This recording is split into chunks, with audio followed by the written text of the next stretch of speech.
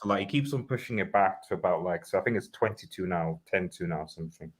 Yeah. So guys, we're live, guys. We're live. Like the that vid, guys. Subscribe, guys. Subscribe.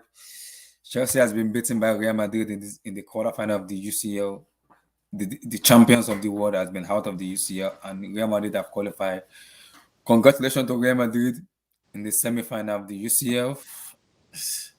It has been very painful to analyze right now. Very, very painful to analyze. Like right now, I'm pained. I don't know how to summarize what just happened, but I'm proud of the team, the performance of the players.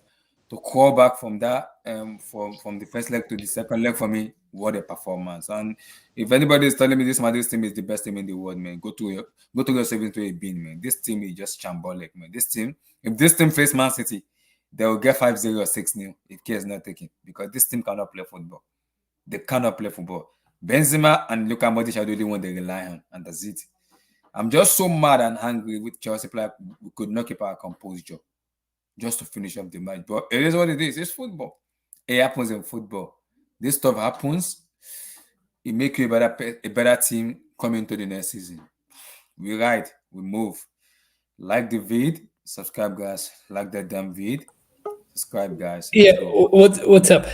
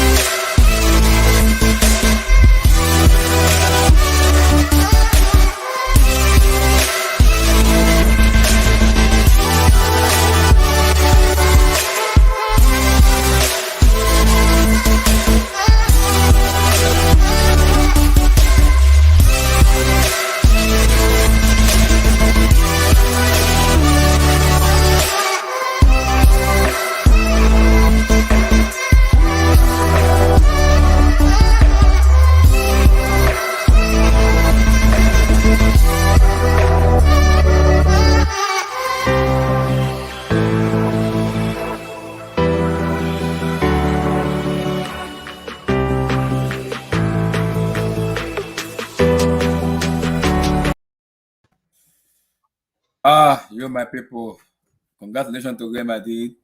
The Madrid fans all over the world in world football. Congratulations to you guys in the semi-final of the UCL. What a performance for me. And the boys from the London, Chelsea FC. Congratulations to you guys too. What a performance. Yeah, we lost, but I'm proud of the team, the way we perform, the way we crawl back from the first leg. What a performance, guys. What a lot of things. A lot needs to be spoken about. Today, right now, I'm just playing right now. I wish I'm not the host of this channel. Wish I'm not the host. Right now, I can't even sum up my word right now because I'm just pained. I'm so mad and I'm so angry right now. But I'm also proud of the team. That is the best performance I've ever seen from Chelsea. Like overall, what a performance, man! What a performance, guys. People like that video, guys. Subscribe, guys. People like that video. Abdul, help me out, man. Abdul, just help me out. Boy. Good evening, gentlemen. Can you all hear me? We can hear you. To be honest. Oh yeah, what's up? Big up. To be honest, I knew it was going to turn out like this. I knew something painful. It was going to be painful at the end of the night. Look, there's 1 million reasons to actually analyze this thing. But then there's the quarterfinal of the Champions League. I'll just have to move, really. To probably take me like a few more days to recover fully emotionally. It's gonna take me a week, man. Probably end of the season, because this hurt me so badly. It hurt my soul. Seriously speaking, it will take towards the end of the season for me to recover from this, man. It will take a lot of time to recover, man. I was hoping that they're gonna prove me wrong. They nearly did. Damn. And everybody was gonna tell me, "Oh, I told you so." I was preparing for that. Not this, but I don't want to big myself up a bit too much, but I kind of like saw this. And I don't know. I don't know. It's just one of those things where you wish you can press a stop or a pause and rewind. It's one of those scenarios. But what can I say? This is football. Seriously, I only wonder what those players will be going through now because they did drop every sweat. But to be honest with you guys, on my part, after 90 minutes, I couldn't watch it anymore. I didn't watch the extra time. I didn't watch. I couldn't watch the extra time because I knew it would be too much, man. Too much, man. Anyway, we'll move. I don't know. Should I transfer to Juju, man? Talk about N'Golo Kante. That today was a Oh, yeah. oh my Yeah, God. talk about that fraud, man. That he had a stinker today. What can I say, man? What can I say? In terms of the lineup, Tuchel did exactly what I was expecting in a way. All that stuff, Werner is not going to play. I said, nah, he's lying. Ruben Loftus-Cheek, right wing back. I was praying for it. To be honest, it kind of worked. But I think our problem was from that Brentford game. It's difficult to just switch on and off in when you're playing top flight football. I believe if we did not lose that Brentford game, is it 4-0 or whatever, we might not have lost that home game 3-1. And then we switch it on, but it's difficult to switch back on to the max. But those guys, like those dudes, man, really turn it on. To be honest, you have to give it to them. But I just knew it would be difficult to keep Madrid from scoring. I just knew it was going to be so difficult to keep Madrid from scoring. And that cancelled Alonso goal. I don't believe it. I think what they said because of the new UEFA rules now. Somebody has to, because somebody has to show me the camera angle those guys were looking at. Seriously. Because they were showing it from the front, from the stream house. It looks like it just grazes his fingers or something like that. A little Like, bit, yeah, like it was almost touching his, He touched his thigh, then his hand. yeah. So the law is so if, as I said before we went live, the issue is that so it's literally the same incident happened in the Middlesbrough United FA Cup game, but they obviously gave the goal because the Premier League have reviewed the handball laws this season to be more lenient, which is why they gave the Middlesbrough goal. However, in the CL, the handball rules are still the same. So according to the law, even if it's accidental, which this clearly was, and by accidental that means if it comes off your thigh, if it's not intentional, whatever, so long as the hand has been involved in the movement of or involved in the process of the player scoring the goal, it has to be disallowed. It wouldn't have been disallowed if he'd say squared it to another Chelsea player and they had scored. But the fact that it handled this, and even though it was clearly accidental, it means that the goal has to be disallowed, and this is in the Champions League. This is my problem now. The goal would have scored. This is what I said to be saying. The argument is people say the hand was used in the play. No. It's not about. It's even regardless of it was control or not. The law in the Champions League anyway is that even if it's accidental or not, it doesn't even matter if it's used to control or not. Like if it's the fact that it doesn't matter whether it's accidental handball or non-intentional or not. They've taken that out. If a player has scored a goal and their hand has been involved, it's just disallowed. That's just that. So whereas in the Premier League, like I said, they will take into account movements and intention and leniency and what have you.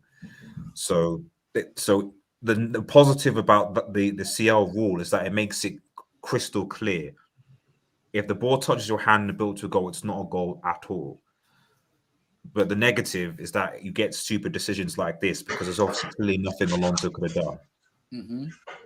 So I personally think the goal should have stood, like the goal should have stood against. Because the commentator said that was a daylight over before Chelsea, but the goal should have stood. That for me, the goal should have stood.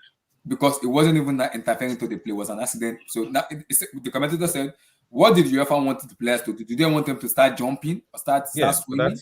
It's normal in football. Contact happens in football. Yeah. I mean, I accept the outcome, but that must be one of the most, for sure this season, that's the most unlucky goal for a player to be disallowed. The most unlucky. You ever need to look at it?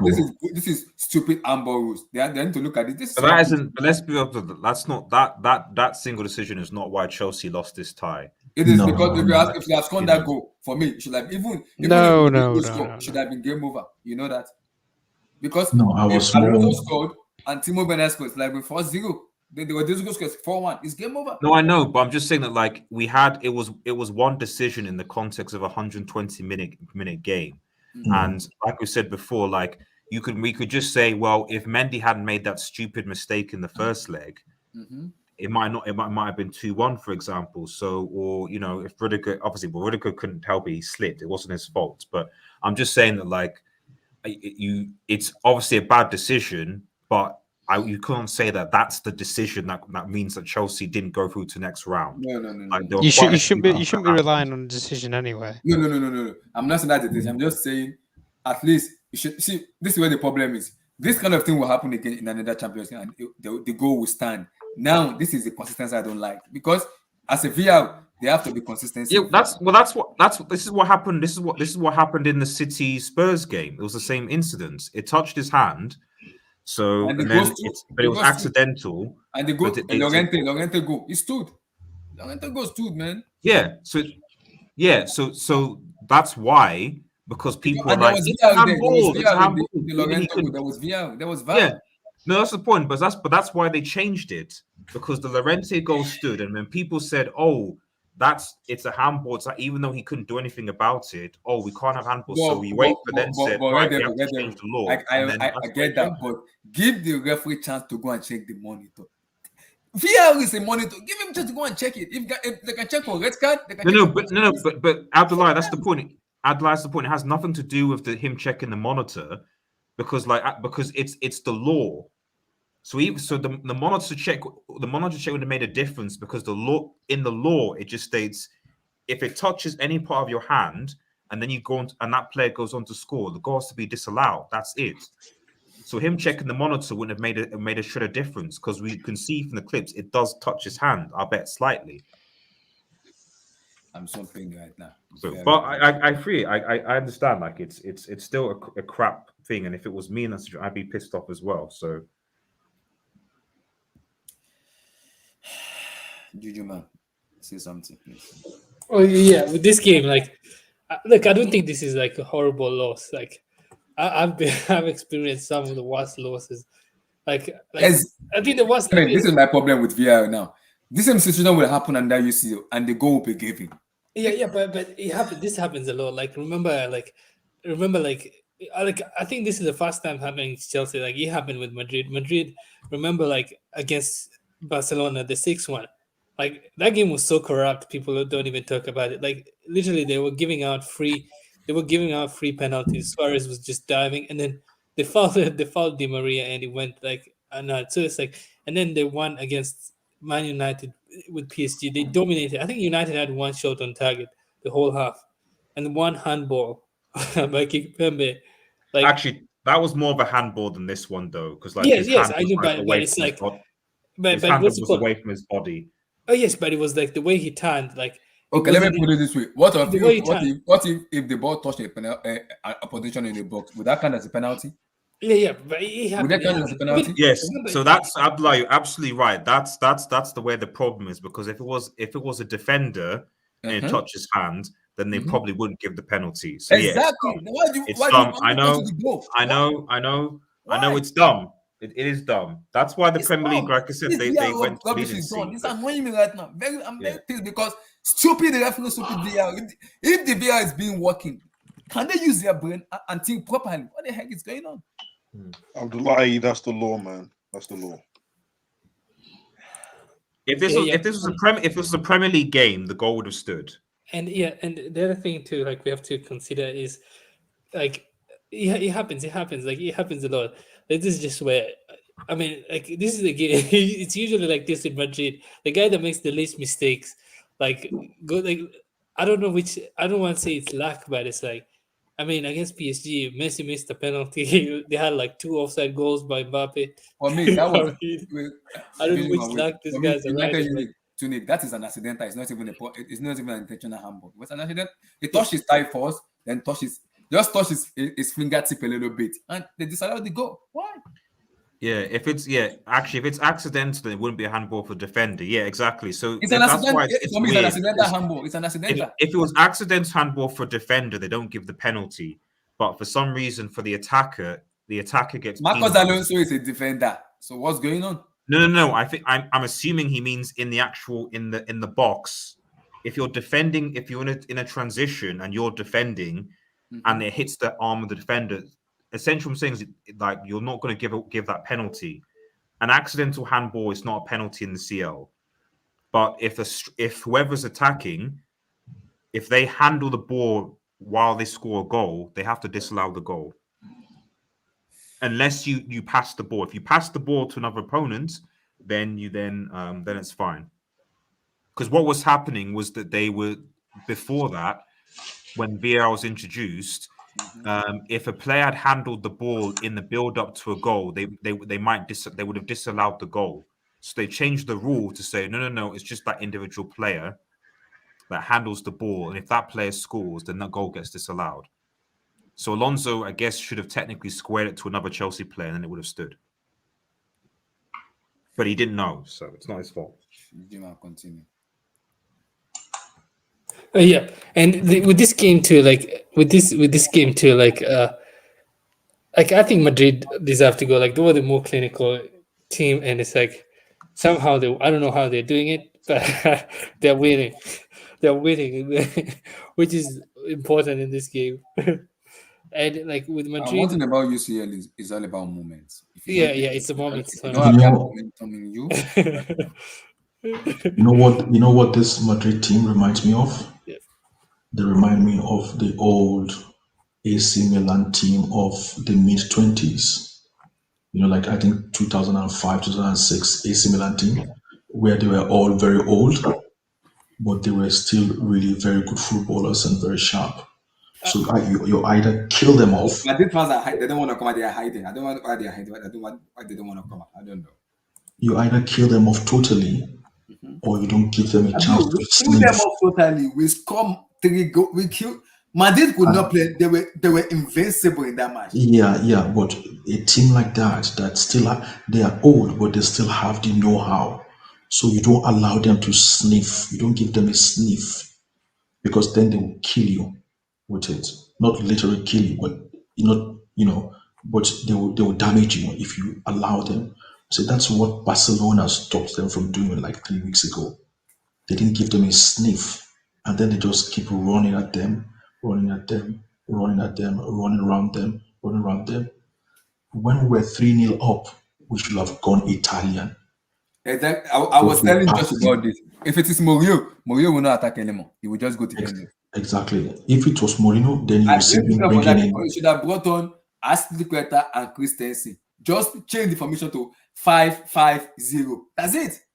If that was Mourinho, you will see him bringing in a tall defender or something like that. Aspi and then Christensen. The defensive player will be coming on. It's 3-0. Take off Kayabat. Take off or even take off Mount. You guys, hindsight, man. Hindsight. No. NK, you are leading 3-0. You don't want to attack anymore because Madrid is going to come out and score goals. Just go there. Okay, Ablai.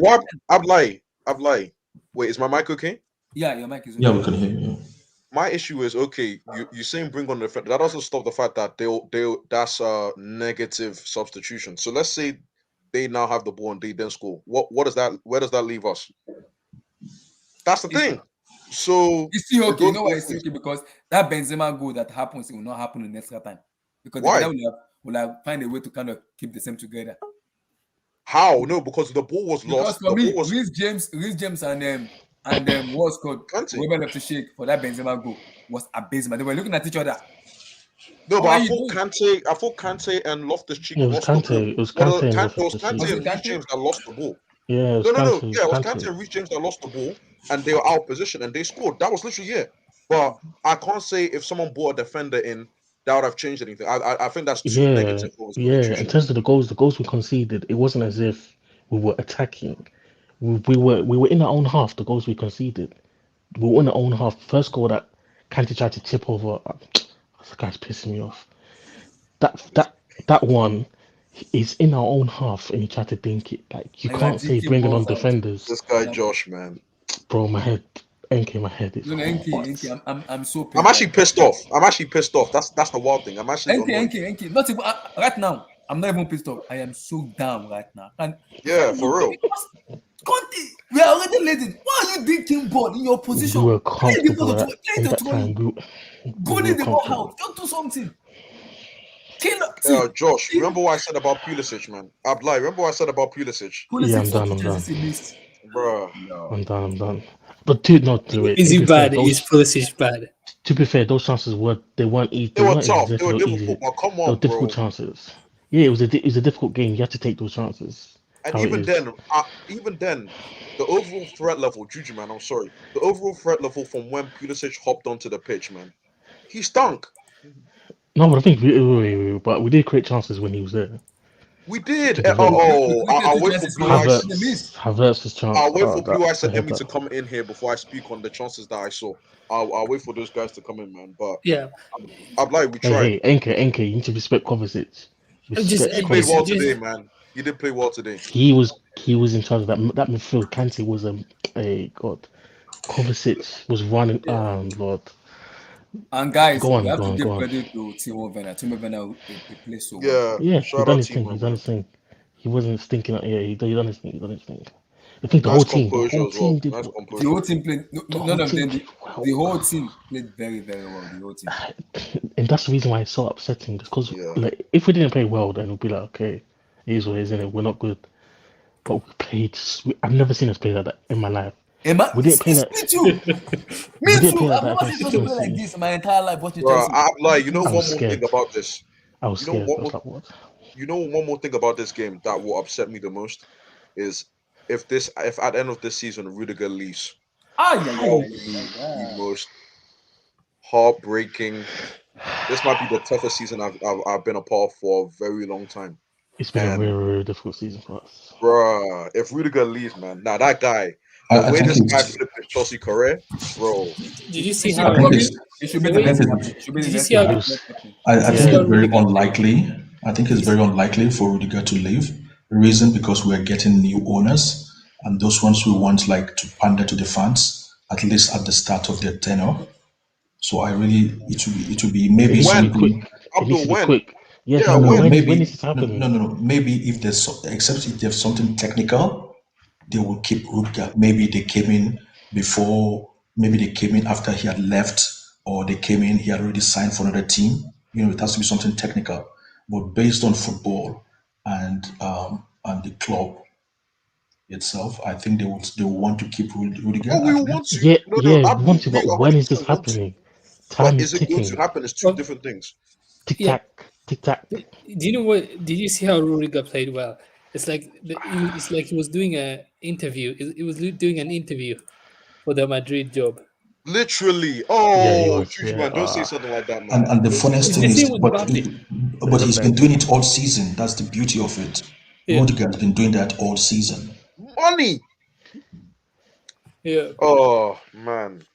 Even shout out Alonso, man. I gave Alonso a stick, man. And he Hey, wasn't even great, but he tried, bro.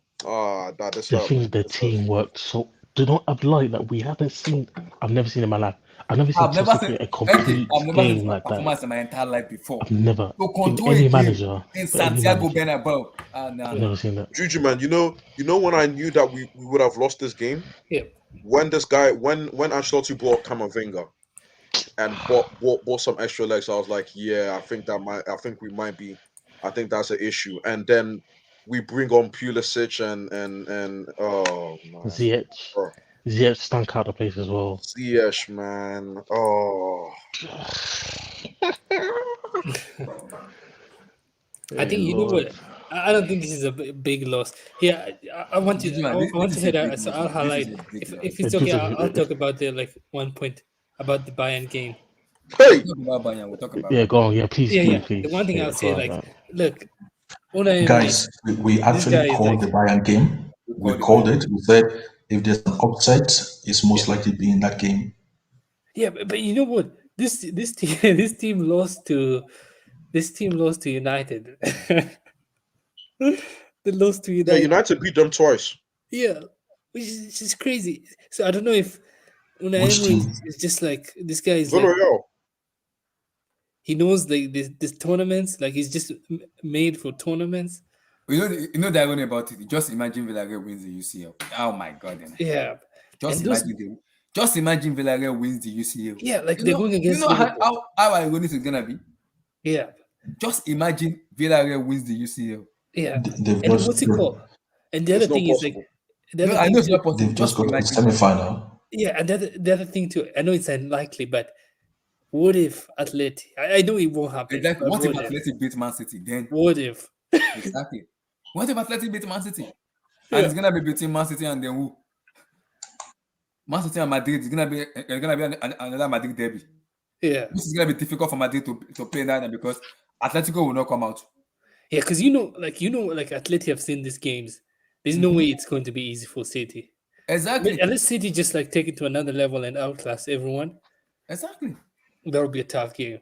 And then so with the Bayern Villarreal, I think Villarreal Even they eliminated if Atletico Juventus. Madrid wins the UCL, then I'm gonna be happy with them. That they'll be Yeah, like, yeah, okay, finally they won the UCL. yeah. But But what's it called? this last year is gonna hurt me because this really pain it hurt my soul, man. Yeah, yeah, This it will take time to recover. Like, me to recover this is gonna be towards the end of the season for me. End of yeah, the season. Yeah. yeah, Even if and we the win what? FA Cup, I'm still not gonna be happy as Yeah, much as I feel. See, if we lost in the Juju, semi-final, man. I will be proud. Losing this, the way we come back, Juju man's trying, man. yeah. Look. Same. Like you, at least Chelsea has a good coach. I wonder how Ichich is feeling right now. I just wonder how he's feeling right now. Yeah. He's probably like he's. This I don't guy think he Juju, cares that man. much. Juju man, speak, man. Speak. Personal, man. Oh yeah, so with this, I don't think it's bad. Like as long as I don't think it's bad because it's like, look, it's. I mean, as a neutral fan, like I don't think it's bad. I think this was a good game. I just like I would have loved like if Madrid lost, I would have gone to the hangout and told like Madrid fans settle some scores with Madrid fans, but they live another day. And this game was like this game was it was good. I think Chelsea did their part, and then with Pulisic, I mean, I had people bashing Pulisic and Kante. I think they were the worst among the and Saul. I don't know what Saul like. I don't know. Oh Nah, my can't, goodness. nah. Hey, look, forget about these. Look, can't, Yeah, so Saul and Pulisic came on the pitch, did their yeah, nonsense score. That bald Malteser, Wow. bald Malteser, I'm calling him that. That bald Malteser. He's been diabolical this whole season.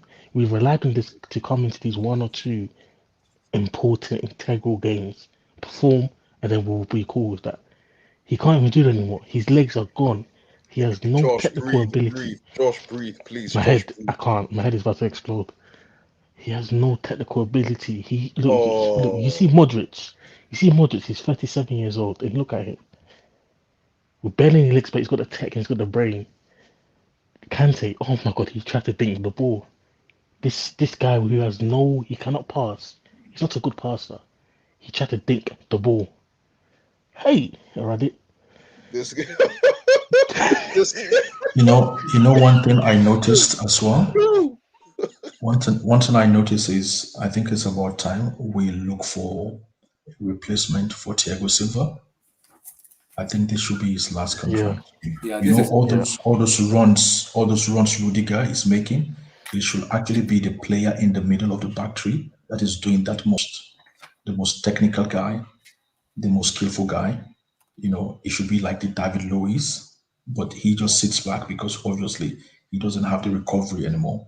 I think we should start looking soonest to refresh that recovery. defense with a player to replace Thiago Silva.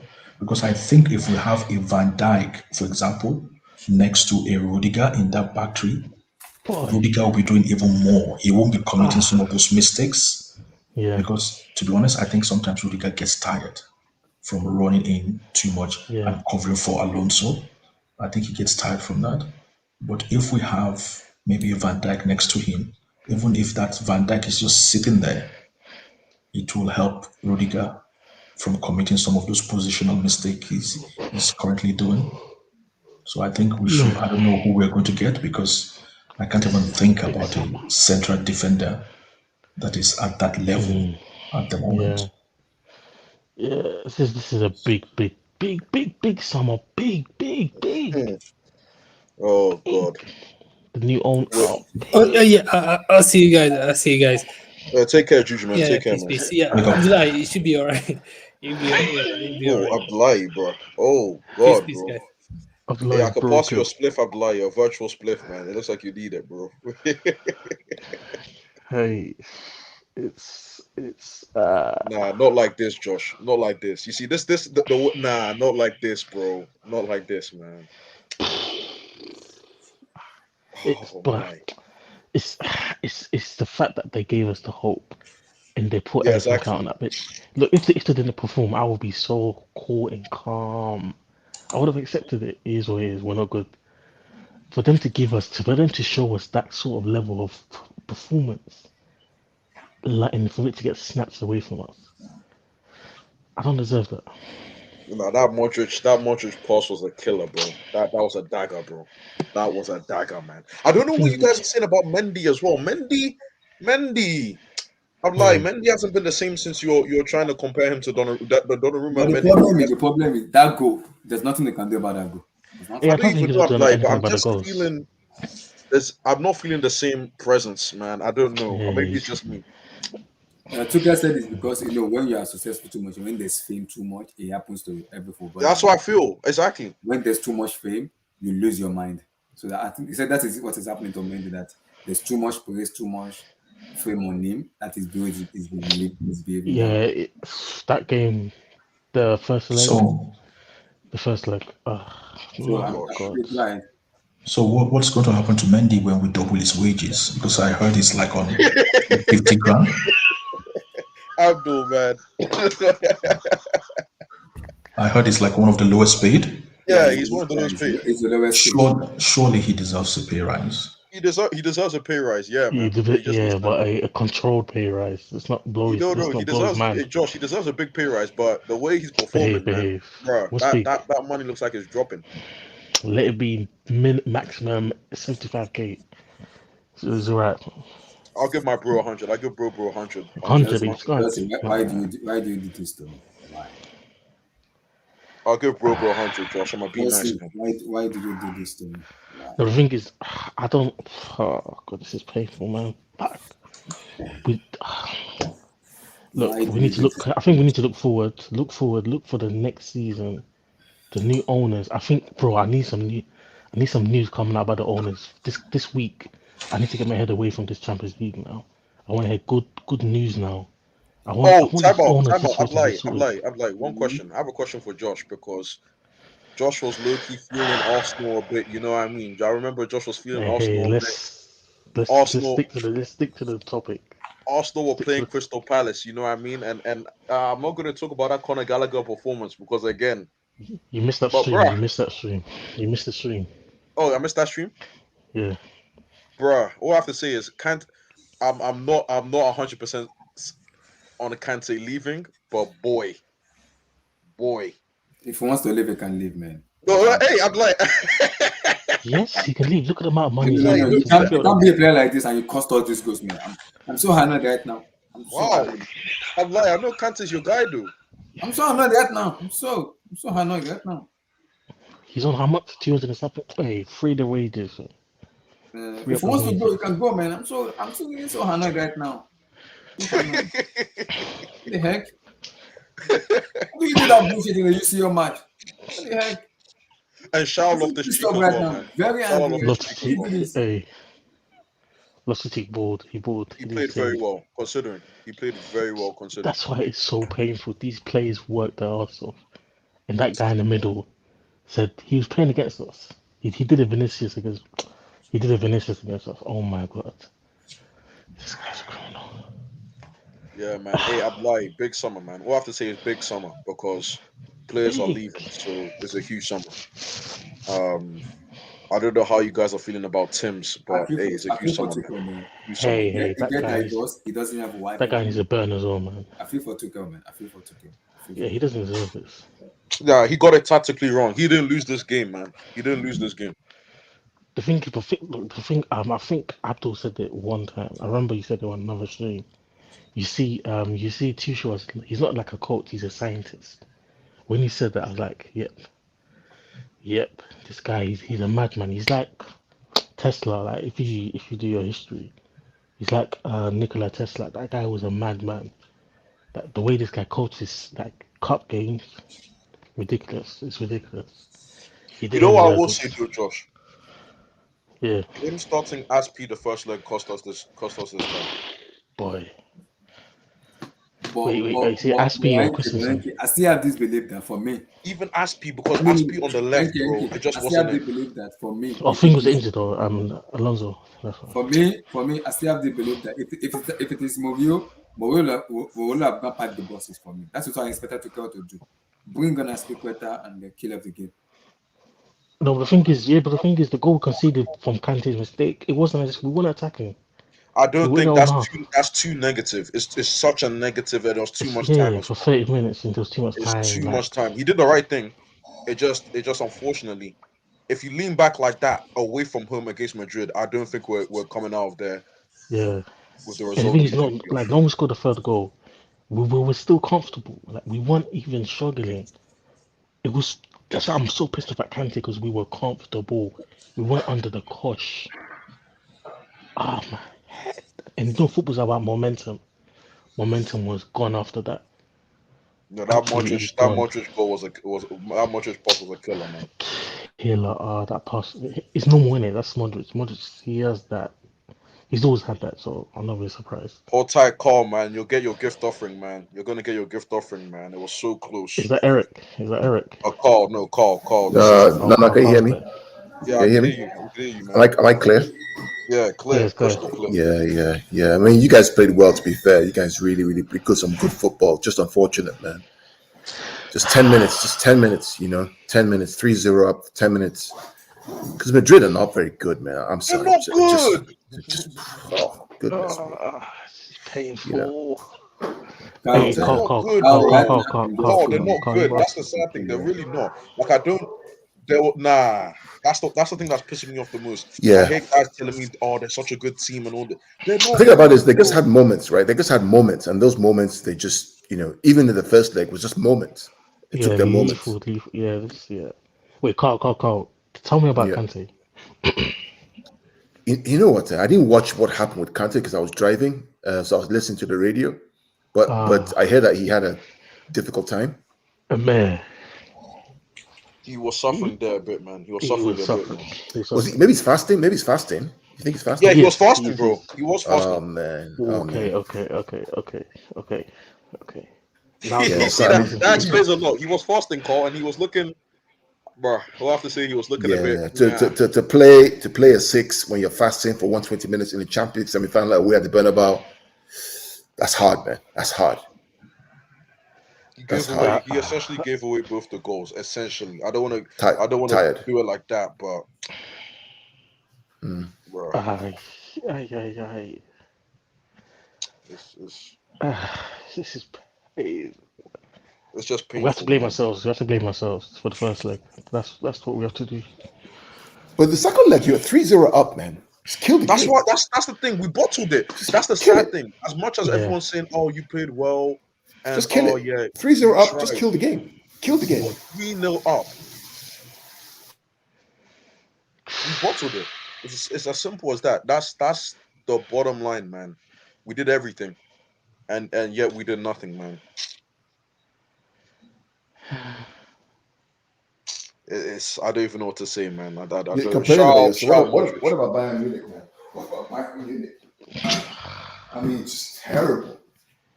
The highlights I saw of Bayern Munich, I'm like, goodness me. Paul, do you think that's a sackable offense? That's a sackable Not offense. yet, not yet, not yet, not yet. Not No, yet. it is. Come You know why? You know why it is, right? How the hell do you play Leroy Sané and Coleman as wing backs? On what planet? On what planet do you play Leroy Sané as a wing back? We know Sané can't track back now. We know he can't defend. We know it's City. We know that's why we sold him, because he wasn't doing what Pep wanted him to do. You're not playing him as a wing back and Coleman as a wing back against Villareal. What are you trying to do? Sackable offense. Nagelsmann is shit, man. I'm sorry. He's totally crap. He's totally crap. You cannot beat Villareal over 2 legs in the Champions League semi-final, and you're mighty Bayern Munich. Do you see what Villareal posted on Twitter afterwards? The admin. Let me see the that. champions of the Farmers League. That's what they call Bayern Munich. Villareal. Wow. Yeah. Wow. And then there's sackable offense. The guy should be sacked. I think low-key is a sackable offense. Let's be real. Because Bayern. That's a sackable offense. Nah, it's a sackable offense, to be honest with you. Nah. But guys, remember we actually called it on the stream, saying if there's going to be any upset, it's going to be between these 2 teams. Yeah, we did. You did. Because they've got Emery. I mean, that counts for something, you know. Yeah, and I was wrong there, because I thought that stupid Nagelsmann would have some sense to play his normal 4-2-3-1, let the players go and express themselves. Goes and plays Sané and Coleman as wing backs. And somebody told me that Villareal actually rested all their starting 11 over the weekend, so that will count for something as well.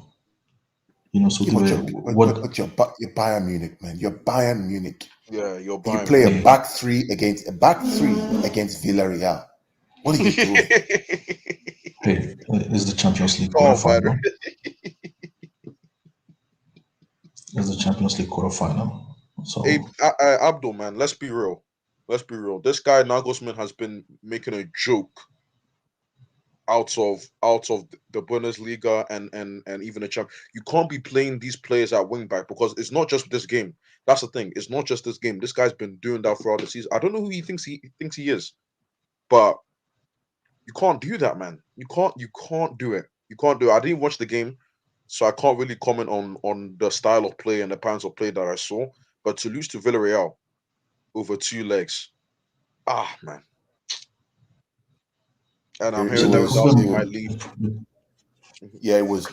I mean, when I saw the lineup, I tweeted something. Abdullah, you can saw what I tweeted. I said, "Why is Sané playing wing back?" Because I know Leroy Sané. He was with us, right? The game that Leroy Sané played wing back was when we played Everton in 17-18 season, and we tied that game 1-1. And it was his fault that we conceded a goal. I remember very clearly. I remember like daylight. It was the second game of the season. It was a nighttime game. It was a Monday game.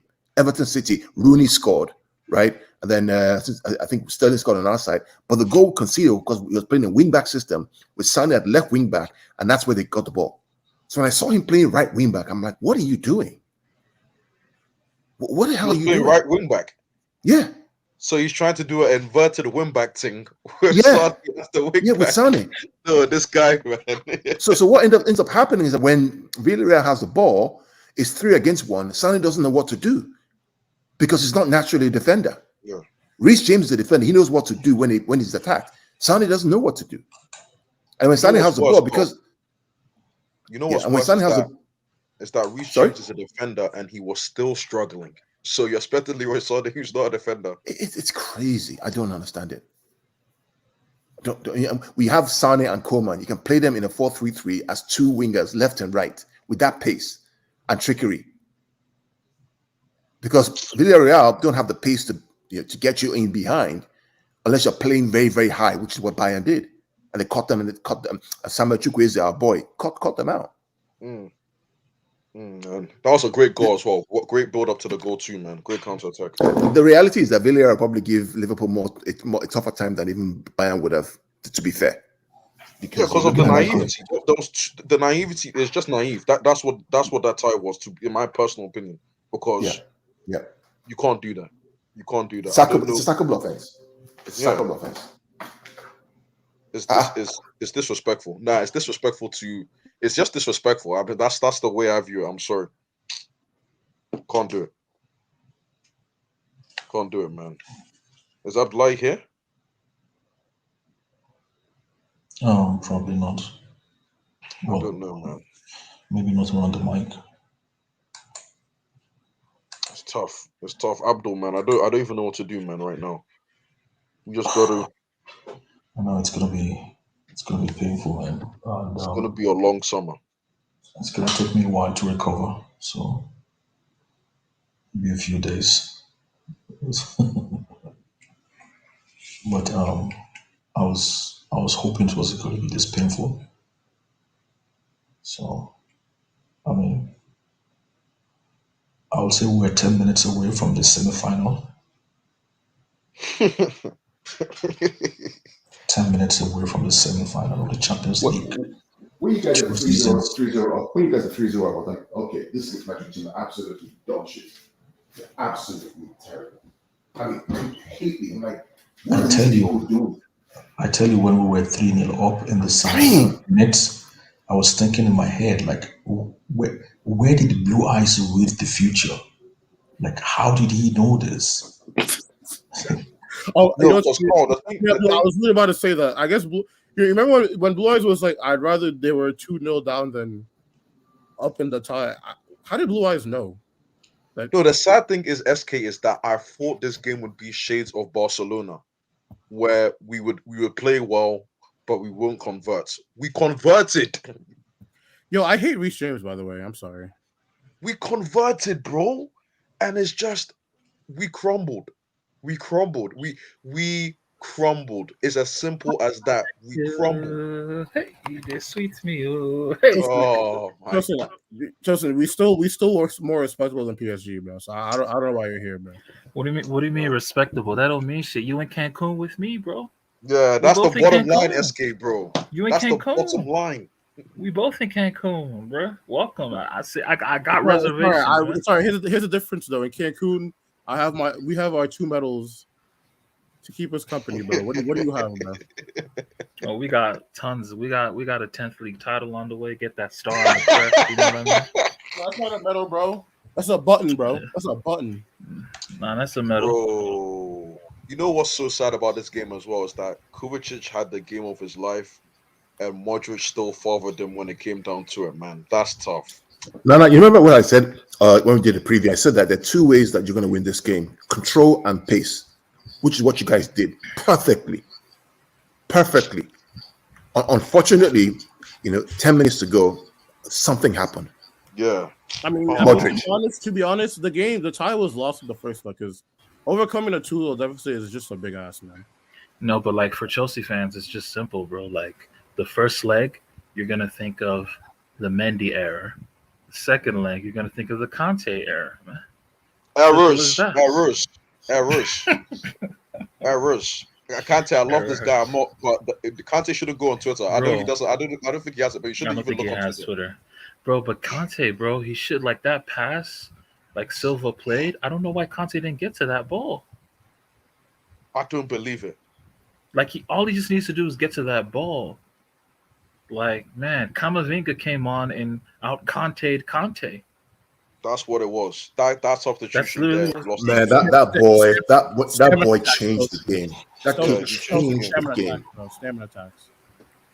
That kid changed the game, Camavinga. I mean, he was just confident, Listen, quick. There's Go ahead, only one thing I'm looking forward to today, bro. You know what that is? What is? Drop it. Inducting the Bundesliga, bro. That's the only good thing that came out of today, bro. I told you, Tosin, about Bayern. I said, why are people saying that? That's you're gonna buy above the Bundesliga. You can't you gotta just shit on Bayern individually, like No. I kind of can't. Now here's the thing, right? When Borussia Dortmund out here losing 4-0 to Ajax, bro. No, don't say Ajax, SK. They lost to Rangers. Exactly. Oh yeah, I forgot about that. That too, right? Then what's the Bundesliga table looking like? Right? Aren't they way ahead in second place, bro? They're like 6-7 points or 9 points behind, I think. 6 to 9 Oh points my behind. God, Pulisic! If I catch Pulisic on the main roads, Those were not my easy God. chances. Those were not easy chances at all. They're not easy. And Tosin, I'm Those are glad not you're here easy because chances at all. when Emmy and Blue Eyes get here, I want to speak on a header that I saw this tie. I want to speak on that Oh header. yeah, I yeah, want to yeah, compare yeah. it. Abdullahi told me that like the header that Lukaku missed. He said that if that's Havertz, he's scoring. But Yeah, what thank you. about I want to know what what that about header was saying. oh yeah, like Abdullahi needs to respond to that. He needs Like to respond to that. I was waiting for more people to come in. I was waiting for. Like, I don't know where he's gone, Where's Blue Eyes? but Blue Ash needs to come here and explain that header because that's Yeah, a this. gilt-edged chance. That's a Chris. Chelsea, I could even say if Chelsea, Lukaku's there, you know what might makes me score. sad, bro? You know the most fugazi thing that Blue Eyes said that was actually turned out to be correct, bro?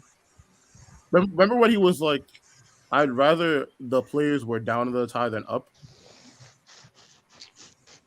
yeah, he did say that. Like, bro, he actually called that shit to a T, man. No, who were the three? He said no. The three players he said and that actually played really well was Alonso, Loftus-Cheek, and Werner. That's the truth. That's the truth. Yeah, he was right. No, honestly, Blue Ice's analysis before the game was spot on.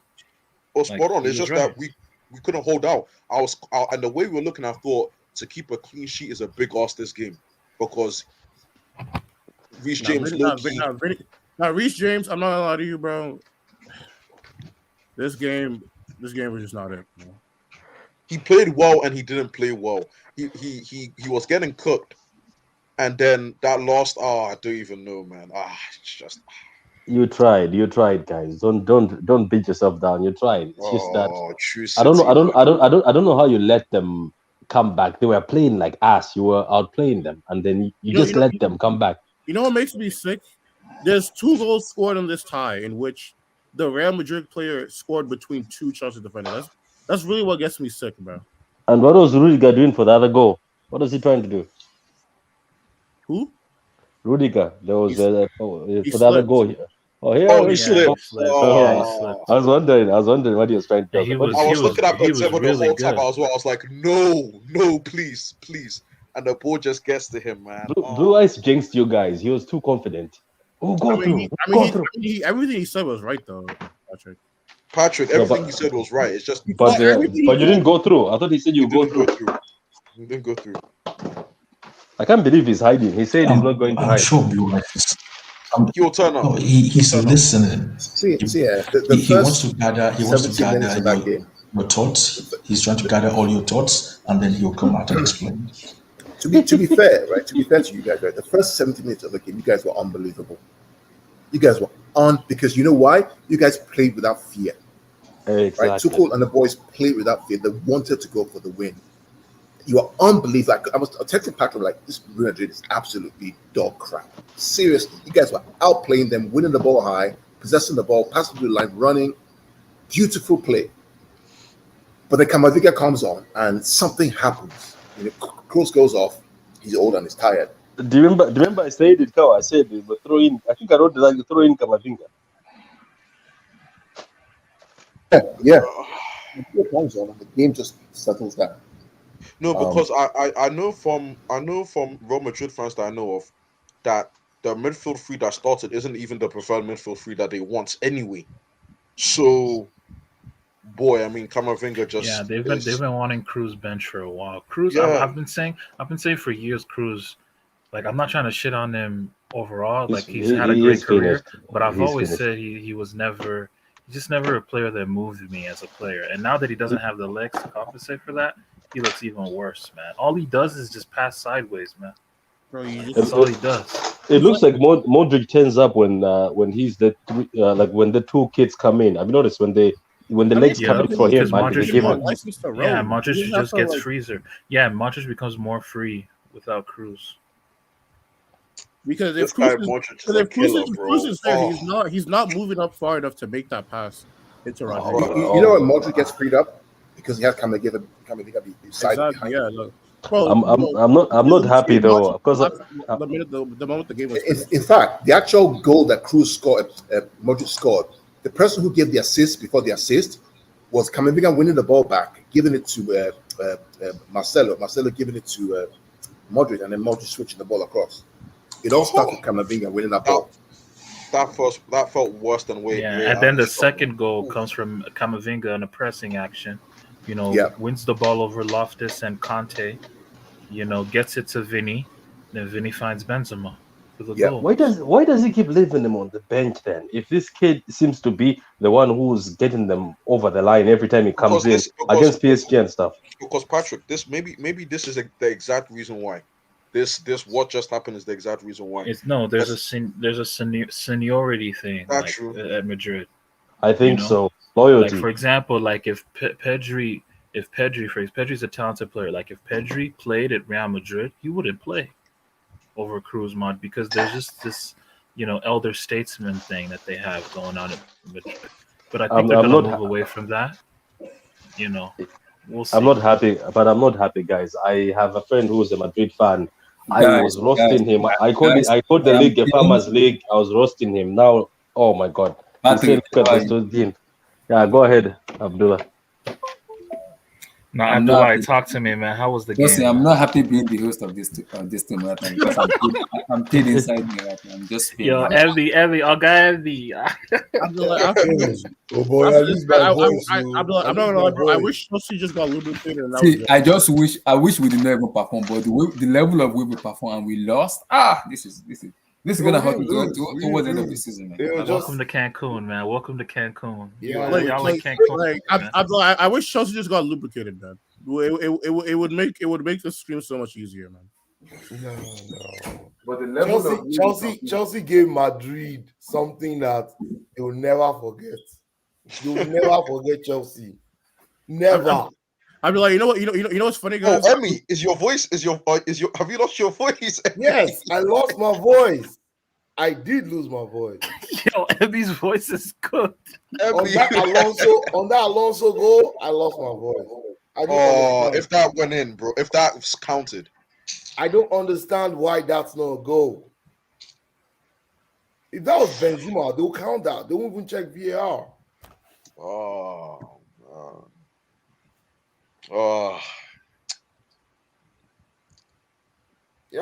It's an evil world, man. It's a cold world. Yeah, they scored 3 goals with headers in the tie. 3 headers, 3 beautiful headers from Benzema. Modric killed us, man. That was it. Well, I lost my voice, guys. Yes, I did. AB, I'm sorry, man. You sound broken. You, bro.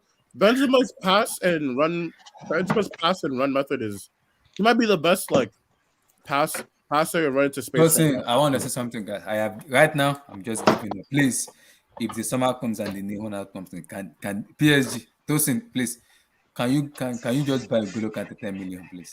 Whoa, I'm like, chill, breathe. Yo.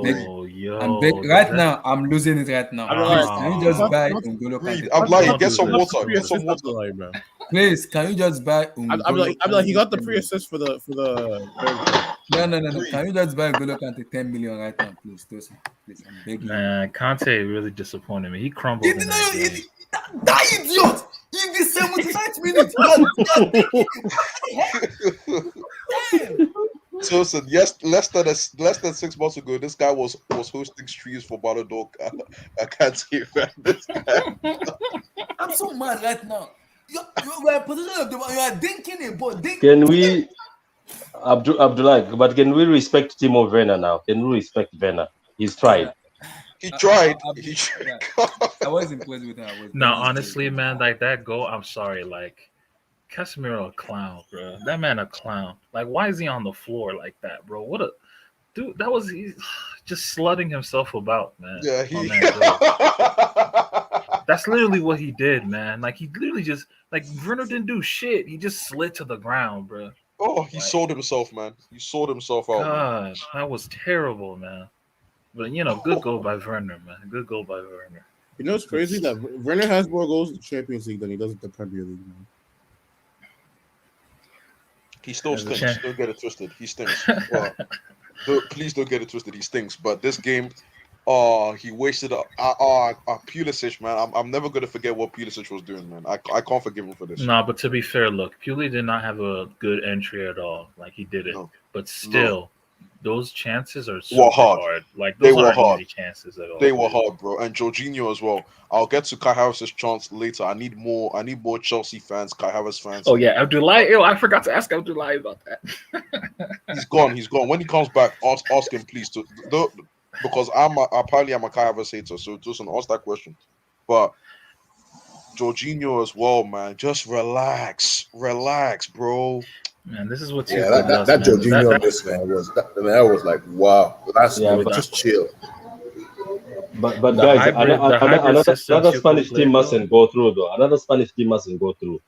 We won't hear the end of this. Another Spanish team must not go through. Patrick, you guys have to humble them, bro. It's up to you now, bro. Yeah, we can't let, because if we just let them go and there's 3 of them, you've already seen what Villareal has posted on the official page saying Farmers League trying to make fun. Patrick, you know what's funny? You know what I was talking, because I was with my friends. Nah, but like, why are you guys on this? Why are you on this league war thing too much, man? Tosin, it matters, bro. The funny part about it is, if we lose, we'll move on. But the amount of way we perform and we lost, that hurt my. I'd hurt my soul. Seriously hurt my soul. Tosin has a question to ask you. I'll just mute my mic. Tosin has a question to ask you. No. It's just a little question. You know, like you know how Lukaku missed that chance in the first leg. Yeah. We saw Kai today.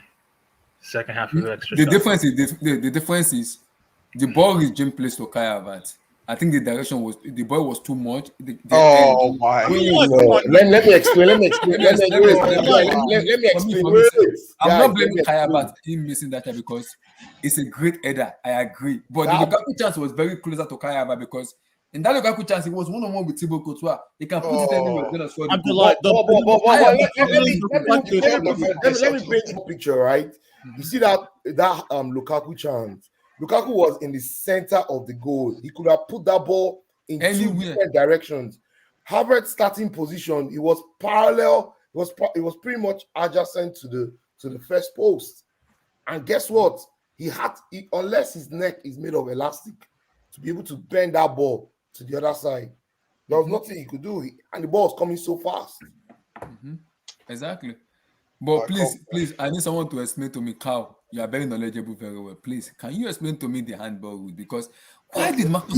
So let me explain. So the new rule is, so before, if a ball hits a player on the hand, right, and it's accidentally goes in, then they have changed the rule to say, okay, the ball can hit a player on the hand. If it goes to another player and they score, it's a goal. But it cannot be a goal if the same player that the ball hit on the hand scores a goal. Are you following me? That's why the rule. That doesn't make sense. So you're saying if Alonso, I know that's the law. That's the law. I know, but the law doesn't make sense. Doesn't make any sense now. That's the law. So you're saying if Alonso change the law, let's take it. If Alonso played, if the ball hit Alonso's hand and he played against Kai and Kai scores, it's a goal. But because Alonso scored himself, it's not a goal because he hits his hand. He gains the advantage from that. That's the law. So sad, man. It's a crazy law. That's the law.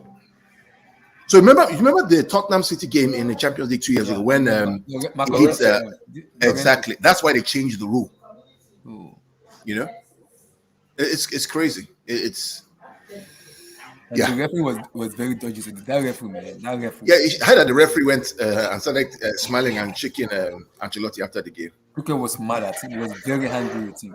You guys said he wanted to the referee. Tuchel has every right to be mad, honestly, on that. That was rubbish. He said you're laughing. Why are you laughing with the?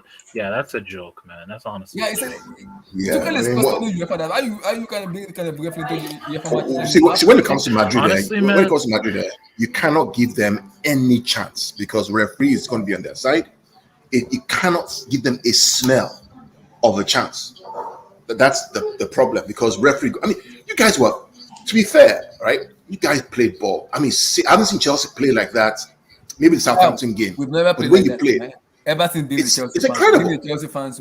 The last time we played that Tuchel like that was against Liverpool in the Premier League match when we played 2-2. That was the last time I've seen Chelsea play with this intensity in my life. You know, it was just that. You know, I don't know what happened. I got to go watch it again. What happened? What changed it? In that last. It was Camavinga, literally. I can only literally say. Camavinga, man. It was Camavinga, bro. That pass from Luka Modric killed the game off. See, me and Abdul was talking about that. I was like, if it was Mourinho will pack the bus. He will take off his attacker and bring back. Oh yeah, 100%. Mourinho will tell you, I'm not winning anymore. I'm not winning. Madrid come and play us. He will not pack. He will see Mourinho playing 5-5-5, 5-5-0. I'm not going out anymore. Then now Madrid will have to force the game, which Chelsea have runners who can run at you. So now we will only just pack the balls because he knows it's closer to 90 minutes. We just pack the balls and game over. Hindsight 2020, man. Hindsight 2020. We just pack the balls, but Tuchel wanted to win the game. Now he's opening up, in which I expected him to take off Mount, bring on Aspilicueta, switch the formation, go back to a 5-5-5, or pack Deckers, or take off somebody, bring on Christensen, pack the balls, pack the middle. Once you pack the balls, all Madrid gonna be doing is cross and not. No, if we do cross and not, we have headers in the game like Rudiger who can head the ball, Thiago Silva who can head the ball. No matter how many cross and not you do, you can't do anything because the ball won't pass the possession. It will not pass. It won't. Yeah, but at the end of the day, even Chelsea got lucky with a call too. The Reece James corner where he had the shot, that's not a corner kick. But Chelsea got it. They were able to get the second goal from that. So at the end of the day, it goes both ways. Let's not, Chelsea had a valiant effort. This is a moral victory for them. And I even asked. I remember telling Blue Eyes that if it's a moral victory, you guys win 2-1, the game ended up being 3-2 coincidentally, but you guys win 2-1, or how are you gonna perceive the game? And he's like, nah, we don't take moral victories. So we don't do that here, bro. We don't do that here. What annoys me most is, see, because if we don't play well, and we move on time, it look like we move on. But we play. See, Madrid. I don't know why people call this Madrid the best team in the world. This Madrid team is very, very abysmal. Without Benzema and Modric in that team, it's really one man team for me. If this team face Man City, they are getting Lara Croft and getting beaten. Are you sure it's going to be Man City? Are you sure? Yes, because Man City can keep the ball. Man City can keep the ball. Are you sure it's not going to be Madrid derby in the semi-final? Pep Guardiola. The thing is, as long as Pep Guardiola, should be mentioned. a lot of people misrepresent Pep Guardiola. They think he's this, guy who wants his team to play free-flowing football. But Pep is a pragmatist. He's he wants to be conservative. Pep, there's this book, right? Pep has a rule called the 15-pass rule, right? So if you lose the ball, right, and a player takes it from you, once the player takes it from you, we're able to surround him, right? And as we surround him, right, the rival team, so that they don't, win the ball off of us and transition quickly, we're gonna play 15 quick passes around us, not looking for the goal, not looking for anything, just to prevent, any coordinated, transition from the other team. So within his own framework, he wants to defend. It's called defensive possession. And City are just so good at defensive possession that Atleti aren't going to do anything. They're just going to be chasing the ball. I just feel like they're just going to be chasing the ball all game. But I could be wrong. You don't know. So one of the reasons why Laporte has so many passes, I think he has probably the highest passing of this season in terms of passes, is because of that rule. They keep most of the ball in the defensive third between the centre backs and the full backs until the opening comes. Now, back in the day, 17-18, we used to play like that. It was basically transition football. Yeah, it was. With the false nine, it's more about control and looking for the extra man to make the. Look, anything can happen tomorrow, but you know what pains me get through Atletico. You know what pains me in this match? But Atleti, the thing is, Atleti gonna be rocking tomorrow, man. We'll see. What pains me most is if end of season, if Antonio Rudiger leaves Chelsea end of season, I'll be so down entirely. I'll be so you guys are. I'll be you guys will have to get. I won't look at that. I'll just be down. You know what the irony is? Man, Rudiger played his heart out, man. Bossed up today, man. He bossed up today, man. Great performance, man. He's gonna get good money, as a free agent. Maybe from Chelsea or another club. It doesn't he's gonna get a good paycheck, man. This summer. What a performance! Wait a minute, can I just make one comment though? Since I know we're talking about Chelsea, but can we also make a comment that this Bayern side is overrated these days, and Nagelsmann is not stable. Bro, I don't know why doesn't Pep. We all call that Bayern game. So you know how there's Tosin, he said Bayern Why don't smoke this guy? Ala Madrid. I thought so too. Ala Madrid. Ala Madrid. Wait, what's that Blue Eyes side? What's Blue Eyes side? Is he here yet? Oh, he's a bum now. Damn. Wait, what's Blue Eyes side? He predicted the game. He predicted the game tit for tat. I want to give. I actually want to tip my. I want to tip my cap to Blue Eyes. Honestly, Tilson, I have receipts, bro. I have my receipts for it. I'm just waiting when the panel is here. Just text me in the private chat. Let me know when everybody's here so we could listen to this beautiful, beautiful receipt I was hearing from these bum Chelsea fan in here, bro. Oh man, damn! You should be ashamed of yourself. That man didn't is not a team at all. You should be ashamed of yourself. Oh shit, Abdullah. You should be ashamed of yourself, man. We went to bed, bro. We went to Santiago Bernabeu, bro. You crying, Abdullah? The tears make me. You went to bed. We went to Bernabeu and we dominated you. Bro. Carlo Ancelotti is the best manager in world football. It's okay, bro. It's okay. Abdullah, you win some, you lose some. It's okay, bro. It's football heritage, Abdullah. Abdullah, it's football. Abdullah, it's football heritage, bro. Abdullah, it's okay. It's okay. You see, Abdullah, you see this guy Kyle right here, bro. Kyle, the CC fan. He said when he was watching the game, Abdullah, I'm not even. I was texting with Kyle during the game, right? You know what Kyle said during the game? He said he was so calm. He said it's football heritage, Abdullah. He said it's Real Madrid, it's football heritage. He said he was like, Wilton, why are you panicking? It's Real Madrid, bro. It's football heritage. It's so easy, bro. Like, come on, Abdullah. Come on, Abdullah. You wanted Real Madrid, bro. You wanted us. You got us, bro. You wanted Real Madrid. You beat us, Abdullah. Wait, something's in the background. What's that? Yeah, you're listening to something, bro. Wilton, you got something on the background? Oh, it's copyright, bro. Okay. Come on, man. Copyright, I mean, who is that? It was Wilton. Rudiger scores. Bro, Abdullah, you won the Real Madrid, bro. You got us, bro. You got us, bro. Wilton, your background noise. Yeah, something's in the background, bro. Wilton, your background noise. It's probably listening to HH. Yeah, it's not. Wilton got crazy energy for y'all. Yeah, but anyway, I just wanted to make that comment that for me, as I said it, I knew that Villareal is going to beat Bayern Munich, and I wanted Bayern Munich from the beginning, and people are like they were scared of them. Their defense is gone. But anyway, for this game for Chelsea, you guys played very well. You won obviously, but you lost the tie. But there's good things. Take it a positive. I think it's going to boost the boys for the rest of the season. You might win the FA Cup. You never know. You might win the FA Cup. You already got the World Cup. You've got the UCL. So you want enough. What about now? Is my mic better? No, it wasn't your mic. It wasn't your mic. You had something on the background. Yeah.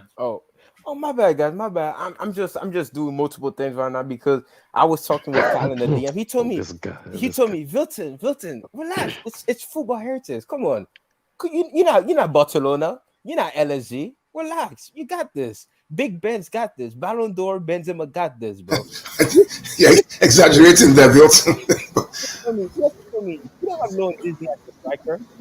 Bro, you were shitting it at 3-0. I know you were shitting it at 3-0. Wait, Tosin, I don't know if you noticed this, but I'm not a PSG fan, so I'm used to this. I told you, we done this in 2018. We did this in 2018 because I honestly thought we were gonna get a last minute penny and took his shirt off. I was ready for that moment. We're gonna lose in the semis, Wilton.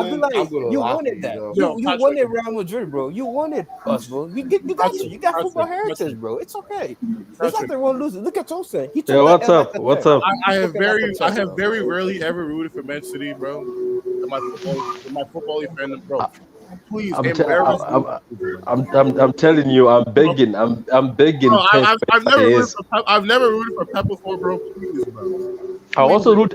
Do you know what? It's gonna go to the extreme that if we fail by any chance, I also root for Liverpool. That's how bad it is. Because I can never live for no way. Never. My friend. Never, Patrick. Listen, my friend from no, my hate. You have no idea. You have no idea. No, listen. Give me a minute. Let me land. No, man. I have a friend. I have a friend who supports Madrid. My friend, we haven't rested on the group. He's put videos. Patrick, listen, Patrick. I will. In the final, if it's Madrid. And I'll take Liverpool. Patrick, let me explain it, right? If Liverpool win the champion, you'll never rest. But listen, honestly, I never rest. I was a little bit nervous, but I was like, the fact that Chelsea missing so many chances and they didn't take them, it's like they wanted us to take the game to them. Patrick, If Liverpool win the Champions League, we will never. So do you want Madrid number 14? If we don't get it, then let Madrid win it. I don't mind. No, I'd rather Villarreal. You're a City fan, but you want Liverpool? You weird, Patrick. I'd rather Villarreal. I'd also rather Villarreal. Villarreal. You could say Villarreal, Atletico, or City. Obviously, you're a City fan. But Oh, you're telling my me friend. if it's Real Madrid, Atletico, or Villarreal, Toshin. I have a friend who's a Madrid fan. He's bad. You have no idea. The videos, I can send you the videos. He started videos dancing. He's bad. He's the worst you can ever say. He's very cocky and arrogant. I just want something to happen to this Madrid team. Let me explain something to you, right?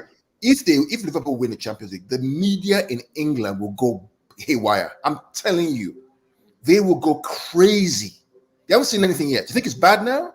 Oh my God. And then let them win. It will be disaster. For all. They are my enemies. I hate them. I hate them to my soul. All of them. You see Liverpool fans to my soul. I hate them. I also hate them, but I don't know. I just hate my Madrid friend. I hate him. Nah, man. You know, hey, ordinary one title. They're shouting like they're the best team ever to play football. One title. I'm praying to God. Villareal wins the UCL. That is my prayer to God. See, I'm a Ramadan fan. Honestly, I watched more of the. I actually watched more of the. I watched more of the Villareal Bayern game, and let me just say this: Emery had Bayern shook from the first minute. Like those two banks of four. What happened? Explain to us what happened. So this is what happened. Like Villareal set up in 2 banks of 4, right? Mm-hmm. And they in that whole first half, they weren't even ashamed. They admitted it. Like, we did not want to score in that first half. We're just gonna camp in our box, and we're gonna see how Bayern can beat us. And Bayern, all they did, they just crossed the ball. Cross. Thiago is gone now. Thiago is gone. No, but Tosin, I even said this. Like I said this in the last preview. I said if Bayern don't score before halftime, they're gonna lose this time. Yeah, at halftime it was 0-0. I saw that and I was like, they're not gonna win this time. And the funny thing is, like, I watched that game too. Bayern's only goal, it was a miscommunication between Parejo and Capoue, right? Yeah. And then Bayern win the ball high up. Yeah. And then Lewandowski plays it's like the slowest shot I've ever seen. Like, the that's goalkeeper the same messed up. shot Jorginho would have shot in the last minute in that Chelsea game. The goalkeeper messed up. The same goalkeeper thing. messed up. Just roll the ball across the goalkeeper. Across the goalkeeper. That goalkeeper challenge. Do you think that was a penalty or not? On Musiala, whoever it was. You guys, you should start being scared. This guy is very good with tournaments. Be careful. This Emre guy is very good with tournaments. Just watch him bag this, and everybody's face will be surprised when he bags it. No, but this is what, like, but I want to say on what's it called, Villarreal's goal. So, like, there were, Modric was the maestro in the Madrid game. Lo Celso was on one. Dude, the maestro in this game was Parejo, bro. Bro, what have I been telling you, motherfuckers, bro? I've been saying this forever, bro. Bro, what he did, he bamboozled like 3 players to open that space up for Lo Celso to then find. I don't know who he found, but then Chukwueze was at the back post for the finish. You see that Chukwueze finish? Quality finish. Whoa! But that idiot cannot score. He bounced the ball on the ground and he flew past me. And that's the thing. Villarreal have tools. They have pace out wide. They have control through the middle. They can sit deep. This could be a detriment to Liverpool because they play highlights. But this is the thing, though. This is the thing with Villarreal, though. Villarreal, this is why it's so funny playing Liverpool, right? Villarreal can play the most perfect game. They can track runners.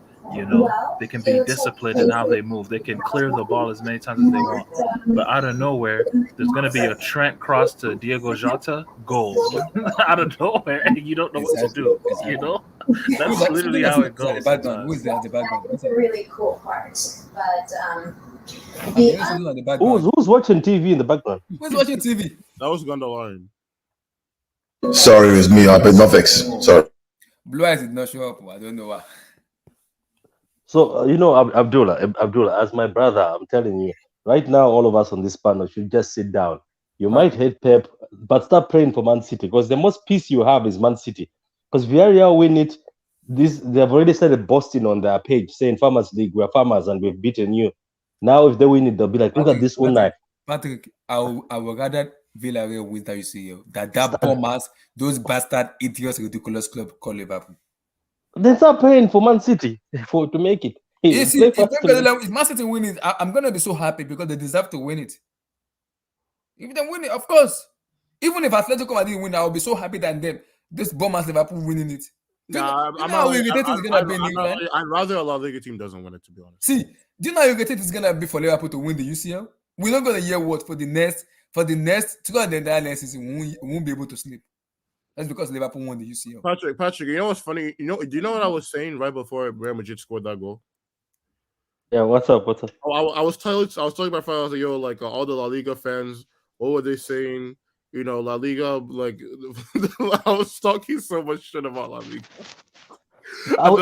And then you know what's funny? You know what my last sentence was? You know what my last sentence was before they scored? Mm-hmm. My last sentence is, yo, watch them pull a Juventus and somehow score out of nowhere. And they scored. I'm telling you, that's the reason why this guy is also after my head, because I spoke to my shit. I was like, you guys are farmers, you're done. Don't even look at me. You're done. You're nothing. You're not the football team. You're nothing. Oh, he came back. But to be fair, if you watch that game, there was only one team that played football in that game. It was Chelsea. I mean, to be fair, in terms of the quality of the first 60 minutes, I mean, they ran them ragged. But something happened in the last 20 or 30 minutes. Something happened. That's literally what Madrid has been doing all Champions League campaign. Yeah, 13 UCLs. 13 UCLs. That's what they do. They get outplayed. They get outplayed for 60% of the game, 60 to 70% of the game, but they're just inevitable, you know. Oh, so you have to kill them at the beginning. Yeah, you just gotta kill them. We did the same. We did it. We killed them already for the whole 75 minutes. They could not. Yeah, but Chelsea doesn't know how to keep the ball. That's the thing about Chelsea. You can kill them, but you don't know how to keep possession. That situation. Yeah, you did. Yeah, y'all exactly. Like in those situations now, Man City could have kept the ball. Man City could have just kept possession. Yeah. Mm-hmm. Yeah. For me, because you know what kills the game was N'Golo Kante trying to. What killed the game is for me in that situation. You are with the ball. We are leading. Don't flick back to position. Just go back. Yeah, no. The problem is that Tuchel didn't score the pace. Let's go back again. Or play the ball to throw in. You are close to the throwing. Just play the ball to thhrowing. Yeah, I agree. But see those like. But that's still, man, that ball. Because all of that happened all of that happened so fast. Conte misplaced the ball. One pass, Modric was in, goal. Like that literally happened in like 10 seconds. That's exactly. The biggest problem is that Tuchel didn't slow the pace of the game down when Chelsea got the that's true. Like that was the biggest issue because whenever you play too fast, if you screw up, you're leaving yourself open. If Chelsea, the quicker you play, the quicker you get counter attack. Maybe brought Jorginho and Saul. You guys need to be honest. Okay, like Conte losing the ball there.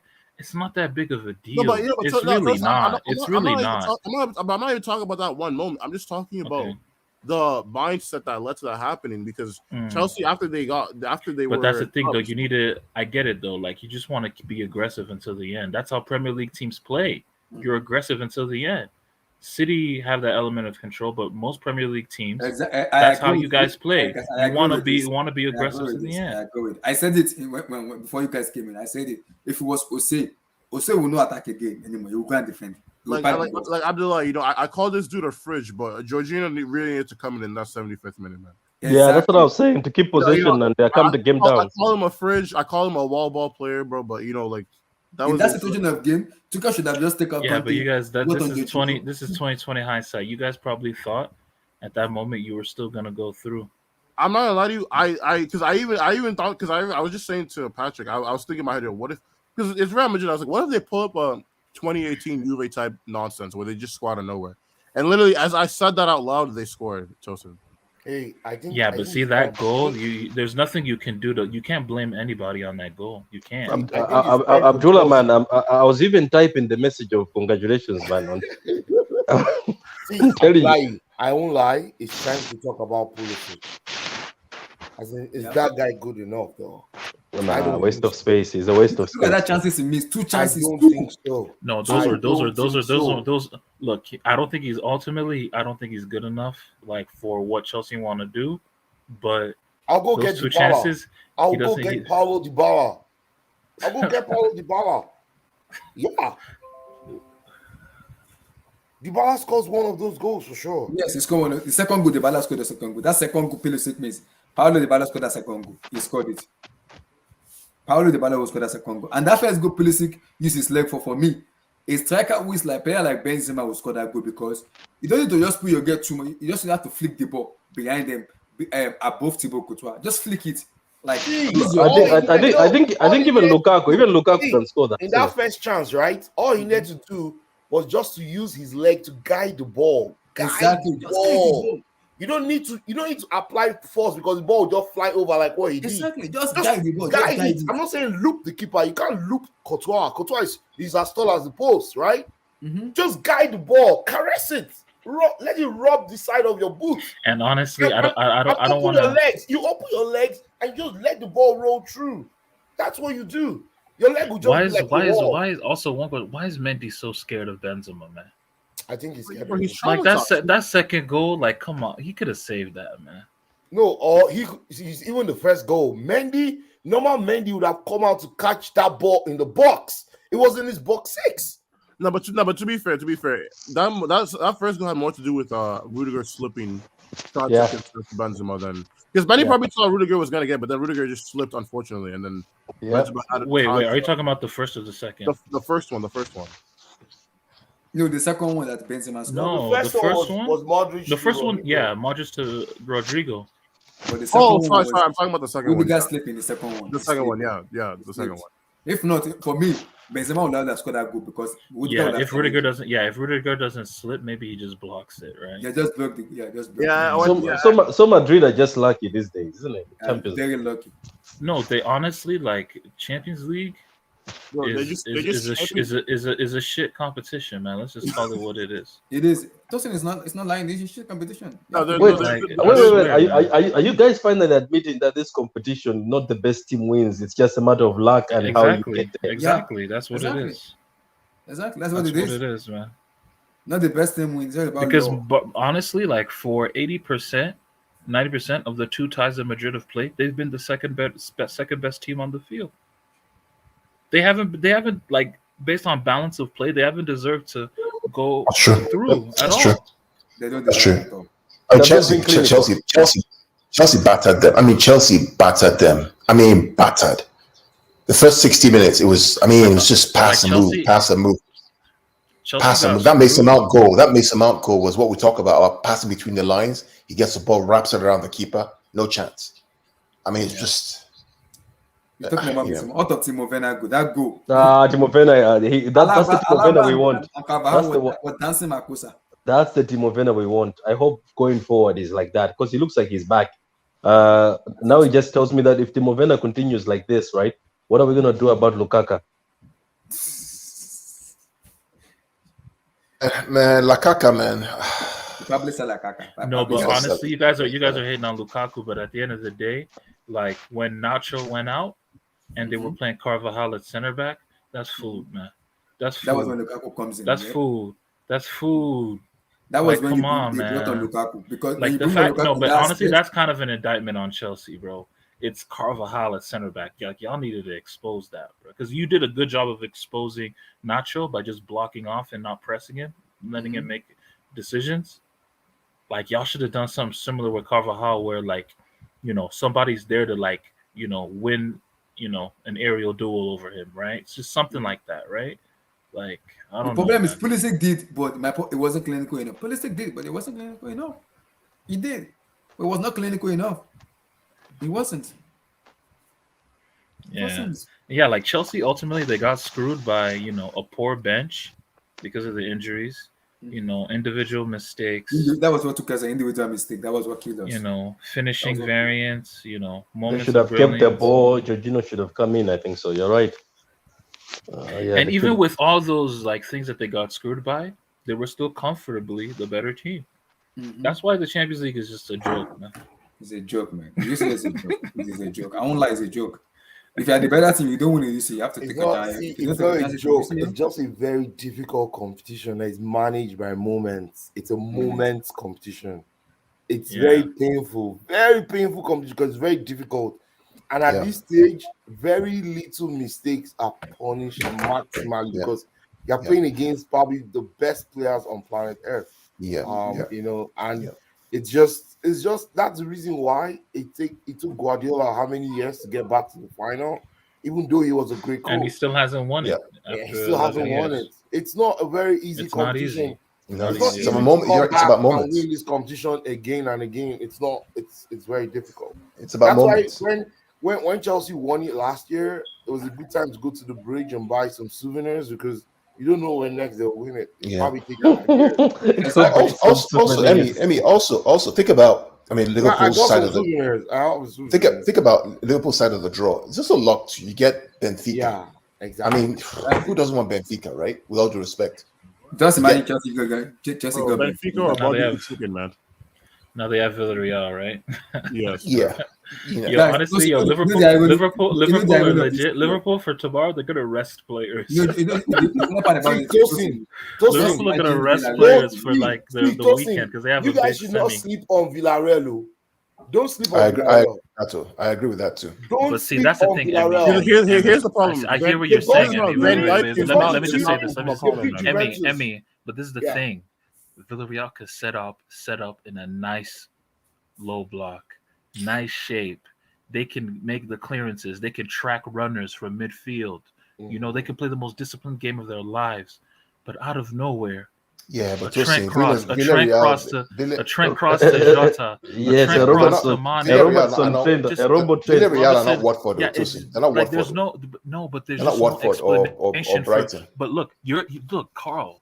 Look, for example, this past weekend, a lot of people were saying, that was the best game ever. Like Liverpool, but they don't play like for that, that right? They 90 don't minutes. play like that, right? They don't play like that, right? They don't. But at the end of the day, they're just never out.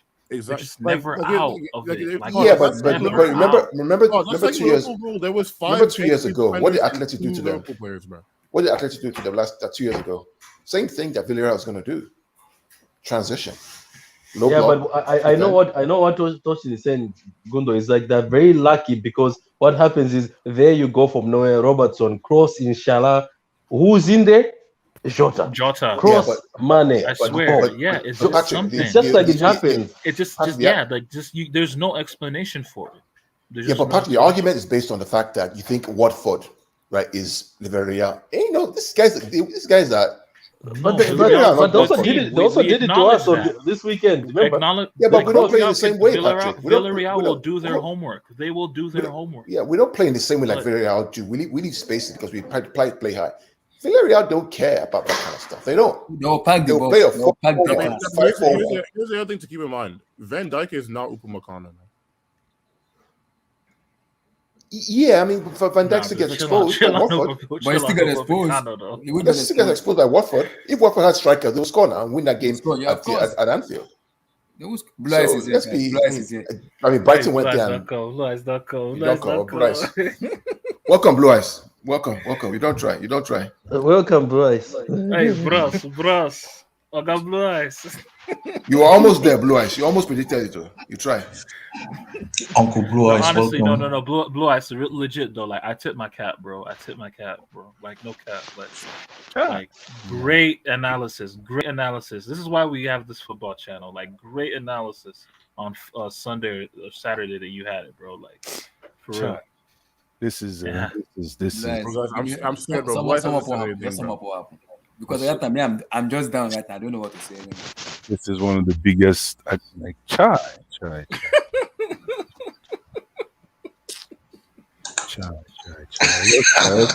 Half a bottle of whiskey. I don't even know where it went. Half a bottle of whiskey, man. Singe. How? You guys can talk. I'll listen. No. We've been waiting for you. We've been talking for an hour and a half. Blue Eyes will be waiting for you for 2 hours. I can't take this, man. Like, anybody have any therapist number?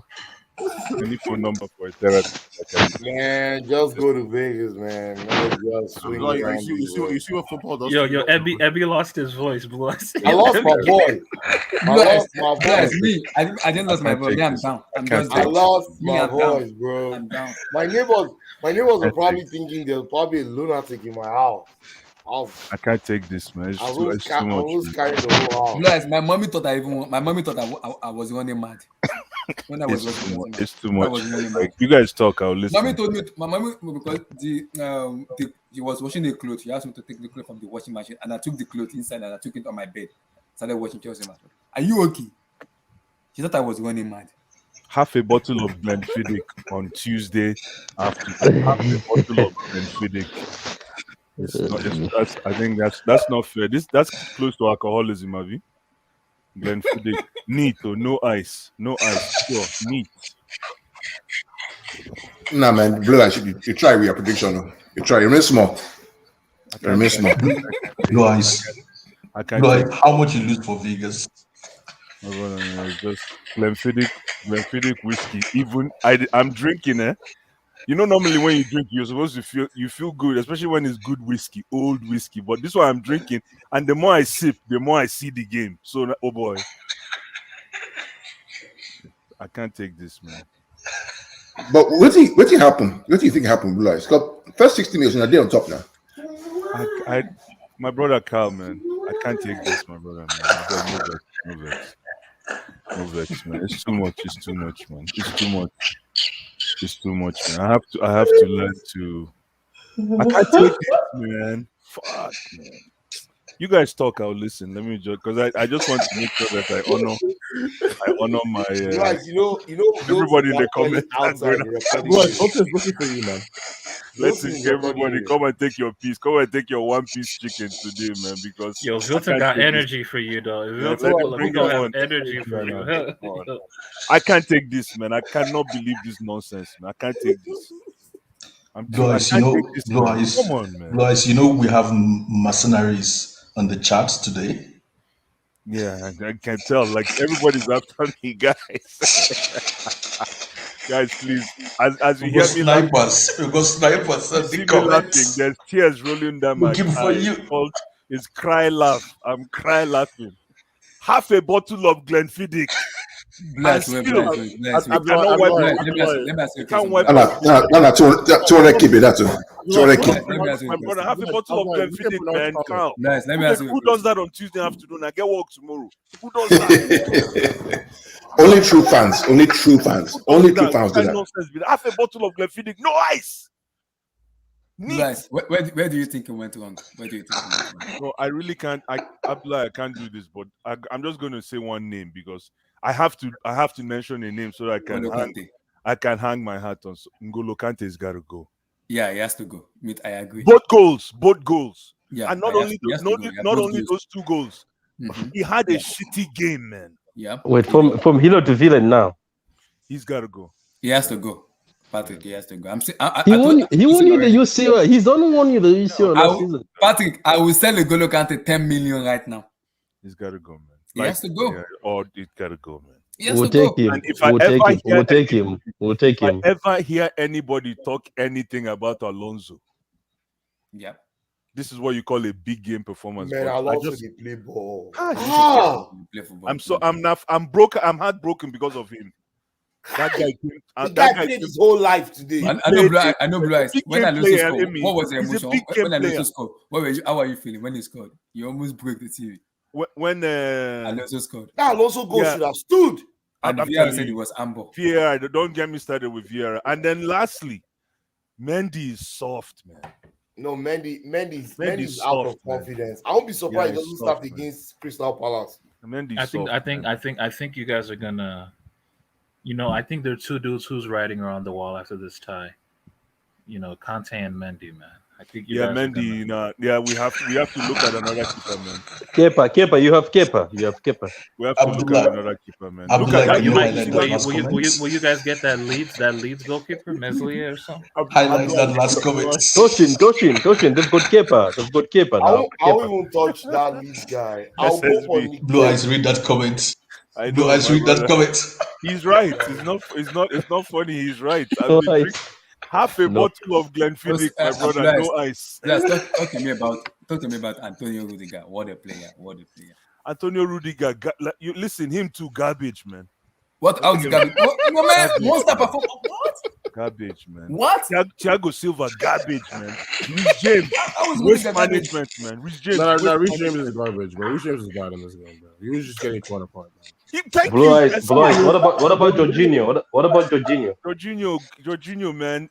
That last chance. Even Kovacic was garbage, man. Well, no. Wow. Let me tell you the player. So who was good? Mount? Just Mount? Yeah, was good? Mason Mount was very good. Kai Havertz was top class, except for the fact that he missed a blinder. He missed that sitter, man. I don't know what was. Normally he eats that. That's his dinner. I don't know why he missed that. I don't know because he was not at the center of the post. He was at the first post. No, Emmy, you're missing something. Opposite the first post. No, but the thing about Kai Havertz is he scores blinders. He's not the kind of guy that will score the one right in front of him. If you notice, most of his headers, they are normally like blinders. You won't see it coming. So that one is he likes those tight angles because it makes him more elusive. But the hindsight, man, hindsight. And then another star player. What about Jorginho? What about Jorginho? Oh, Jorginho. Do you expect Jorginho to score in that position? Do you know Jorginho didn't know he was just him by himself on the goalpost? I know. That's what I'm saying. There was no goalkeeper. Nobody. Courtois had already given up that shit. This is going to be a goal. All he needed to was roll the ball. Roll it. Marcos Alonso, Mason Mount, and Kai Havertz were the star players for. What about Pulisic? I think we should sell Pulisic. What about Werner? What about Werner? Timo Werner was money. 3-star general. But you know one thing, Blue Eyes. As soon as they removed Timo Werner, we tanked. Yeah, we tanked. It was over. Yeah, yes. We tanked, man. Because Madrid now had the mind to come forward and press. Because this boy, they were scared of Timo Werner. See, now I know. Even if Timo Werner is missing chances, he creates space. He creates space. He does. Isn't that what we said on this channel? And then this boy, that boy that came off the bench for Real, man. Camavinga, man. Keep an eye on him, man. Yeah, the guy made one. Keep an eye on him. I've been telling y'all to keep an eye on him for keep an eye on him, man. That boy, he's a very quiet. He's a quiet assassin. Hey, Ruben Loftus-Cheek, I tip my hat to you, man. Loftus-Cheek was very good today. Loftus-Cheek, his application was awesome. He was so good today. That's why he pained me when Kante left that ball. Yeah, why did Kante leave it for? Yeah, like, you should have followed that ball. Just follow the useless Kante. Kante, you have to be fair. That guy is useless, man. Useless honestly, player, man. You know what he tries to do? He tries to play. He wants to be like CFC Steven, my brother, man. We're hurting. Come join us, man. We're hurting. But you know what killed me with Kante? He wants to do what he doesn't know how to do. He's trying to play softball. Like, be rugged like you normally are. You're trying to play softball. You're trying to take the air out of the ball. That's not your echelon. It's not your type of ball. Those two goals, I put it on Kante. Sorry. I'm sorry, man. I put those 2 goals on Kante, man. Like, it's terrible. It's terrible. Like, we can't do this. I can't take this, man. I can't take this. Hold on, let me see. Let me take another sip. 1 second, man. On air.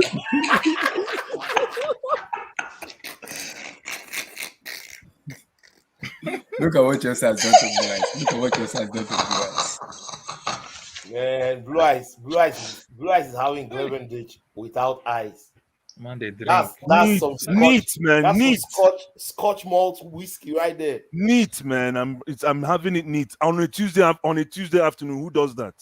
What kind of depression is that, my people? Who does that on a Tuesday afternoon and work day tomorrow? I think, see, Blue Eyes. If I should say this right, Chelsea definitely needs to buy a couple of forward players, right? Because today the difference between us, like Tuchel even said it, The difference between us and Madrid was they had more effective punishers. The comments are after me, man. Let me take another sip. Let me keep talking. These people want to kill me. Because you need to be like Blue Eyes too, man. Look at what Chelsea has turned us to. Look at what Chelsea has turned us to. Blue Eyes, man. You won entirely wrong. You won entirely wrong. Now Blue Eyes is the most wanted tonight. Oh my Snipers all over the whole place. Blue Eyes, how are you gonna survive this? How do Blue Eyes go to work now? How do you go to work? I have to go to work tomorrow morning with this kind of hangover. And what kind of nonsense be this, man? Eh? See, Glenfiddich, why I say I go keep something weekend, men go come through, thinking we were going to win today. Eh? We almost did it. I don't down half. I don't down half. Who downs half of bottle of Glenfiddich? Who does that? If not be depression. Man. And if I say, anyways, don't get me started, man. But guys, man, this was Kante, man. I don't know what happened to Kante today. Who's the biggest scapegoat today for you? Who's Kante? the You know what pisses me about Kante? You know what pisses me off? Kante, You man. guys. You see the first goal Madrid score. That first goal Madrid score. I was mad at Kante. That why are you chipping the ball?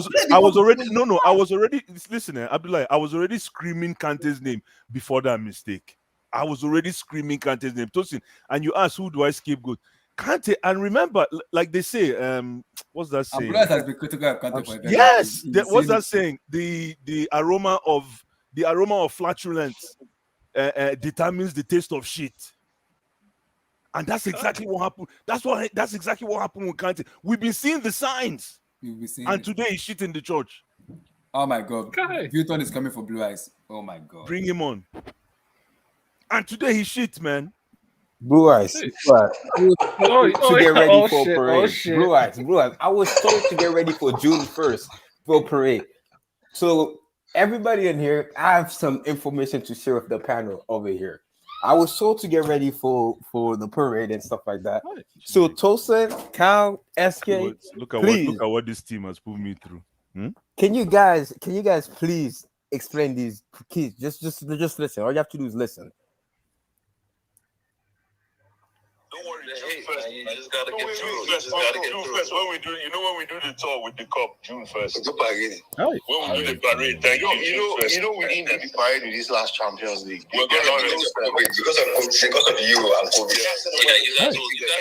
You guys will do it in 2040. You know when that. Exactly, bro. Bro. Tosin has been hating from 2040. June 1st, man. That's all I'm saying. I don't talk too much. June 1st. June 1st. You guys are holding out hope. You're holding out hope. No. Just like what you know. No. Let me just show up as a there's no underdog this time. You're the best team in the world. No, there is. I like it. The best team in the world. This is not a prediction. No, Messi's gone. So I'm saying it right now. It's not a prediction, but a spoiler. No, Chelsea are not the underdogs this season. What the heck? No, wait. I want to hear what Abdullah is saying. Like what my man in the WWE said. It is not a prediction, but a spoiler. So I'm saying the same thing now. It is not a prediction, but a spoiler. It's a spoiler, my brother, man. No way. June 1st, man. Come to us, Blue Eyes. I swear, bro. Nick doesn't have the money. Chelsea don't get it. I hear it in your voice. Chelsea doesn't have the money. He's only 1.1 billion. He's old, man. He's broke. It's coming with a team. If Chelsea don't get Real Madrid, Bayern, City, Liverpool, and who else? And City in the quarterfinal, they get Ajax or Juve, Villareal, Benfica. I already told you who's in the finals. I told you who's in the finals already. Matter of fact, I told you who's in the finals. Let me help you. I don't Chelsea. Real Chelsea, Manchester. And Abdullahi, bro, this is for you, Abdullahi. Like I said, it's gonna Oh God, I beg. I know with the UEFA has to give Chelsea Madrid. Bro, if we get Chelsea, we're gonna beat Chelsea this time. You're gonna beat us this time? Yeah, we're gonna beat you guys this time. Abdullahi, bro, you wanted us. I don't get it. You wanted us, bro. And unfortunately, I wasn't able to be on Sunday hangout, but these are the prediction I was hearing. You bum ass idiot club. You told me then I is the fortress, and we went to beat you guys. Try to get up, man. 3-0 Chelsea, let's go. Super Tommy Tuchel's gonna do masterclass. Exactly. We're saying it. You have to trust the process, man. That's what I was here. I don't get it. Yo, Steven, man, how you doing? How you doing, bro? Man? Yo, Steve, bro. Yo, man. I don't know how you coping, man. Like, where's Nana? Oh, I feel sick, man. How can I we heard go 3-0 up for and just Marvelous. lose it, man? I heard Marvelous say 4-1. That's what I was we were almost there, man. Like, what the heck Taking happened? Werner off was a mistake, and taking Ruben off as well killed us. Yeah. Yo, but Steven though, Kante, man, he's got to go. It was terrible. He was terrible, man. How many times have we said this season, man? Yo, man, I'm telling you, I can't take this, guys. I can't take this. Vilton, have your day, man. Have your day, my brother. Also, I just want to state my voice is on here. What's your halftime score? 2-0? 3-0. SK, give me a score that. Chelsea to win 3-0. Team of the hat-trick coming. That's what I was hearing. I was told. Oh my God. Today. So guys, my prediction is 3-0 Chelsea. Oh my God. God bless you, my brother, man. Hey, man, what was that? 3-0. Abdullah, what's your score? Yeah, Tosin, I wanted to tell you the final score. Abdullah, I think I have to score. You didn't be fit today. I think Mason will score. Alonso now. I think I have to score. What about Zulu? I think after Zanetti will make an assist, but I think Kai will score. And I think Mason will score too. SSB.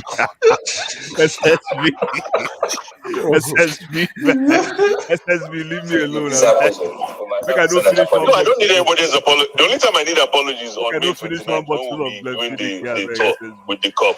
Wait, Blue Eyes, you say you wanted this. If this happens, we might have to send an apology. No, I don't need anybody's apology. The only time I need apologies on May 29th when we'll be doing the talk with the cup. Don't talk to me now. My brother, this was right, man. I do like the I'm not, is this the first time receipts have been played on your channel? Bro, Bro, that I was hearing this crazy stuff, bro. It's crazy. Yo, man, go and sit down. You guys Villareal final. Have your day, man. Have your day. I'm just praying because I'm very, very praying because that was the best performance ever for me as a Chelsea fan. I just want to say my sincere apologies to Mason Mount. That boy is going to be class in the making. He has a lot of work. He's a quality player. Now, I'm watching the game again. I'm watching the game again right now, and Kovacic, man. Kovacic, they run. Waiting. That guy is useless, man. The guy run, oh. Yeah, but the thing is, might tell you, like if you watch, this is what Kovacic needs to do. He needs to reduce those running and increase the incisive passes. Yeah, the ball should speak for you, not. Thank you. And guess what? Carlo Ancelotti did a PowerPoint presentation on that. You can tell because they let him run. Real Madrid played efficient football, but not that they played better, but they knew how to manage. Because if Kovacic could make with all that, if he reduced the running and made decisive passes, he would force these guys to commit.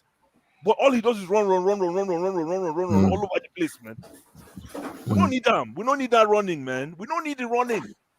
And then Kante, another story altogether, man. Kante, let me copy you. To break my fast. This is what I'm going to do. Wait. But Kante, are we gonna give? I need to break my fast, and Chelsea has killed me right now, so I need to use Motina to break my fast. Abdullah, are we gonna give Kante a pass because it was Ramadan? No, but he broke. Benzema was fasting. Antonio Rudiger is fasting. What time did the game start? Stephen, what time did the game start in Spain? Rudiger was fasting. Benzema was fasting. 9 o'clock. Should be 8 or 9, 7 o'clock. There you go. So he must have broken his fast by then. Fast. Don't tell me that. Benzema is fasting. Rudiger is fasting. Relax, man. Even Mendy's fine. Mendy too, but Mendy.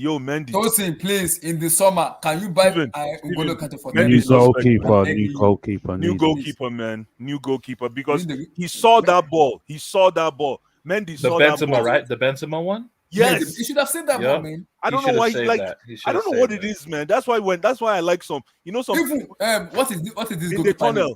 tunnel. What is his name? Kasper Schmeichel. What is his name? He said he blamed the Mendy for Benzema goal because he said his positioning was very poor. He said, "Yes, I know the guy made mistake, but as a goalkeeper, you know Benzema is coming. You saw him. Firstly, you adjust to this way. You have to come back again and shift your body and push the ball out." That's why in the tunnel, like I remember last first game in the tunnel, Benzema came to shake him and he was hugging him. I'm like, yo, you're going into battle. You're hugging the guy like you saw Drake. You want an autograph. You're going into battle. So obviously there's a kind of, feeling of second tier when it comes to anytime he sees Benzema, he has to readjust because if you look at that goal, he missed it. You made me a lot of promise, man. You told me Loftus-Cheek was gonna score today, Alonso, and missing out. Let me play ball today. I came close, man. I came close with my prediction. No, man. I tipped my cap, man. I tipped my cap. I was almost spot on with my prediction. I was ready to go and consult my chi because I was close, man. And I remember I told you we were going to score in the first 10-15 minutes. Boom. We did. I was watching the Sunday hangout. I was just watching it because I didn't want to get on to doing it. I just wanted, like Cal said, we wait till Tuesday. But Blue Eyes, explain me this, bro. The preamble to my statement is we are going to win the Champions League. And it starts on Tuesday. Of course. You know the mistake that the rest of the teams in the Champions League did? The mistake that Real Madrid did is piping us 3-1. Exactly. In that first game. It's That true. was how is that a mistake? It's true. It's true. You don't even know what's happening. It's true. Is winning a game away in a Champions League European Cup. Big mistake. A mistake. Honestly, I will say I was spot on, man. If Chelsea were up in this game, this tie, this game probably would have been worse. I was spot on, man. And then VAR robbed us, man. That wasn't handball. No, Blue Eyes. The biggest problem I was saying is Jorginho. After Chelsea were up in the tie, Jorginho should have came in. Don't mind Tuchel, man. Like I don't know why he sees in Pulisic, man. I don't know what he sees. And then, what Chelsea needed to do? He was trying to score more goals, Blue Eyes. What Chelsea need to do is they need to control the tempo. Because at that point, you don't have nothing to play for anymore. You're up. Yeah. And Blue Eyes, did you have any of that drink you guys were talking about? This drink? That new drink by Abikwana, or what's it called? You have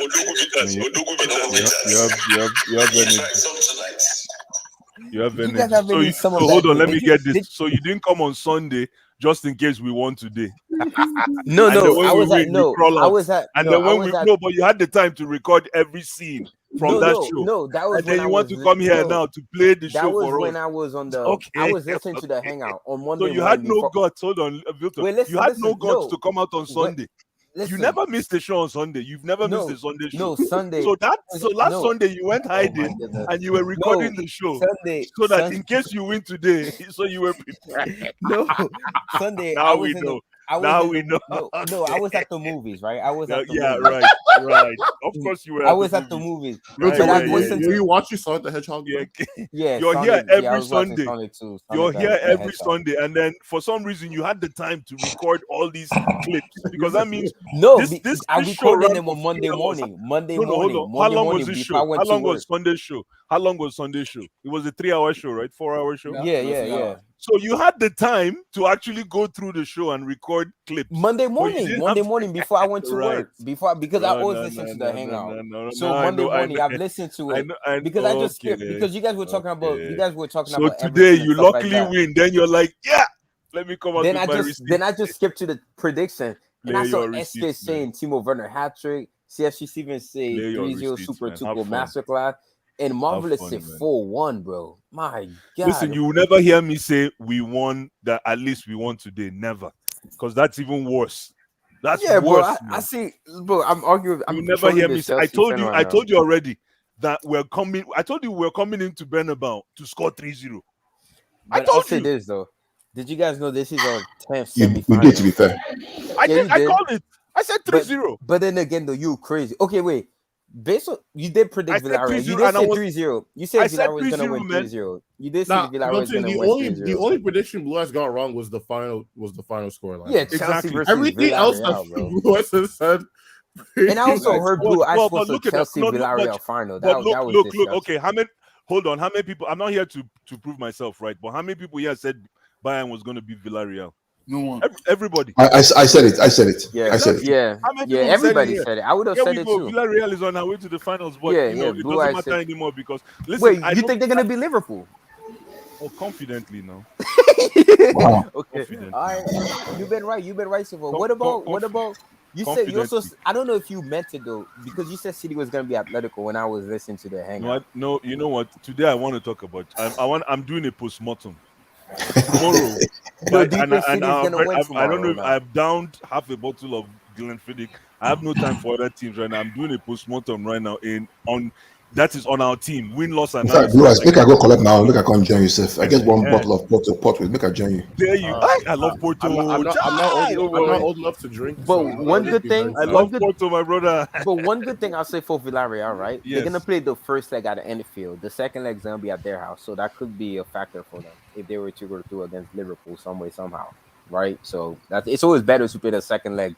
Thiago Silva, what are you doing on that first goal? Thiago Silva. What are you doing on that first goal? Listen, Thiago Silva should be on that. Yes, but let's not take anything away from Modric. World class. No, man, that's the pass of the century, man. It is the pass of the century. I can't take anything away. That's what I want. No. I mean, I was quite. Which exactly? I was about to ask why were. I was gonna say, which assist you guys think is nicer for everybody? Sorry, I was just about to ask. With that. Yeah, go ahead, Abdul. Go ahead, bro. Baby, Abdul, go ahead, bro. Yeah, I mean, people kept saying the Modric pass. It was just a pass. I was wondering, where was the defender? No, that was the degree of difficulty here. Degree of difficulty here. That's no. Let's not hype this, please. No, okay, which pass? With the outside of his foot. Let me hear you. Which pass you think was nicer? The Kaká one in the Champions League final with AC Milan or this? Oh, the Kaká one is better. The Kaká one. Abdul, let me hear you. Why you say it's just a pass? He's still salty, man. He's still salty. Because that's all it was. It was just a pass. It was a good pass. No, that's not just observation I made. Listen, hold on. It's not a good. Hold on. Yeah. You're actually, when you say Modric, Blue Eyes. 2 seconds. Let me just make this point. Sure. When you say, it seems everybody's giving Modric for that pass. The credit should have actually gone to the boy that scored that ball, and the discredit should have gone to Thiago Silva. Where was he for that goal? No, but everybody's just hyping it up with that pass. You see that pass every Sunday league. It's just a pass with Abdul. Abdul, can I say something? I mean, okay, what did he do? Let me say something. What did he do? Hold on. His team won the ball. He passed that within 5 seconds. Let me say something. 5 seconds or less offense. Hold on, exactly. And not only that, listen, if somebody is able to make an outfoot pass into a dangerous area from deep, you have to check the guy again. You have to check, and it was one touch. Hold on. Abdul, let me finish. It was a deft touch. It wasn't like he crashed that ball into the 8. It was a soft touch, and in the sense that if this guy did anyhow, what's his name? Thiago Silva did anyhow, that's an own goal. So I just watched that Mason Mount goal again. You guys had a build-up of about almost 25 passes for that goal. You know that, right? Of course. Watch that goal again. I'm watching it right now, the game. Listen, Abdul, you cannot take credit away from Modric in that goal. Yeah, that's an amazing pass. By the way, do you guys know he did that within 7 seconds? Yeah, it literally all happened in the flash. Conte lost the ball.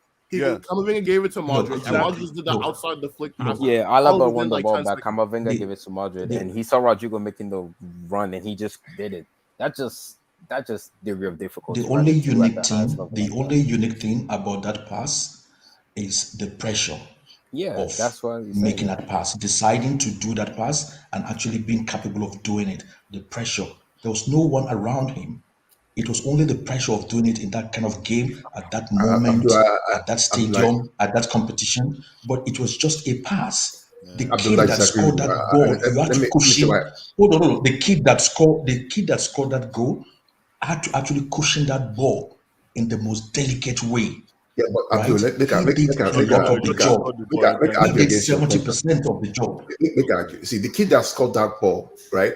The reason why he scored that ball was because the ball came right to his foot. He had no other option but to score that goal. Yeah, he didn't need to take a touch, an extra touch. No, come on, man. Just the pass outside of the foot, across high, lofted to pass the defense and drop on that guy's foot. Oh my, come on now. By the way, Iniesta was already. I beg. That was a walk. That was nothing less than a world class. Shout out to Timo Werner, man. He showed up. Lukaku hasn't shown up. This is the reason. This is what I'm trying to say about Kante. It's not about running all over the place like Atom Ant or like Tom and Jerry. It's about letting the ball do the work for you, like Modric Tom and Jerry. And like, that's what I said. And that's what I said. And honestly, no disrespect to Kante or Kovacic. 120 minutes, bro. No disrespect to Kante or Kovacic. Like you see that Modric pass, bro. Werner, especially in the first half. I don't want to insult Chelsea. Like, yeah, Chelsea were good, but in that first half, I still found them a bit indecisive. I still found there were moments. Werner was making a lot of great runs that weren't picked out. This is why I tell you guys, it's harder especially to create. In the first half. It's harder to in that first half. That's what I'm saying. That's what. Remember, it's harder to create. It's harder to create. I see him pointing now. Please come and take Kante. Please. That's what we're trying to. That's what. Come and take Kante. That's what me, you, and Kyle were trying to tell these guys. It's harder to score goals than defending, bro. Like creating is hard. Create. It's like look what Madrid did. That just his vision. That like KDB, that pass KDB gave to Mar. That just like brilliant. Kante and Kovacic not had everybody many opportunities to break like lines. To break lines, they had. Not everybody has vision. They didn't do it. They opted for the safe option. Yeah, not everybody has vision like that to make a pass like that. You just sometimes like Ozil, peak Ozil. Like you just have to be man, we got robbed.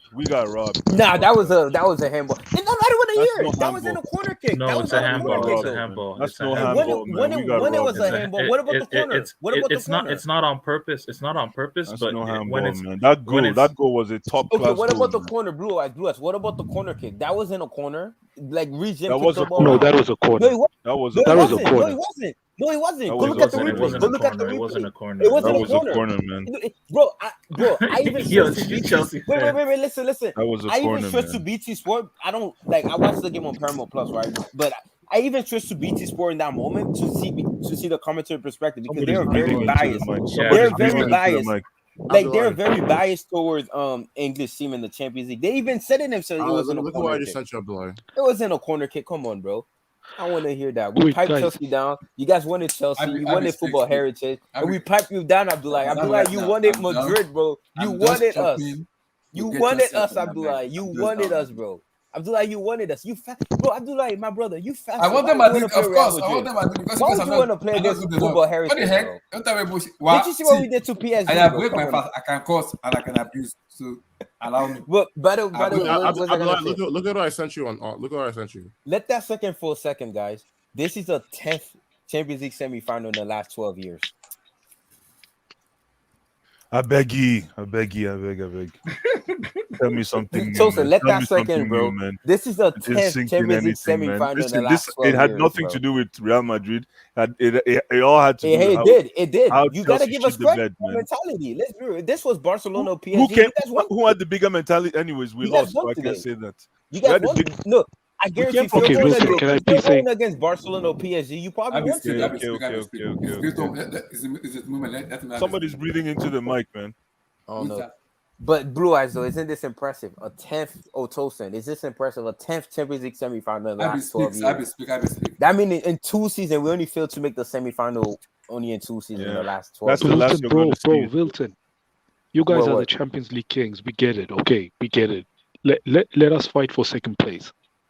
Second place. No, because Blue Eyes, I told Blue Eyes it'd be a disgrace if this Chelsea team won back-to-back Champions League. And this guy Blue Eyes he had the pom-pom celebrating the parades in June 1st. I tried to tell him Chelsea are not gonna win the Champions League. No, Wilton. 70 minutes into the game, where were you? Wilton. Wait. Can I just say one thing? No, I respect Chelsea. Wilton. I will always No, Wilton. Can I just say one thing? As much I want to crap on Chelsea, I can't. The performance was so good today. The performance was so good from Chelsea. I can't even crap, but because Abdullahi and Blue Eyes, they were so loud, bro. They wanted Madrid badly. They told me they were gonna win back-to-back.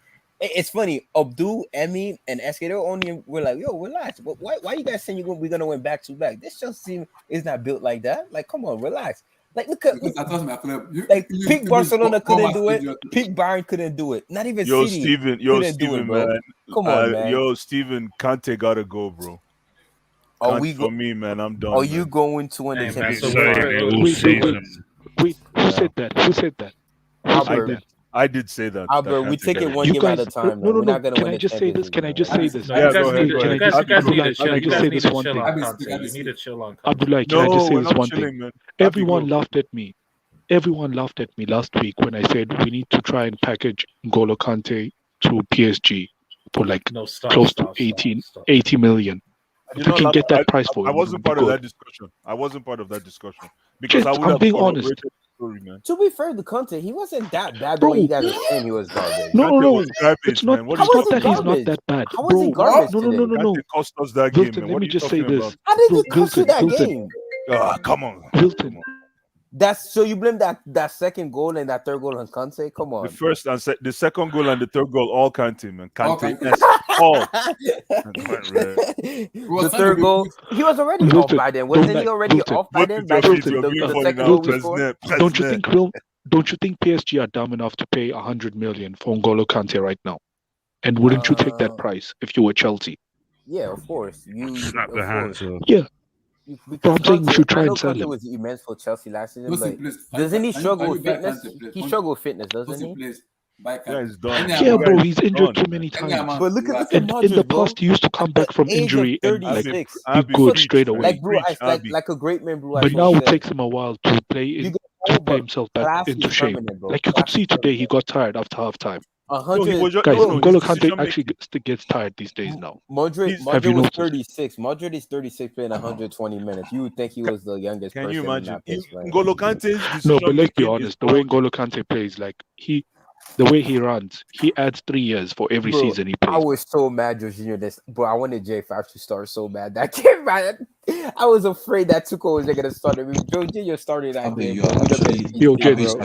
We need to sell that guy as well. We need to sell that guy as well. I think we need to revamp our midfield. Our weakest area is actually our should have midfield. scored that goal as well. He should have put that ball. If we can sell N'Golo Kante and Jorginho and get in like 3 young midfielders, bro, we would be set. I don't think we have to sell. I think we have to refresh in all the departments of the team. Bro, we don't need Jorginho in this team, man. You do, man. He's just a waste of He's the space. best player in the world, man. He just won best year for player of the year. No, I think he's giving his best. He wouldn't. Bro, come on, Abdullah, man. You won the Champions League last season, man. It's time to let somebody else win it, man. You guys keep on He's winning not even it, a good penalty specialist. You realize how many penalties this guy misses these days? But Tosin, man, Like, how what does is this it guy feel good at having now? Chelsea fan in Cancun with you, man? Yeah, you're on the beach. You're going to the beach tomorrow or something? You're going to the pool, just chill, watch the city. Man, we in Cancun, man. Look at name. I saw Neymar Verratti and Novak Djokovic on vacation. That's what Chelsea fans gonna be doing, man. In Monte Carlo, yeah, man. Bro. Like, just chill. Like, look at Tosin. He's chilling, bro. Like, come on, Abdullah. Just relax, man. Forget Champions League football for one season, man. It's okay. Yo, guys, can we just say? I don't blame you, because imagine we want to lose them.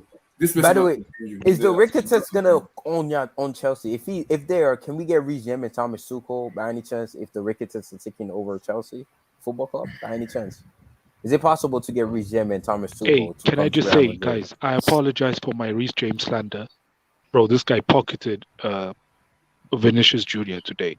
The only assist Vinicius had today was when Reece James was further up the pitch. He really didn't pocket bro. any. Don't lie. Like, the only thing Vinicius did was early on when he made him get a yellow card, like in the 10th minute. After that, honestly, Reece James locked him up, bro.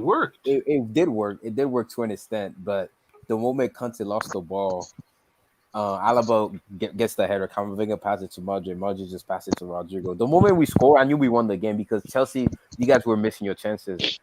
If you against Real Madrid, you have to take the chances that you get against us in the Champions League. We're gonna punish you, and that's what happened. We had, and let's be real too. We only had what 3 chances I would say in the entire second half of the game. The Valverde shot, which I guess you could say wasn't that of a clear chance. Then the Rodrigo goal, then the Benzema goal. Other than that, we didn't really have like clear cut chances like Chelsea did. Yeah, but that's what happened. The deserve. Bro, like I don't get it. Like y'all just like, is sports real? Like let's keep. Is this a script? Like let's keep it real, man. Like what's going on? 2018, PSG now did. Like, but Tosin, no. Don't trust nobody. It's because of the crowd. Trust is overrated. It's because of the crowd. But that's why. Remember what I said. Remember I said this. I'm praying the second leg is in the Bernabeu. Because if this was at Stamford Bridge, we don't do this at Stamford Bridge. That's why I said it's always better to play the second leg away from your house. It's always better. It's always better. Wilton, let's be honest though. The worst midfielder on the pitch today was Casemiro, man. Like even though Kante made 2 mistakes, bro, that guy was. Bro, this guy's brainless. But you know what? I know Real Madrid cheat in the Champions League because Casemiro, bro, every game this guy plays, he should be getting a red. Like, he's the only player that needs to make like 10 fouls before he finally gets a yellow card. Have you noticed that? Not really. But this guy makes 10 fouls, and then the ref will give him a yellow. He's just there to disrupt, man. He's just there to disrupt. Nah, but you check like other players, like Reece James. He made one bad foul, and he got a yellow in the 10th minute. But it's the same way, right? You saw when Toni Kroos was being subbed off. You saw how mad he was. He wasn't having an awful game, honestly. But in that moment, we needed second midfield. Bro, Wilton, let's be honest. As a Real Madrid fan, can you just admit that Casemiro, if he was playing for any other team outside of Real Madrid, this guy will be getting a red card every single game in the Champions League, man? Not really, no. Not really. I mean, he played for Brazil. He doesn't do you get see any red card. how other teams get officiated versus how Casemiro gets officiated? This guy makes like 10 fouls before he even gets a yellow. Bro, Abby, I'm saying he should be getting a red. I can hear the salt out of he should be getting 2 yellow cards every game right now. But let's be real, man. The better team won, man. Simple as that, man. Like we went through. SSB sent me something. I'm gonna show it now. SSB sent me something, right? Honestly, my season is honestly over. I don't give a damn if City smacked us. I just wanted to kick those bum Chelsea out and those bum PSG out. My season is complete. We save football. We save football, guys. Real Madrid has done it again, once again. We save football. Is this what the mighty Real Madrid have come to? Stopping a Chelsea team? But I mean, bro, based on the team that we have, let's be real. We're the poorest team to ever play in the quarterfinals of a Champions League. Let's keep it real. Based on the squad that we have, this is what this is what he sent to me. Like this. Based on the team that we have, all of you guys were saying PSG was gonna destroy us. You guys said PSG was gonna destroy us, and you guys said Chelsea was gonna batter us. And so this is what SK sent to me. And we kicked Chelsea and PSG out. That's what we do. See, guys, this is where the problem is. See, and Kante is just useless, man. See, I don't want. Why are you cheap? Why is he cheap? I don't want it. Like what the heck, guys? He's useless, bro. He's the reason why you won the Champions League last season, bro. Look at the pass that was there. He should have. He could play that on the ground. He could play that on the floor. You know. He can even. And bro. Oh, Tosin, can we get Nuno Mendes? Would you guys really to make a trade for Nuno Mendes for Mendy? Because Mendy, this guy, I almost broke my TV, bro. This guy. Oh, the guy was garbage today, man. Mendy was garbage. The fact that Marcelo came on the pitch was a better left back than he was, that makes me sick to my stomach, bro. Oh my Marcelo God, was finished, bro. Like, my God, what is wrong? He hasn't improved at all. And I don't understand why this notion that Madrid fan rates this guy so highly. He's trash. He's gutter trash, bro. Like, Alphonso Davies is a better left back than him. Nuno Mendes is better than him. Robertson's a better left back than him. Ben Chua is a better left back than he is. He's garbage. You know who he reminds me of? He reminds me of Aurier. Mendy? Yeah, like he makes dumb mistakes every single game, bro. Look at it's not like he's a bad player. The moment he lost it, I knew Chelsea were gonna score, bro. Oh, look at Mendy's position. As a goalkeeper, you see. Look at Silva. Look at Mendy. I see his body shape. Look at his body shape and positioning. It's poor. It's very, very poor. As a goalkeeper, for me, he's not that bad. That's too much micro analysis. Let's be real though. You know, I think what happened to Mendy in that moment. He saw heaven and earth moving. He saw the Galacticos are coming at him. Los Blancos, Minueve, 13 Champions League coming at him. And he said, bro, I can't save it. When you lose the semi-final, you. Wait, Abdullah, that's not what you said. You said City was gonna be Atletico because by that logic, you're expecting. No, you said Atletico is gonna be City. So by your logic, we're gonna play against City in the semifinals, right? I double dare you to lose to Atletico if Atletico. Bro, we're not gonna lose to Atletico. You couldn't even ask Tosin that. If we got Atletico, we're in the final. Everybody knows this. Everybody. Are you sure? Okay, everybody knows. Yeah. They're in the final. If we got Atletico, we're in the. They always. There are bitches. There are bitches, bro. There are bitches, bro. You know what's funny though? Ronaldo shitted on these guys in the Champions League, but when Atletico goes against anybody else, everybody else struggle against these guys. It is what it is. There are bitches. We do whatever we want with them, man. They do whatever they want. I double dare City to lose tomorrow. If City lose tomorrow, number 14 is coming home, Tosin. They might as well give us number 14 right away. Nah, man, but Kamavinga, he out Conte. That kid is beautiful. I mean, he's a fun. I mean, I just love the fact he's a young black kid playing beautiful football. Yeah. So calm on the ball. So much pressure on him too, man. I mean, people say Kante wasn't useless. The game changed once Kante sober. I'm gonna put in time out now. If you say bullshit, don't annoy me, please. I'm already down. This is a Liverpool fan, bro. I will tell you how. Wait, so Blue Eyes. Is Conte still the best midfielder in the world? Yeah, don't mention that thing. Oh, does he still deserve Ballon d'Or for last season, Blue Eyes? Which Ballon d'Or, man? That guy was. That's why Blue Eyes was supposed to. Yes, for last season he does though. No. Let's be honest. For last season he does. Maybe, but I'm telling you one thing right now. Yes, no, but you can't say last season he doesn't because of what I'm he's not talking doing about this last season. season. I'm talking. Listen, it's not about. Listen, in Pidgin back home they say I get them before no be property. So it does. It's not what you did. It's not about what you did before. It's about the now. The now, yeah. It's about the now. And when we're talking about the now, Kante is okay. Blue Eyes though. Can I just say one thing? Yeah.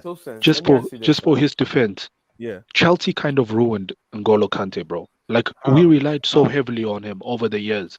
Like remember, we used to bring him back from injury like 3 weeks before he's supposed to come back. No, but for me, and play him in a final. Abby, for and me, he'll get injured again and stuff Abby, like that. For me, no, but so what I'm saying, what I'm saying, I'm not gonna be as harsh on him that he's underperforming. No, but what I'm saying is all I'm saying. Like I'm not gonna criticize him heavily. I'm just gonna try and sell him. No, you're missing the point. You're missing the point. There comes a time in your life. There comes a time in your age that you're supposed to remodel your game, especially if you play in the midfield. That's all. And this is what I've been crying for time immemorial, is that Kante still thinks that he's Kante from Leicester. And nobody's giving you space to come run through them anymore. You have to run around the opposition. And what Kante tries to do is he thinks he can run through people like he used to before. And that's not working anymore. In other words, he needs to learn how to work with the ball as opposed to leaning on people's bodies. He's a box-to-box midfielder, though, man. No, but there's the guy is good with the ball. That's the thing that drives me crazy. He has a good footballing brain. But the thing is, it happens, man. I mean, Blue Eyes, bro. Everybody crumbles under the Real Madrid lights, bro. The great Donnarumma crumble. Messi has crumble. Like the only highlight for me in this game is the great Buffon crumble. Everybody crumbles in Mason Mount, man. Like I've seen a Mason Mount. If you push him to the ground, he will get up because he's been shit the past 2 months. He played very well today. By the way, Tosin, if y'all did beat us, you think you would have been able to beat the Chelsea team based on how PSG were at that time? Or you think Chelsea would have beat y'all? I don't know. Yeah, but I'll say this though, Blue Eyes. If you're going against any other team, Barcelona or PSG, you'd have won tonight. But you're going against Los Blancos, the White Shark, 13 Champions League. Brooklyn, why are you talking like this one before the tie? You were like just shitting yourself. I let my I'm not like Blue Eyes. Now I know somebody didn't come to the show on Sunday. No, honestly though, you were hiding under your bed recording. I said it. I was at the movies, and when I got home, you guys you can watch movies in your room on Netflix. No, it was Sonic the Hedgehog 2. It just came out. Who goes to the movies in COVID era? Wow. What do you mean? Like, so you didn't go to watch the Spider-Man movie? You didn't go watch Morbius? You didn't go watch You're the at the Batman movies. movie? You're at the Yeah, movies and yeah, you're I was at the recording receipts. movies. We're gonna watch No, Tom and Jerry. when I Tom and so Jerry. you guys were still Rocking live and Popo. streaming. You guys were still live streaming. So when I got home, I went to go and watch movie. I watched Shakin and Popo. I can't pop up my brother, man. Yo, today was such I'm gonna suffer heavy hangover today. Heavy hangover. Remember, I can't Popo Nigeria. I told you, bro. Kyle probably has. I So, understand why Kyle has Blue eye Eyes, in his let me veins. ask you now. Going forward now. Yeah. Going forward now. Yeah. Like we know we've been talking about negativity. Give us Yeah. some positivity going forward now. There's FA no Cup po- in the FA Cup on There's no Sunday. No, I don't care. I don't. No. You guys are Wait, going I don't care. trophyless, man. Simple as I that, don't care. man. I don't care Trophyless, about man. FA Cup, man. Like my season is over, man. This is the Yeah, reason man, why I'm like, broken. nobody care My about no season is weak ass over, FA man. Cup. I don't Man. care Come about on, Sunday. man. I don't care That's about what FA Cup. They should take their FA Cup Hopefully, and dash Crystal wherever Palace they want. smack you guys, man. Hopefully, Crystal Palace finish the job. Yo, Hold on, so let me wait, finish now. I'm gonna say Vilton. this Let though. me If finish. I Tuchel, know if you're Tuchel excited, doesn't Vilton. get, My goodness, is this what it takes when you're in semi-final? You're excited like this? My goodness. I mean, that's what happened when you were excited. But as I said during the game, Kyle Okay, was let it testing his out. vein. Let it out. Let it out. No, Let's hear you. during the game, Let I it think out. the reason why Kyle's ice in his vein because he's a City fan, right? Ederson is his goalkeeper. You saw what Ederson did. Kyle was just like, "Relax, Vilton. It's Los Blancos, bro. Like, come on, bro. What is this Chelsea crap, bro? Like, what is this, bro? Come on, relax, bro. You guys got this. You guys gotta go over the line and just win and just kick Chelsea out. That's what you guys were born to do." And Kyle, you know what Kyle said? He said, no worry, bro. Your Ancelotti's your manager. He was a bad man on that sideline. Bad man. Just chilling, just chewing his gum, man, doing the Lord's work. And I saw Tuchel complain about the referee last game. I'm like, bro, you come into the Lion Den, bro. Did you honestly think that you're gonna beat us? You beat us over the night, but over the 2 legs, Tuchel. Come on, Tuchel, bro. It had to come to an end, bro. This fraudulent record that you have against Real Madrid, it had to come to an end. Let it out. eventually. Let it out. Take your It had time. to. Just take your time. Let it But out, bro. We're like I listening. said, We're bro, listening. I wish I could have been on yesterday. I was movies, but I went out Monday morning. I woke up listening to the hangout. I saw a bunch of delusional takes, but I played the receipts. Blue Eyes was telling me back to back the parade was coming in June 1st. That's why I was here, and I told him that's not gonna happen. But I'm just here to prove my haters wrong. That everybody doubted us. Everybody thought give me your take, Visual. everybody thought we were gonna Let get it out, smacked by man. Let it out, PSG, man. Abdullah. Let it out. Yo, Everybody I thought. came on to say, yo, this Kante disrespect is completely out of order. Man, y'all are such ungrateful fans, man. Completely That's Chelsea ungrateful. fan for you, bro. That's Chelsea fan for you, bro. I'm grateful, bro. yeah, I'm that's what they grateful. do, man. They be turning Bro, all they do is quick. Exactly, Like, bro. Look at Mendy. They were sitting on Mendy last week, bro. After one mistake, bro. Are you? Conte is literally the Hold on. reason why they won the Who made that? Champions League. Who made that comment about? Are you a Chelsea fan? No, I saw it on Twitter. They were saying, No. Bro, No. what matter oh, of that's fact, they were- Vish. Hold Nah, on, Vish Vilton. is Hold on. Can we Liverpool. talk for a Liverpool. minute? Yo, Vilton, come. Who said that thing about Kante? Vishwa. Is he a Chelsea fan? No. What team do you support, man? Liverpool. Liverpool? Come on, pack yourself. You want to come and preach to us? Visual, what team do you support? What are you coming here to preach? He's a Liverpool fan. He's a Liverpool You fan. come here to preach. Why don't you focus on Henderson? You come here and you're telling us about Kante, man. What are you talking about, Kante? Liverpool on a quadruple, man. Where is he? Is he still here? Chelsea, man. The reason you won a freaking Champions League, man. You would be irrelevant if you didn't win that Champions League. Come on. Yeah. Whatever, man. I'm Shit in being the church, honest. shit I'm in the being church, honest. man. And you I can know hear it. the salt, Blue Eyes, man. I knew If it you're a was Chelsea getting. fan, I can understand your. Visual, you know the final part, Visual. You know the final Yeah, part. when you're from the See. outside. I knew when Now you guys tell were me, up tell me, 3-0. tell me. You can. Everybody can pick on us, whatever they want to pick on us. When but you're from see, the for outside me, looking in, it's as a easier. fans watching, I am proud of those things because we go out. See, people say Bernabeu is this. We went to Bernabeu and we dominated the 13-time champions of Europe And lost.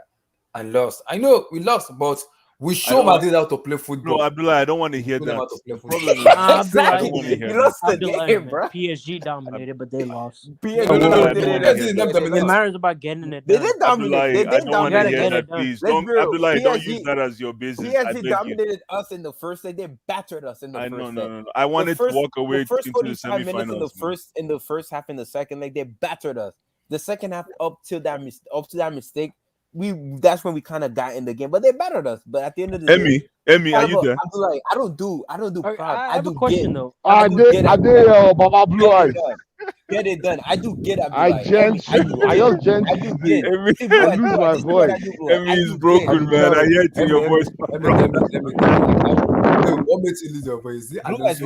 Emmy, what is going on with your mind? Men are broken, man. He's But outside, bro. Emmy, it's all about Abdullah. I don't know, Blue Eyes. You might know this word. It's called GID, man. GID. Get it done, man. Man. That's what it's all about. GID, man.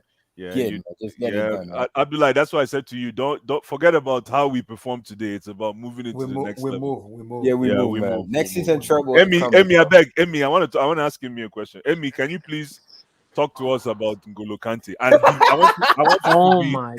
I want you to be very, very logical, like because with your footballing brain. Now because of N'Golo Kante, I lose my voice. I did tell you. I lost my voice because of N'Golo, because that second goal, I was like, what? Your voice sounds gone, bro. Like, are you sick? No, because he was screaming. Off the game. Body blow, man. This was a body blow, man. This was a body blow. I lost me right now. This was a body blow. Man, this is not cool. This is not Chelsea, cool. As much as I don't like PSG, Tosin and their entire fan base don't be like stabbing their players behind the back, man. Especially the ones that have given you your best days, bro. Come on. No, I'll say before Emmy goes, I'll say this. We appreciate you, man. I guess Chelsea fan, you kind of see what you've What has Henderson done in a Liverpool shirt to merit such great praise? And N'Golo Kante has made you guys fucking relevant, bro. And you're out here slating him.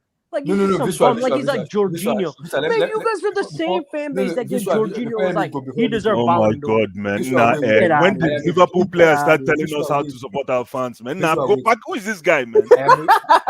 No, you were talking about Camavinga being a young black kid and playing so well, playing with so much confidence. Where's the same energy for fucking Kante? As if he didn't carry your entire team. I bet Kante is done, man. I'll say this, right? Blue Eyes. I see why you guys are so bad about it. It's like hold on. We gave you the hope, and we just took it away from you. Hold on. I just want to hear from Emmy for 1 second, please. Emmy, I beg, talk to us about N'Golo Kante. You guys can give me the wind is too much. Let me just get somewhere. I'll come back. I'm still here, but I'll talk. No problem. It's very windy where you are. But Blue Eyes, I do honestly, the only people that can understand your pain right now is Blue Eyes. Boys. Yeah. Abdul, yes. Yeah, go ahead, Abdul. I think with Kante, it seems like he's fading. So it's just like what happened to what's this guy? Mikel or Essien. No. Makelele. Oh, the Makelele effect. Makelele. So I think that's what's happening to Kante now. So he's sort of like fading in a way. For sure, he's not the Kante of like 2-3 seasons ago. No. So, but the thing is, as somebody said, I don't know, maybe you said it, that he needs to change his game. He needs to remodel his game. I think it's now that actually we can think about if he stays and we have to make use of him. I think it's now that he can actually play the defensive midfield role where he just collects the ball and just pass the ball. Just collects it and pass it. I don't think he can do that box thing again. Okay, I think I'm better now, right? Yeah, we can hear you. I'm better now, right? Yeah, you guys can hear me now. Yeah, we can hear you, man. Yeah. So let me just talk about N'Golo, right? Yeah. It's unfortunate that the guy is actually dropping in terms of his superhuman attributes, because that guy has run more than some airplanes in 5 years. I did tell you that guy has covered so much ground. I think it's okay for him to actually to get to this point in his career where, like, I think what Blue Eyes is saying, to really remodel his game, right? Manage his energy in pockets, right? Because today it was a brain freeze. I've watched that. It was brain fart. Thank you. His head froze. He thought he actually moved, but he didn't step. He didn't move. He actually thought he moved in his head. He moved, but his body did not move. and before he could realize anything, this guy It's already carried Cottons, the oh. ball. Cottons. Yeah, it was Cottons. I know at this stage in this tournament, it's just a second and it's over. Right? It's over. So yeah, I would say sell him. I'll keep him for just experience and for some of the games, right? Because sell him. next, Please sell no, him. I don't Please think sell him. I don't think we You want guys to don't sell deserve him. him anyways. Please sell him. No. We deserve him. No, you don't deserve him. You don't deserve him. He's our third vice. Hello. He's the second vice captain, right? He's our second vice captain. So I think what we need to do, Blue Eyes and guys, is for Chelsea, we need to get that player that will start ramping up, the minute that N'Golo will not be playing from next season. Just like how we got Mikel to start, ramping up, when Makaleli was slowing down too. Yeah. So I think it's just, to me, I think it's okay to just manage N'Golo's game going forward. I'm not saying that, man, the guy might not come back to his flying best. Even whenever he comes again, and let's not even forget, I know this fasting thing affects, right? People will say, well, fasting, this guy, you can't drink water. Playing at that level, not drinking any liquid since 5 o'clock in the morning, dry fast. Yeah. Hey, it's hard, though.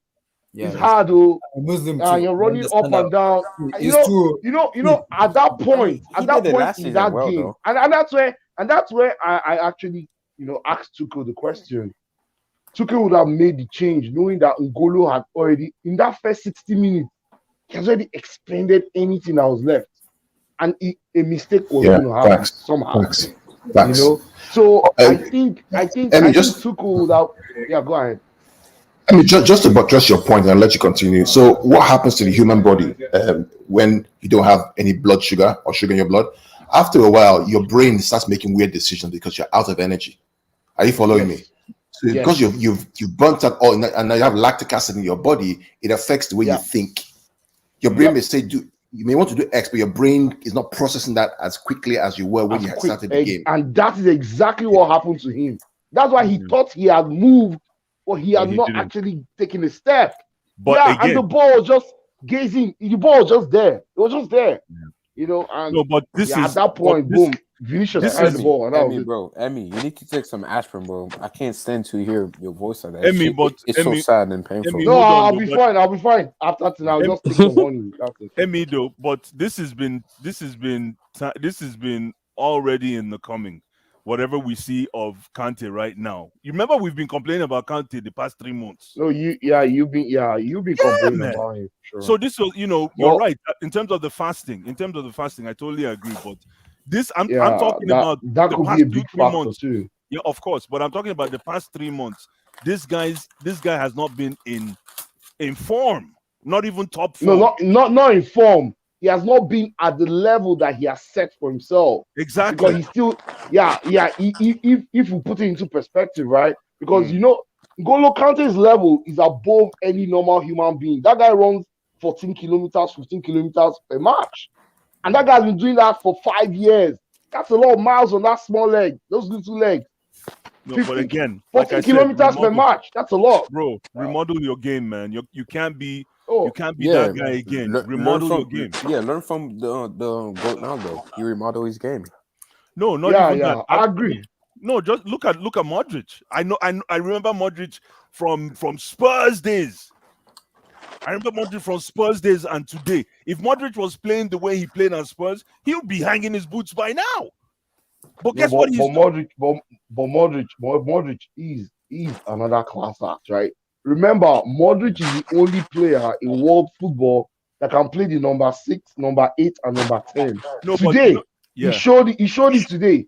He played all the roles. He was helping Casemiro. Casemiro was burnt. They were burning Casemiro. Well, you know why I like Modric?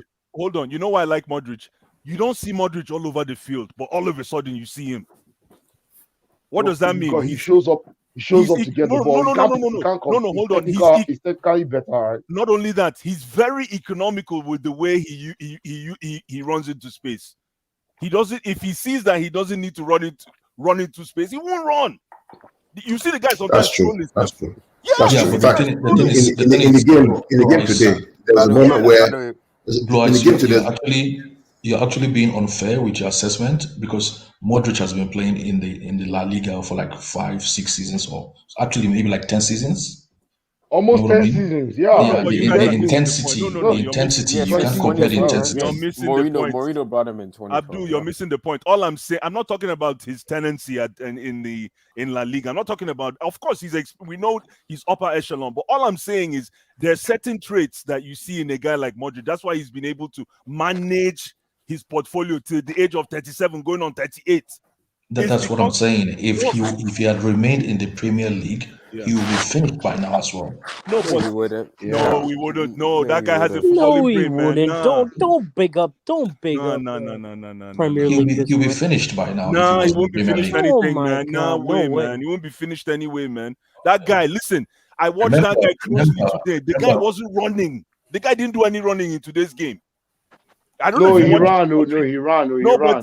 but he did. When I mean he didn't run. He ran. Yeah, but when I mean he did not run, it was like if there were five races in the entire game, he was only involved in maybe one.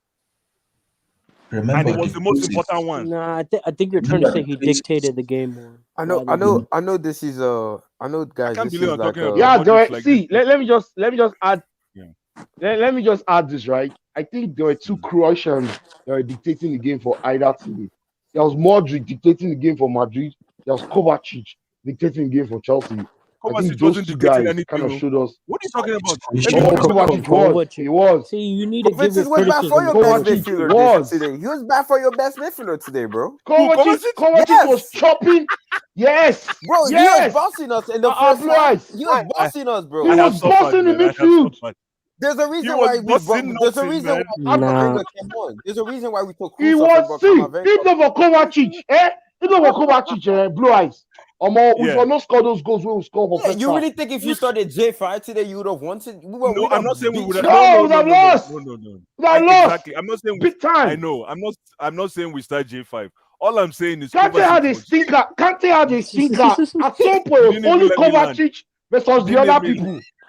So J5 would have been better. J5 no, Kovacic. Let me tell you, Kovacic was useless. Kovacic was useless. What? Bro, I see. How can you say Kovacic was useless today? Today? No, lie. No. You didn't watch today. If you let me explain. Kante was so. See, Blue Eyes. Your voice more, bro. If you let me explain, I will explain when you're done. But go ahead, Amy. Go ahead. No, I said, Kante was so poor today.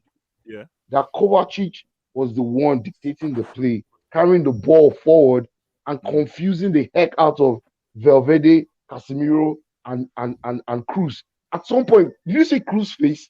Cruz's face was red. Like the guy was tired. He was mesmerized constantly. Cruz had to keep on fouling him. Man, Cruz is. I thought, dude, Filton, I've been telling you, Cruz is a fraud. He wasn't bad. For years. He wasn't bad. No, the guy, Cruz was bad. He's a fraud. Somebody that watched awful. He wasn't awful. Please vote with your feet. He's the way understand ball. Thank you. Vote with your feet. Tosin, speak on it, man. Speak on it, Tosin. Listen. I know we having a. So I'm actually watching the game right now, and Kovacic the ball, though. No, you know, do anything, man, my brother. No, don't listen to me. Listen, let me tell you something, Carl. If Kovacic had recycled, if you notice in the entire game, he had a lot of. He basically owned the ball possession for the team. True or false? He was our main guy on the ball. It's true. Yeah, based on what I'm watching right now. Yeah. Yeah. If he had converted that possession into dangerous play, then I would say he had a good game. But all he did was. I mean, that's true. That's true. He was actually holding on to the ball a bit more. For too long. A bit more today. You know what I mean? But he wasn't losing it. He wasn't losing it, but I'd rather just holding on to the ball a bit more. I'd rather lose it than make the passes, and I'd rather lose it because. But today you saw what happened when you lost it. Look what happened when Kante lost it. You saw what happened. Man, he was carrying Kante today. Normally it's Kante carrying him, but today he was carrying Kante. I know we're having a Chelsea fan therapy right now. How we just kicked you out of Champions League. Your season is over. But can we talk about Emery, man? Masterclass against Bayern, man. Emery, man. Yeah, Who saw that coming, man? Bayern are the most overrated team I've ever seen in my entire life. And I see, I said it to some visual. Was it you I sent it to when Nagelsmann was on last time? When I said Abdullah.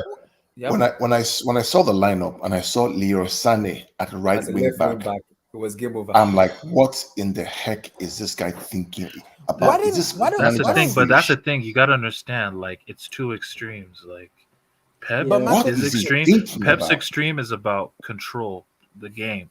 Nagelsmann, his extreme is about I want the game as chaotic as possible. My thing is though, why not just go back to basic and just full on attack? He doesn't even think about bro, that's literally like when you play FIFA with your boys, bro, and your boy picks a 3 at the back formation. Yep.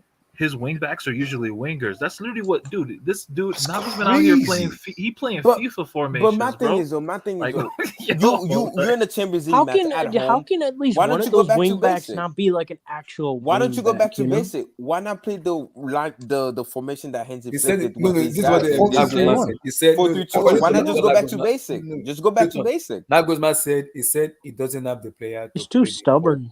What do you mean? Those are the same player that Flick had. Alaba was there. He's just too stubborn. Was there. He said because what the people close to Bayern said, he said he doesn't have the leadership that David Alaba brought into the team when he was there. Yeah, I agree with that. They're very shaky at the back. He cannot play the 4-2-3-1 formation that there's no leadership. I understand that, but at the end of the day, bro, you're in the Champions League game. It's a must-win game. Just play your best formation. And you clearly see the team been struggling with that Leo Sané left wing back, which I didn't get. It was my same reaction to when I saw the lineup. So I really thought we were just going to be a 4-3-2. Prepare you to speak. Speak your speak. Marvelous, man. You told me it was going to be 4-1. Timo Werner was going to score twice. Abdullah, give me about 5 minutes. You have a lot of explaining to do, Marvelous. You lied to me. Timo Werner did score though. No, he told me Timo Werner was going to score a brace and Kai Havertz was going to score. See, I'm not the biggest fan of Timo Werner, but he had a very wonderful performance. No, see, he shows up when it's needed. You gotta admit that. He was cooking Carvajal. Oh my Lord in heaven.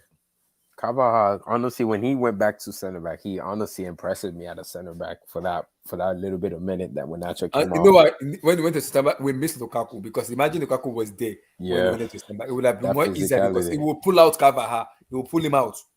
He will pull him out of position. But okay, who do you think was your best player though? Mason Mount by far was I think it's Rudiger, man. I think Rudiger was doing everything. That one mistake Rudiger was doing defensive work and offensive work. Come on. But that mistake crazy though. Benzema. The fact that we didn't exploit Marco Alonso in this game. You think that was his fault? I think he slipped. That was the problem. He slipped. The fact that we let Marcos Alonso had a great, bro, we didn't even exploit his weaknesses at all in this game, bro, which is crazy. Also, I have an important question, Abdullah. Do you think that was a handball? You guys may have gone over. Vishwa, I don't know the FIFA rules. That's what Carl was saying. Carl said the I5 have changed the rules that if Marcos Alonso touches the ball, if you pass it to Kai Havertz and Kai Havertz scores, the goal stand. Yes. But because Alonso touched the ball and he scored the ball himself, I5 changed the rule that it's not going to count.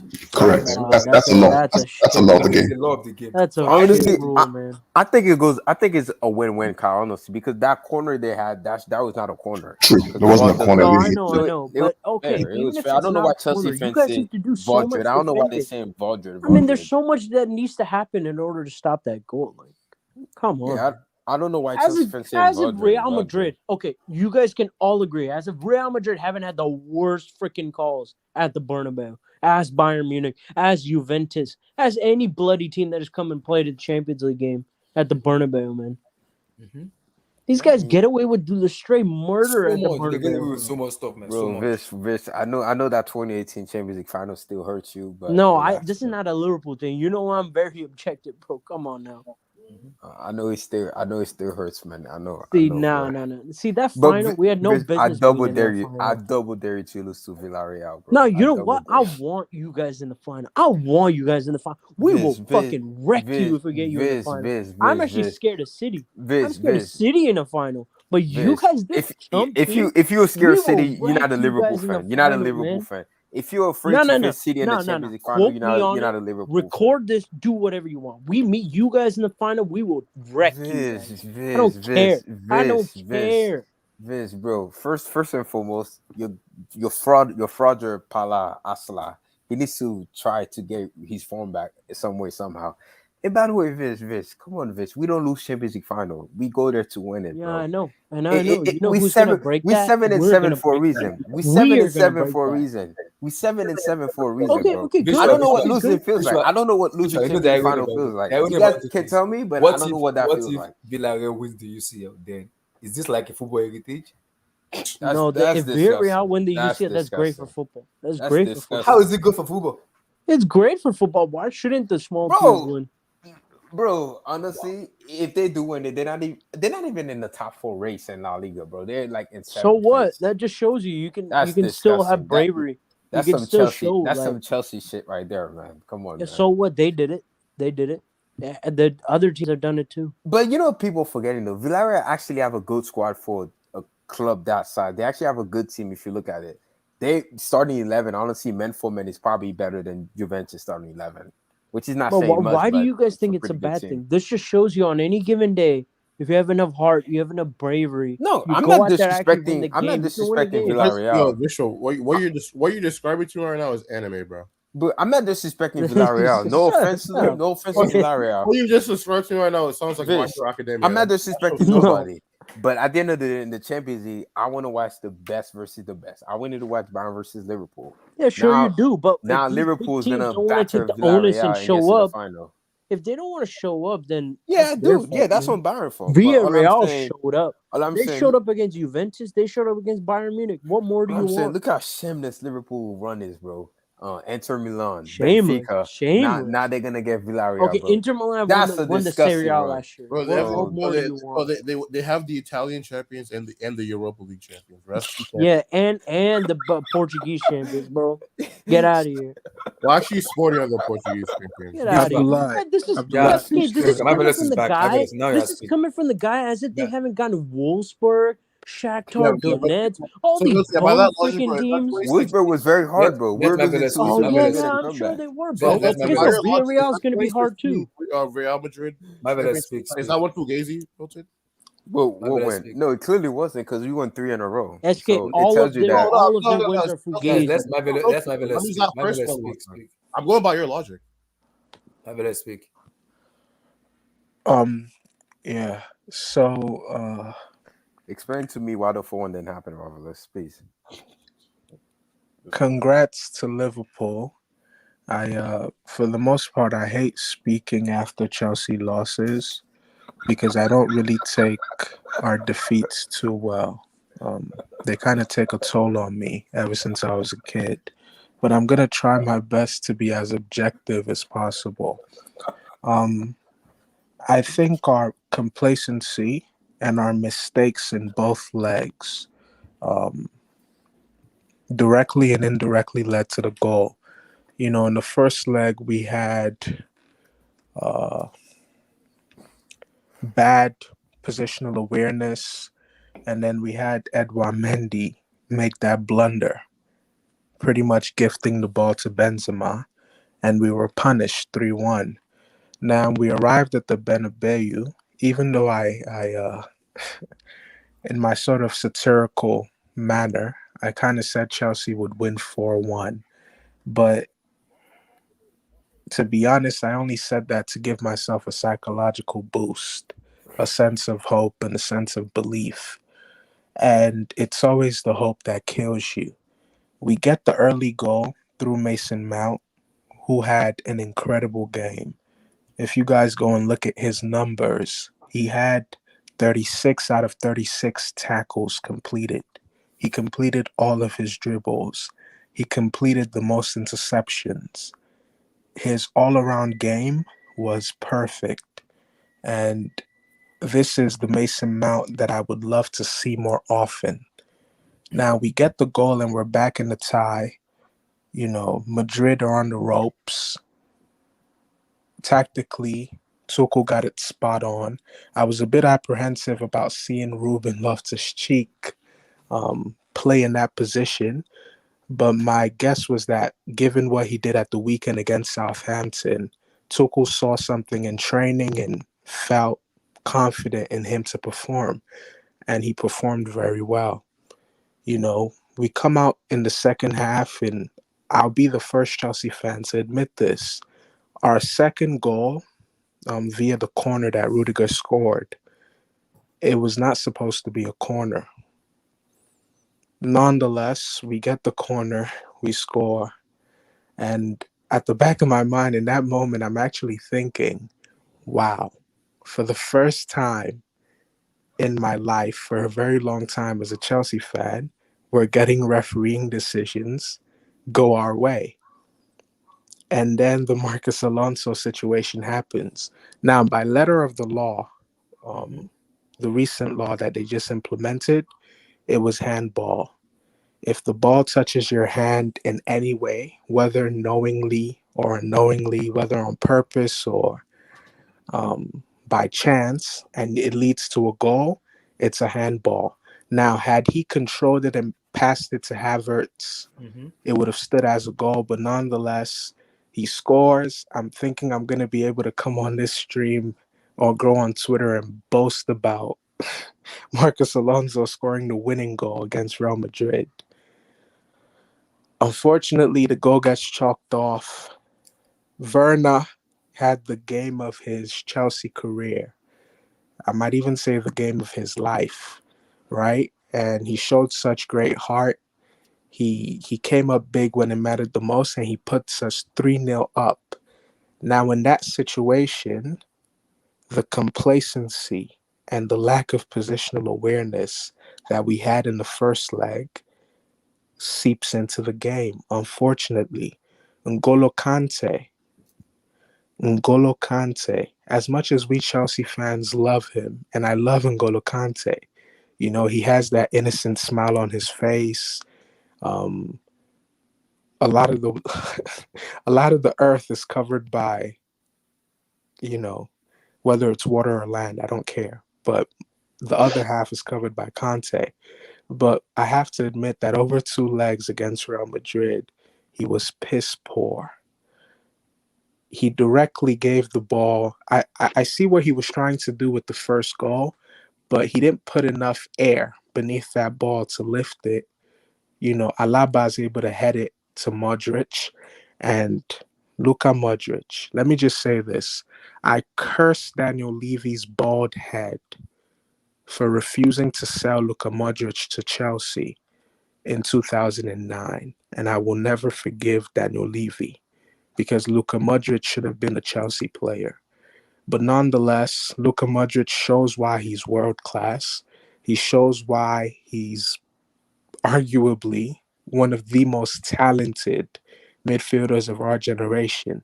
At 36 years old, he plays a Quaresma-like pass with the outside of his foot with pinpoint accuracy right to Rodrigo, who finishes incredibly well. Mendy has no chance to save that. My issue with that goal is this. Number one, Kante, when in doubt, clear it out. Just kick it up the field.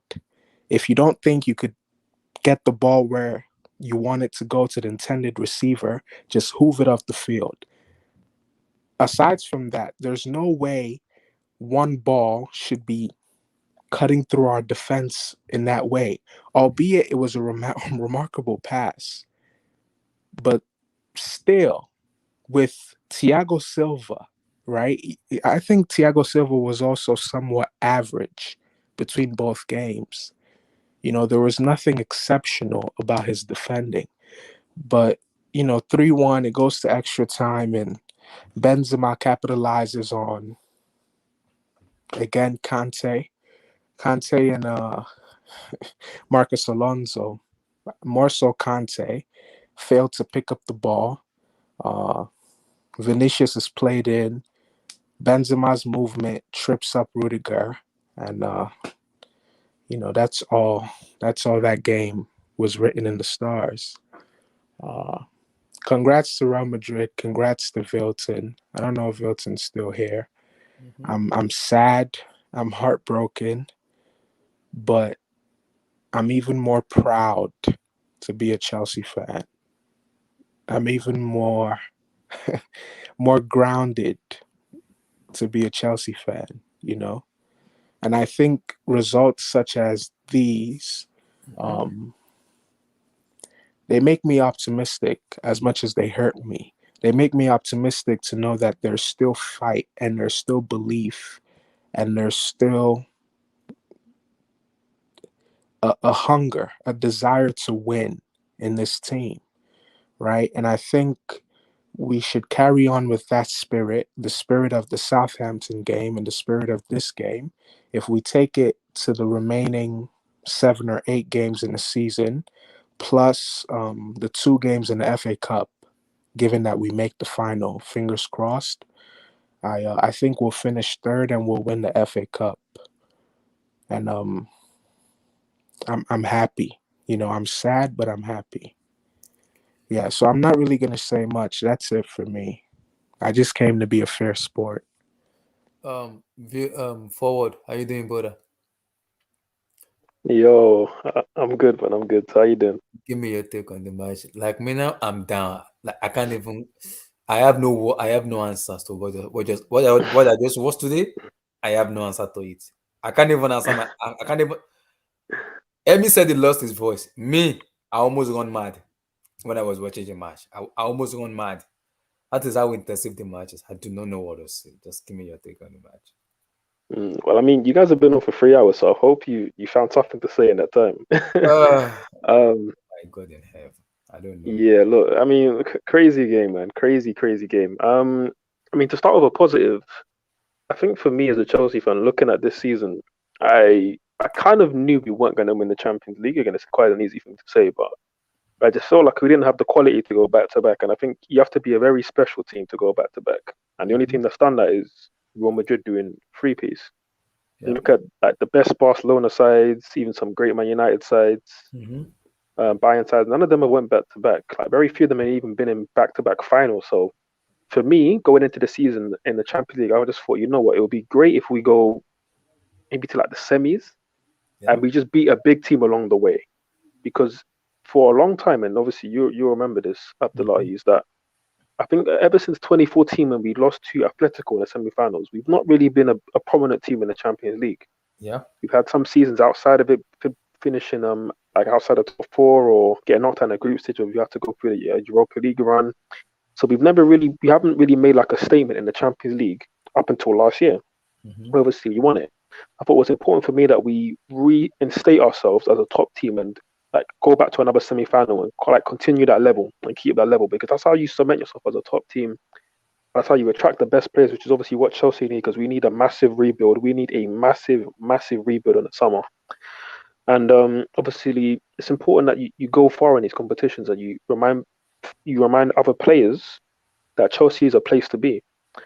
And while we didn't go through tonight, I feel like at least with our performance, which was very good and was really, and it's really disappointing that we didn't go through with this performance, because we dominated Real Madrid. I mean, had 28 shots, expected goals was 2.85. Like, this was a game we should have scored 5 or 6 goals. So I am still quite happy with the performance, and I think if there's a way to go out, as heartbreaking as it is, like very disappointing, because obviously I was angry watching the game. Like when a full-time whistle blew, like you saw Rudiger's reaction. Like for me, that was me. Like that was me in my living room. Alaba wanted to hug him. He pushed him away. Bro, he pushed him away. He was screaming. He was irate, bro. Like he had, because he could not believe he was on that pitch for 120 minutes and he left without a W. Like he could not believe it. And neither could I, looking at how we played it, because if you look at even just the last 20 minutes, I mean, some of the chances that we had, Pulisic missed 2 sitters, and he was awful when he came off the bench. Awful. Jorginho in the last minute missed a good chance. Havertz had 2 headers. Havertz had one from the corner, which was saved by Courtois, and then he had another one from a great Reece James cross, and he puts it wide where he should really be putting that in. And that's the difference, because ultimately, our headed chances through Havertz and obviously Lukaku in the first leg, we didn't take them. Whereas Benzema, he took his chances and he sent Real Madrid through. Jorginho, I think that was the major difference. Jorginho came on in the second half of extra time, and he was getting outran by Modric. That is insane to me. Oh, 100%. And like, again, there's so many different things you could talk about through this game, but I think a very big one that many people haven't really spoken about enough for me is the substitution. And I'm not going to blame Tuchel because he made the subs that he did. Like, again, if you look at our bench, our options weren't the best. Again, Lukaku's out injured. Hutton, though, who can have a good impact on the bench, it was injured. And obviously, a lot of players, while we have good squad depth, and again, people will say this, oh, great Chelsea have great depth, this, that, the other. We have a lot of players, yes, but there's not quality. Forward, I made a comment before you came in. Osemorio, I know. Peak Osemorio, I know. Leading 2-0, it will pack the bus throughout the 90 minutes. It won't push for any more anymore. Because at that moment, you bring on Christensen and last week, you close the game off. It's game over. Because it is 75 minutes already. 15 more minutes for us to win the match. Just close the game off. Take off Mason Mount, take off Kai Havertz, bring on Aspilicueta and bring on Christensen. Close the game off. Once you bring those, now Madrid be like, now just want to pack the balls. Now they'll be doing cross and nod. We have Silva who can nod the ball. Rudiger can nod. That is my mistake with Tuchel. Close the game off. It's 3-0. It's 75 minutes, 15 minutes more to finish the game. Just kill the game off. Make Madrid get frustrated. Make them get frustrated. But now you want to play open football with them. You're going to get beaten because you have Benzema who is in form. And you have Modric who can pass from anywhere. He's going to get in a position. Just kill the game off. That's it. No, that's a great point. You know what? Like, even watching it live, I said to myself, like, as soon as we scored, I said, okay, bring on a centre back now. Like, bring them on now. Like, bring them on yesterday, bro. Because literally, as soon as he went up, I thought, okay, you know what? You can Ruben, who I thought had a really good game out of position, had a very good game. I thought you could take him off, move Reece James to right wing back, so there's a bit more cover because he had a yellow card from the 5th minute against Vinicius, which was not an easy task, and I thought he did very well. Obviously, lost some battles here and there, but we had a really good game. But you could push Reece James to right wing back, and you bring on Christensen or Aspilicueta as right centre back, and you just keep things solid. You looked at that, kill the game for 5 minutes, and then all of a sudden their fans are restless. They've only got 5 minutes left to get that equaliser. And we can maybe see things through. So obviously, maybe their Tuchel was a bit slow to make the substitution there. But what for me, like when you look at the subs as a whole for us and for Real Madrid, like it was night and day. Because again, while Chelsea have a lot of internationals like on their bench and players who are like their names, none of them are in good form, and a lot of them have been having very poor seasons. Like the fact that Jorginho missed the top 3 in the Ballon d'Or list and all that nonsense. I won the Euros, I won the Champions League, blah blah blah. The fact that you didn't come on till the second half of extra time, in injury time, shows that you're not at the level. Like Tuchel didn't want to play him in the game today because he knows that he probably wasn't doing good in training. Like, and he was terrible when he came on the pitch. We saw that he was terrible. Yeah, it was very. Obviously, chances he should have put that ball into top corner. Bro, it was like he was scared. Like I think it was Alaba that made a last ditch tackle, like just to try and get near him, and he was scared. Like. No, shoot with conviction. Just put the ball there. If Alaba tackles, it's gonna be a penalty. If you put your leg out, it's gonna be a penalty. Funny enough, in that position, with you guys talking about Jorginho, if I'm not mistaken, I think in that position, had he had the calmness and presence of mind to not shoot immediately and not snatch at the ball, had he held the ball, Alaba runs into him and we win a penalty. That's a penalty. But he panicked, thinking that he didn't have that much time, and he shoots the ball wide. In that situation, just be calm, right? And let me just say this: as heartbroken as I am, I'm also happy that our next stop is Wembley, right? And hopefully we can beat Crystal Palace and get ourselves into the FA Cup final. But looking at potential midfield replacements, who are you guys thinking? Aside from Declan Rice, I don't really want to get into the whole Declan Rice debate. Chouameni. The guy's always been too many. We should have got him last summer. Let me throw out a name and see what you guys think. What do you guys think of Manuel Locatelli? He's at Juve. He's at Juventus. Yeah, he's at Juve. Yeah, you just bought him. Do you think we can sign him? No. I would love for us to sign him. No, because I know we were looking at him last season. Not possible. I don't think it's possible. I mean, it's not possible because they've only just signed for Juventus, but I don't think he's the right profile for what we're looking for. I think what we want is Tchouaméni is the right profile for me. is a solid, like what we want is Tchouaméni. Let's just be real. Tchouaméni is the guy we want. He's physical. He can play. He's strong. Who would Declan's you alright, guys but say I is think better, Declan's more of a box Tchouaméni to or box. Camavinga? Tchouaméni for me is a better player than Camavinga, though. Yeah, I don't Tchouaméni. know. Flip a coin. Flip a coin with me. No, no, Flip a see. coin. I'll be happy with both. Well, the thing is, they're different styles because Camavinga is Yeah. more box to box, whereas Tchouaméni, he's a sitter. He's a number 6. He's a Makaleli. Like he will sit there in front of the back 4 and he will screen it properly, and that's what we need because Jorginho's meant to be that guy, but he's not. We know he hasn't got the physical capabilities to cope with the Prem and be consistent over 38 games. His athleticism is poor, and he makes a lot of mistakes. Like in terms of he's meant to be this great technician, but he makes a lot of mistakes on the ball. And with Tchouaméni, from what I've seen in Monaco, he doesn't do it. And again, Marvelous, why I'm so annoyed at the Tchouaméni situation because we should have signed him last summer. That's summer, yeah. He was available for around 35-40 million, but Lollichon, who was one of our recruitment leaders, said that he's not ready. Who said that was it? Sorry, who? Lollichon. Oh, Christoph Lollichon. That prick. He also recommended Kepa for us to get as well. That prick.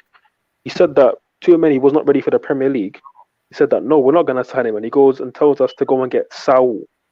Saul, who's been stinking up La Liga for the last 2 years. We go and sign him instead on the cheap, thinking that him was enough and Lukaku to go and take us from 4th place to winning the Premier League.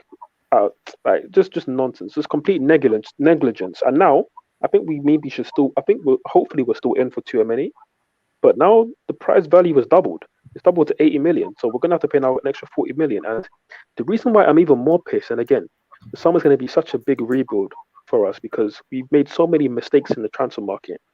And even last season, we should have sold Jorginho last season. His stock was high.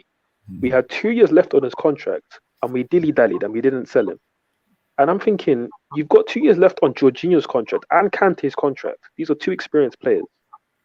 Are you gonna either sign? Are you gonna sign them onto long-term contracts, or are you gonna cash in now? Like Jorginho, his stock was as high as it could ever be. Cash in now. And if you're not gonna sell him, at least sign his replacement early. Because I don't want to hear anybody talk about but you can't sign players just to play second fiddle and all that. No, Liverpool in January just signed Luis Diaz for 45 million. That's the Salah replacement or the Mane replacement. They signed him early. They signed him while he was still in the club. So why can't we go and send a replacement for Jorginho when Jorginho hasn't even helped us win a Premier League? So we've made a lot of mistakes in the transfer market, and who do you blame? When I was paying the price for it, I blame Marina. Marina's the head of that. It has to be Marina. Simple. She's the head of that. Simple as that. This woman, man, with all due respect, is as simple as that. I'm sorry, Abdullahi. We have to keep it real. This woman has failed. She's failed. This is the problem now. Coming to this summer now. This is how I'm gonna judge the new owners and the board. Who are they gonna sign? Who's gonna stay? Who's gonna go? Because I know Christensen is gone. Will Rudiger follow? That's gonna break my heart if Rudiger follow. I'm gonna break down. Nah, Rudiger needs to get re-signed. Well, their first whatever he course of wants, action man. has to Whatever be he wants, Rudiger's man. contract. Whatever he wants, But man. I'll also say this in that same breath. How old is Rudiger? 29. What are you? I'm gonna say this, right? You're implying And this guy Marvelous. I think we have to start being a lot more realistic as a football club. I think the maximum contract extension he should get as far as the years go is 3 years. I don't think that's unreasonable, to be honest. But I feel like Rudiger, you should keep Rudiger at all costs. Like 5 years. Yeah, give him 5. Give him whatever he wants, man. Give him 5 years. You can simply like 5 years because it's it might seem a bit, a bit thing, but give him what he wants, I think defenders can go on for long. Like defenders, look what Thiago Silva's doing. Like defenders can go on and play for a long time now. I'll make Rudiger the club captain as we quite leave. I'll make him. And Abdullah, that's a great point, Abdullah. That's a great point. You look at the squad now. I will make him the club captain. I will tell him you are the captain of my club coming next season. Who wants to say bullshit? Say bullshit to Rudiger. You're gonna get it back. 100%. 100%. 100%, Abdullah. 100%. And it's a great point about the captaincy because you look at the squad now. There's a lack of leaders. It's clear. It's clear that there's a lack of leaders. And Jorginho, whether you like him or not, Jorginho's going to be gone soon. Probably this summer he'll be gone. Yeah. You've also got Aspilicueta, he's going to retire soon. Like in the next 18 months, or next really now it's 14 months, Thiago Silva will be gone. Aspilicueta will be gone. Jorginho will be gone. We will let's see if we re-sign Kante. I think we should. Obviously, he had a bad game today, but I think we'll re-sign Kante. But yeah, have you really been, Twitter, man, what an awful place. Twitter, what an awful place. It's silly. That's silly. Oh, should we sell Kante? Dickheads. Forward. These are the same guys, because I'm friends with Chelsea fans, with some Chelsea. These were the same guys that were screaming to me, give Lampard time, and now I'm seeing Kante's decline already. Man, I'm sorry. They're casual football fans. Most of them are just casual football fans. They just blow with the win, man. But obviously, with the whole like leadership situation, so Kante, if you see, he's great. He's experienced, but he's not like a leader like that. You know what I mean? Yeah. He's quite quiet on the pitch. You even saw like when he gave the ball to Rudiger shouting at him, and like I don't think Rudiger would get that same reaction to a Jorginho, because Jorginho would like bar back a bit. You know what I mean? But yeah, so in terms of experienced players that are going to be going in the next 12, 14 months.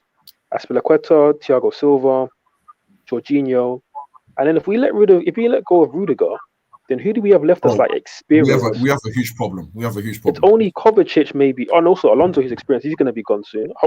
Hopefully he goes, because he's awful. But the only experienced players that you would have left at that point would then be like a Kovacic, and that's it really. Kovacic, Mendy, and then you're going to be looking at like the Mason Mounts and the Reece James to step up and be leaders. Like they can be, but it'll be too early for that. That's why Rudiger for me has to stay, because we need to keep that core. We need to keep that core of experienced players in the squad. If you get rid of all of them at once, that's a bad look, man. But did you guys if the new owner comes in now, what is going to be their first priority? We know players. Rudiger's contract. Because did you guys see? Have to have the priority when they come to the club. We need the players' contract. It's very important. Give me a sec, Abdullah. Did you guys see Modric's comment? Yeah, with regards to him watching Chelsea. Yeah, they're the most. He said he watches Chelsea often because of Kovacic. Oh my God. Yeah, and because for a very long time, people have often they don't say it that much anymore. I haven't heard it that much in the last 3 years, but prior to the last 3 years, people always push that narrative of Kovacic being the next Modric. But I don't think it'll ever Kovacic pass that pass that Modric pass. Can he pass that pass? Can he do that pass? No, Modric is different. Modric is different. I don't think we should put down Kovacic, because Modric is just a different level. But Kovacic, like this season, he's been very, very good this season. And even today, I thought he was our best midfielder. He did a very good job today. Because it was the reason we lost this match today was, for me, was individual mistake and lack of being clinical. Yeah, because apart from the defensive mistake we made, if Pulisic should have thrown those 2 goals, my God, it would have been game over. If Marcos Alonso goes stood, it should have been game over in the 90 minutes, not even extra time. Because if Alonso goes stood, for me, it's game over in the 90 minutes, not even going to extra time anymore. Without being 3-0, Timo Werner score, making it 4-0, it's game over. I mean, it won't work exactly like that, but I feel like the Alonso thing, I think the way he scored that goal, I think was momentum boosting. Yeah. And the fact that, because he took that well, I'll give him credit, because I don't respect that guy at all. But with regards to that goal, that was money. But it's just a shame, man. I mean, Pulisic, I've told people about that guy. Until Red Devil and Kyle came in and told me about the IFAB rules, I did not know about the unfortunate truth with Marcus Alonso is this. Is it this season that they came in, or when? The unfortunate truth with Marcus Alonso is this. The way he performed today.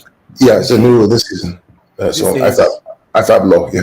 So was the way this year, or just primarily for the whole entire season? Because it came in for this season. So IFAB they met before the summer, and they let's set out the new rules, and everybody's been advised on about the handball rule. They put it in for this season. Because in the Premier League is different than the UCL. The Premier League and UEFA. They changed it in Europe as well. Where this was scored with a handball at the goal stood. Remember? Who scored with a handball? Yeah.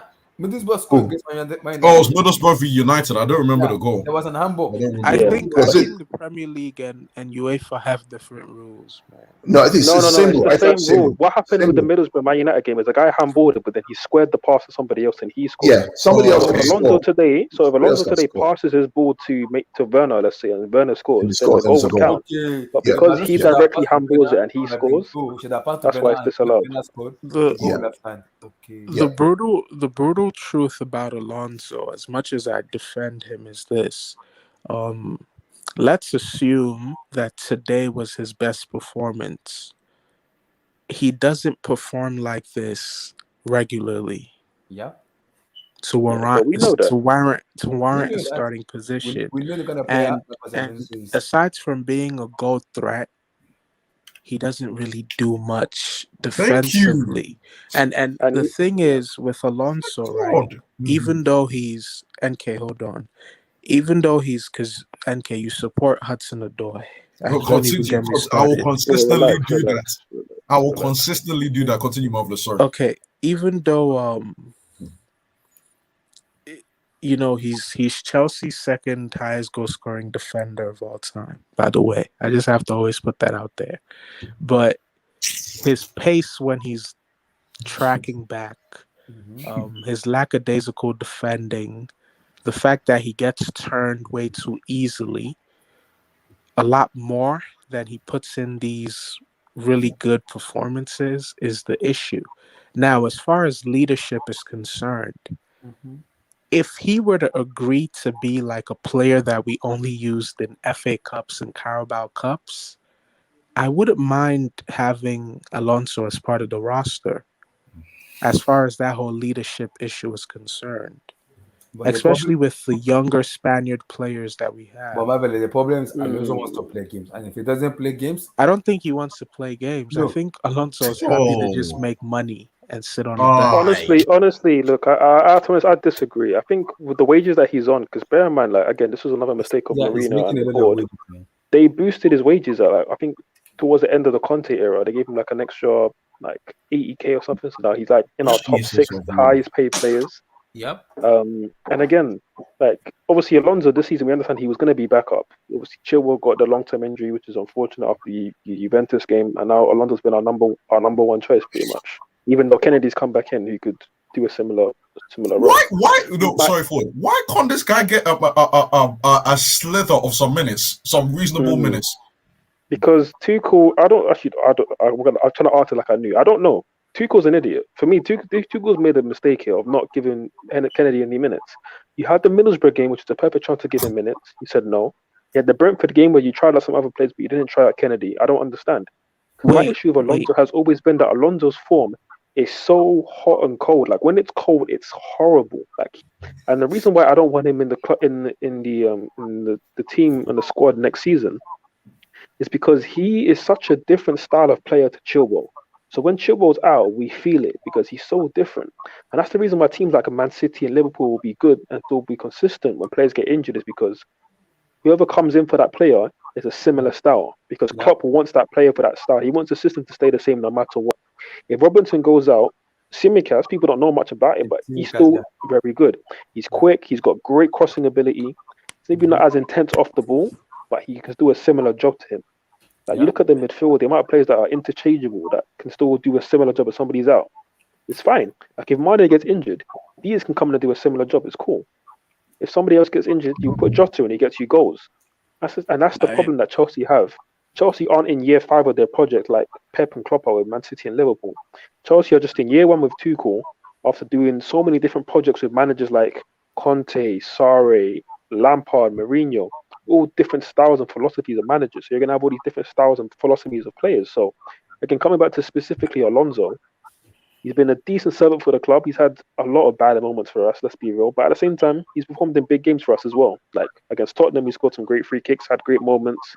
Even the League Cup final, even though we lost, I thought he had a great game. And obviously, now last night, he had a great game as well. But the inconsistencies are too much. And I think for the wages that he's on, and for where Chelsea need to be as a club, we need to rebuild properly and be rebuilt in Tuchel's image. And for Alonso, he clearly doesn't fit Tuchel's image. So with all due respect, bruh, I mean, yeah, Marcos Alonso, bro. I mean, this guy literally he crosses, but it's not it's by force, because by the time he takes a touch and is in there, the guy's already closed him down because this guy has the pace. He can't get out of first gear. With all due respect, a bit stiff, you know. Again, it's like he's always lagging, bro. Yeah, exactly. He's behind. It's too. He takes too much time, and it's unfortunate because, you know, when you can finish and score like that, it's a shame. But this guy, I'm sorry, no. If for example, if he was just capable of beating his man, I think we would have comfortably won this game. Like, I think we would have comfortably been through. But unfortunately, you know, it is what it is. We had limitations in this team. Certain players just need to go. He's only on 100K. Talk about yeah, that's too much. He's only on 100K. Because there's something about Mendy. That's too much. Definitely on more than 100K. No, it's 100K. I just triple when you checked. win a trophies and you became an African champion, an European champion, too much fame usually affects us as a human being. That is what is happening. Abdullah, don't give that opinion, please. Are you talking about Mendy? You think fame is affecting Mendy? The problem is something's affected him, though, Marvelous. Let's be real. Something I don't know what's going on, but something's going on. Look, the mistakes that Mendy made over the two legs. Listen, the mistakes he made over the two legs, he's been making all season. Come on, guys. You only made one big mistake. You only made one big mistake. Like today's distribution was amazing. Like for somebody who made that bad mistake, his distribution today was incredible. Like his distribution today was always on point. Like he's not made many mistakes this season. Let's not. No, but Ford, my thing is that before Marvelous you go on, my thing with Mendy is that, correct me if I'm wrong, I just feel like even the goals he conceded, I feel like certain ones, I feel like, I don't know if it's maybe just me, I feel like certain ones I'm feeling like if you're that guy, and that I believe you are, I believe you could stop a few of them. I'm not saying all of them, but I'm saying a few.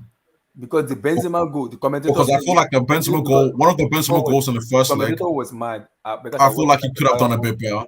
And even the Rodrigo goal, to be fair, he could have put it anywhere. No goalkeeper saving that Rodrigo goal. I feel like to be fair, I might be a bit harsh, but I feel like that Rodrigo, he could put the ball anywhere, but I feel like he should have at least he should have come out. I feel like he should have come out a bit and forced him into a decision. But that's just the Rodrigo one. I don't think he has a chance. The Benzema one, I think like his hand is kind of there. His hand touched the ball. On another day, maybe he reads it even earlier and he's able to get like a palm to it. Maybe. I don't think it's like a mistake. It's just, you know what, like on his day, I think Mendy could save that. I would say, but it's not a mistake. The Mendy go, the Benzema go, Mendy made a mistake in positioning because Kasper Schmeichel go his daddy. He said, if you look at Mendy positioning, the position.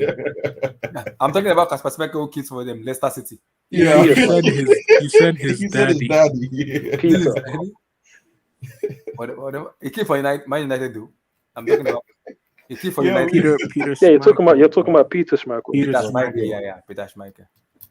So it was like Mendy positioning was poor because for that Benzema goal, he moved on the left hand side and he moved back to the right hand side. And Peter Schmeichel was like, as a goalkeeper, you should have read what Benzema will have to do, because as a goalkeeper, your manager gave you a tape where you watch every strikers in world football, where they're gonna position themselves. That is Mendy bread and butter as a goalkeeper, but he doesn't know what is going on with Mendy. That he's been suspect for a very long time in this season, and he doesn't know what's going on with him. That as a goalkeeper, you read all your attackers' movement, you know when to move. So that Benzema goes, he said that's a typical Mendy save.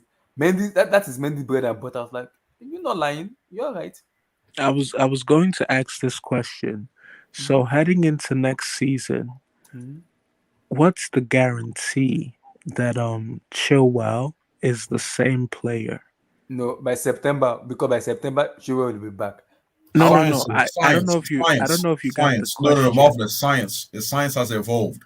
He'll be back. He'll be back what's to the what guarantee he'll be? Look.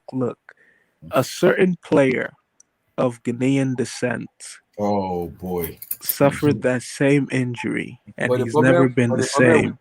Another Englishman by the name of Ruben Loftus-Cheek suffered that same injury, and he's never been the same. Yeah, this is the issue with Ben Chilwell. Now, Ben Chilwell issue is with we don't know how fully fit he will be when the season starts. We have to wait. Did Van Dijk suffer the same injury? Yeah, he did. Yeah, ACL.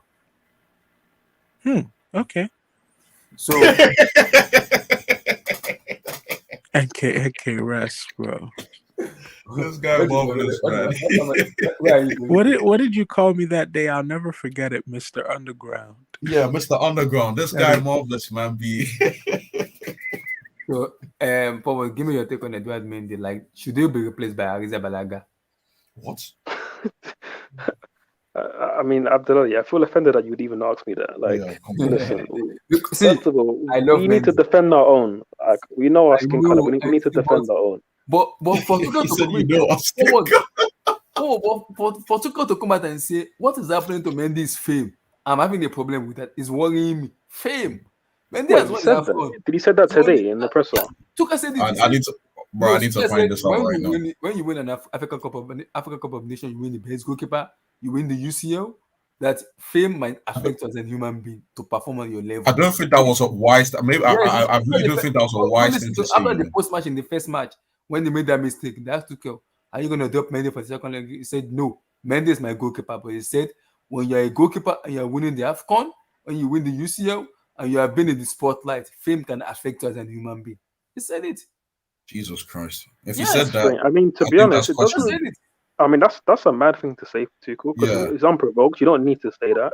Exactly. But at the same time, it's not the first time he said things that are a bit like quite direct about Mendy.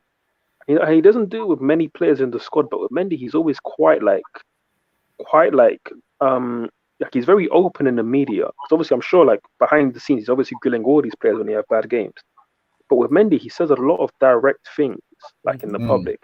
Before he was saying that, Mendy's been making a lot of mistakes for us recently, when he wasn't really. Like, so maybe some of his kicks were like going out to touch and whatnot. But remember, there was a period where he said that Mendy struggles with confidence. I didn't think that there was much of a confidence issue earlier in the season. Like, we had one bad game and he's saying, there's a confidence issue. I'm like, you don't really need to say that. Like, even if you think it, why would you say that out loud to the press? That doesn't really make sense. You're putting unnecessary pressure back on Mendy. So it's a bit strange. Forward. Then I started worrying about. I was like, "Oh my God, in heaven, Mendy, please don't make mistake." Because I'm hearing, because I'm like, if you're having fame, you have money. But Mendy just won the AFCON, he won the UCL, he won the Club World Cup. Now there's fame. But see, because Tuchel said that, now you're watching him closely, and like exactly, fans, everybody watches him closely. Yeah, I'll keep the opposition players maybe get a bit more confidence, maybe think, maybe there's something in it, maybe he can make a mistake. Maybe Benzema doesn't press as hard if doesn't press Mendy as hard if Tuchel isn't saying these kind of comments. So exactly, who knows? But obviously at the end of the day, Mendy's still a world-class goalkeeper. Yeah. He's still, for me, top 5, if not top 3 goalkeepers in the world. In a bit of a shaky-ish form, because obviously the Brentford game wasn't great either. But I think he's still fine. And obviously, look, Chelsea need a massive rebuild in the summer, and I wouldn't put getting the second. I wouldn't put getting another second goalkeeper, like a backup goalkeeper, as part of the shopping list. Because for me, I think we need a lot of pieces, and it's annoying because we only it's so frustrating that we won the Champions League, and all we did was get Lukaku and Salah. And obviously, it's unfortunate how the Lukaku one has played out. But if you look at the last time we won the Champions League, when you win the Champions League, it's juice. You're supposed to spend bread. We're supposed to spend bread. To spend bread, and you're meant to go, and you're meant to get people who are you're meant to get people that are highly coveted, and your pool is you obviously spend the big money, but you say we're champions of Europe, come to us. I know, and that's what we did last time. We got Eden freaking Hazard, one of the most talented young talents in the world. Exactly. And what did he go into for the next decade? He dominated the Premier League. Hazard, Oscar, Mata, Salah. Even Marco Marin at the time, he was highly rated. Obviously, it didn't work out for him, but highly rated kid at the time. And all we did was get Lukaku and Saul. That's not enough for a squad that needed development. I felt like, and it's sad now because of the ownership situation. But back then, I'm thinking we just won a Champions League, and I'm saying, And to be fair, rival fans view it differently. But I'm thinking, yo, you just won this Champions League and we signed Lukaku and a loan player. I'm feeling like, yo, there's you. I felt like Abramovich was holding some money back. Honestly, because it didn't make sense to me. Like, you're supposed to go out there and drop, like, you're supposed to, technically speaking, you're supposed to go out there and buy this league again. That's what you're supposed to do. Yep, I agree. Yep. And we didn't. And now, looking at it now, for me, again, obviously there's an element of me wanting to be realistic, but if I look at the squad, like, from back to front, we need to invest in a lot of areas. Like, for me, we need to sell Alonso, get a left back in. Yep. Centre back situation, we need to obviously replace. Wait, do you know this guy that plays for is he enter? I don't know his name. His name is Sosa, Sousa. He plays in the Bundesliga. Oh, I know Sosa. Yeah, they call him like the David Beckham or something. Yeah, Sosa. Yeah, he's got very good crossing ability. Yeah, Chelsea are looking into getting him in the summer for left back to What team does he play for? He plays for. I forgot the name. Is he? I can see the back, but I just forgot the name. Is it Frankfurt? Not Frankfurt. It's not Hamburg either. What is the name? Is it Frankfurt or Hamburg? I forget. His name is Sosa. Sousa. Yeah, I know the name. Forgotten the club he plays for. Left back, yeah? Yeah, it's a left back. Yeah. His name is Sosa. Sousa. Short, nippy player. He's got good technique. He's a good little player. Yeah. If you don't go for Sosa, I'll go for Coca-Cola. Stuttgart. That's it. Stuttgart. Yeah, but born as Sousa, 24 years of age. Yeah. If you don't go for him, I'll go for Cucurella. I like Cucurella. Maybe I would want me. I think Bruno Sousa is a little bit faster, and I think athleticism is important and that wing back role. But again, just to name, like, for me, so let me just name the positions that I think we could, if not should, like, reinvest in the summer. So obviously, a left back, I think we need a backup left back for sure. So that's one. We need to replace Christensen, so that's two.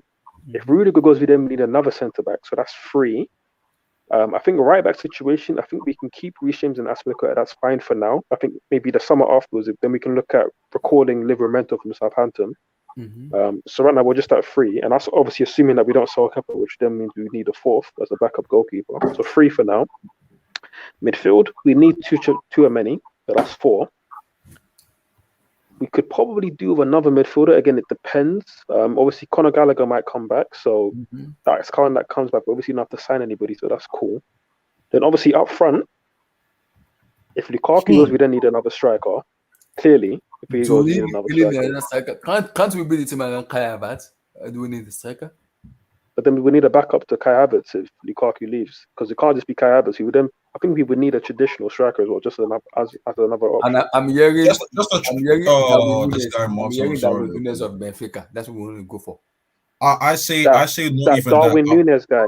That Darwin, I don't think he's the one, bro. I'll be honest. I wouldn't even say that. I would say a backup striker that knows he's a backup. If you know what I mean, that knows he's only required there to step in when necessary. Sort of like Giroud, but better. Like someone that is traditional, but change the it up a problem bit. is we have Amanda Koja coming back in this. Loan him out again. Yes, he needs another loan. He's a very good raw talent, but you don't bring raw talents like that to Chelsea, because a lot of raw talents come to Chelsea and they flop because they don't get enough minutes. They have one bad game and people are doing think pieces on Twitter.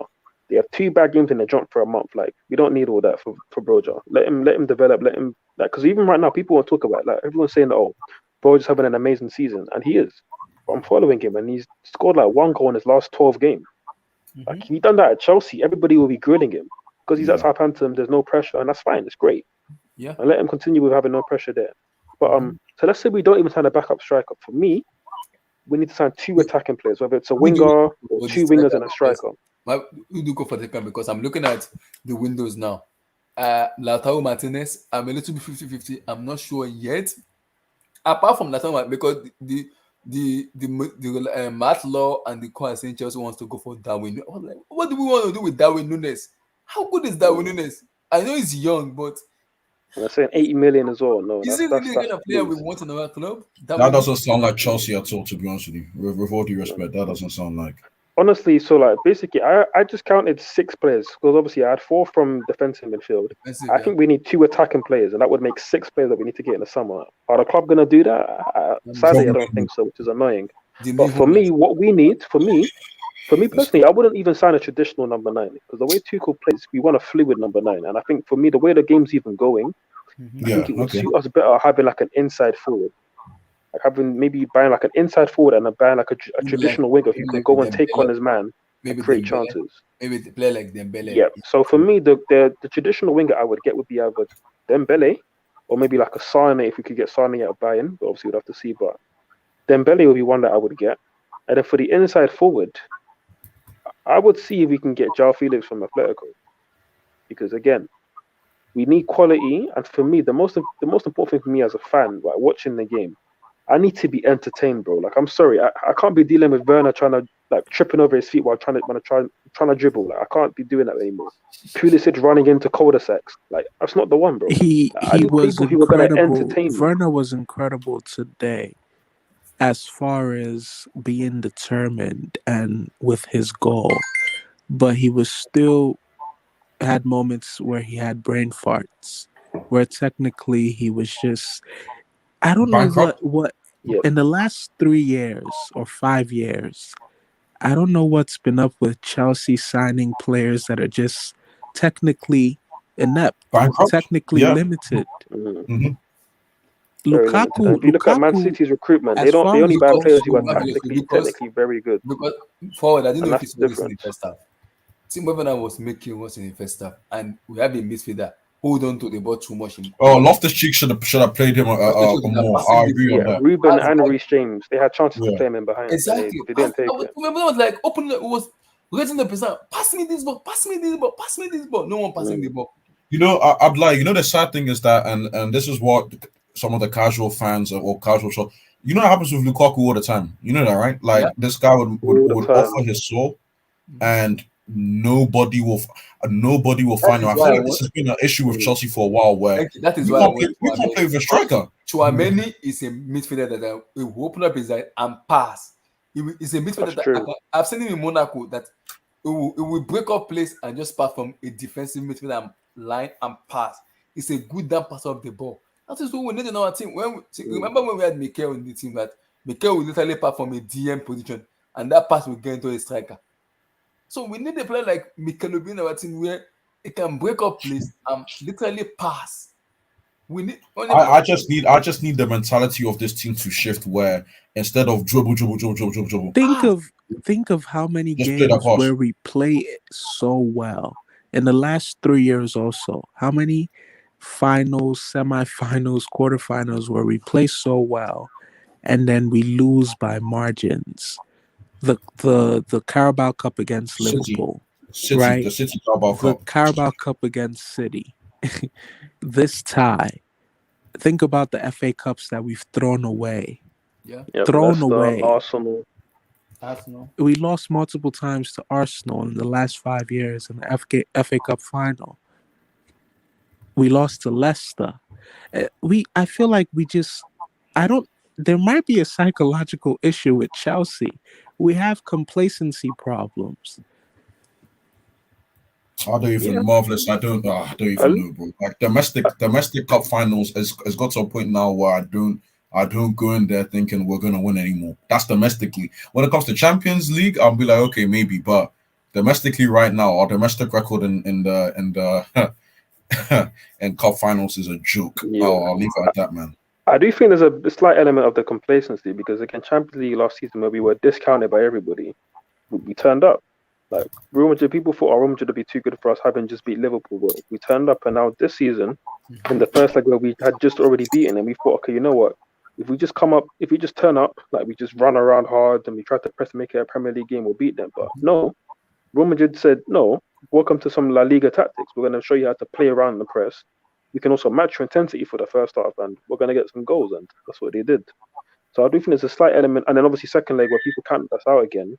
We're then able to turn up, shock the odds in a way, and like make it very competitive, get to extra time, and only just kind of unluckily lose a game that we created more chances in.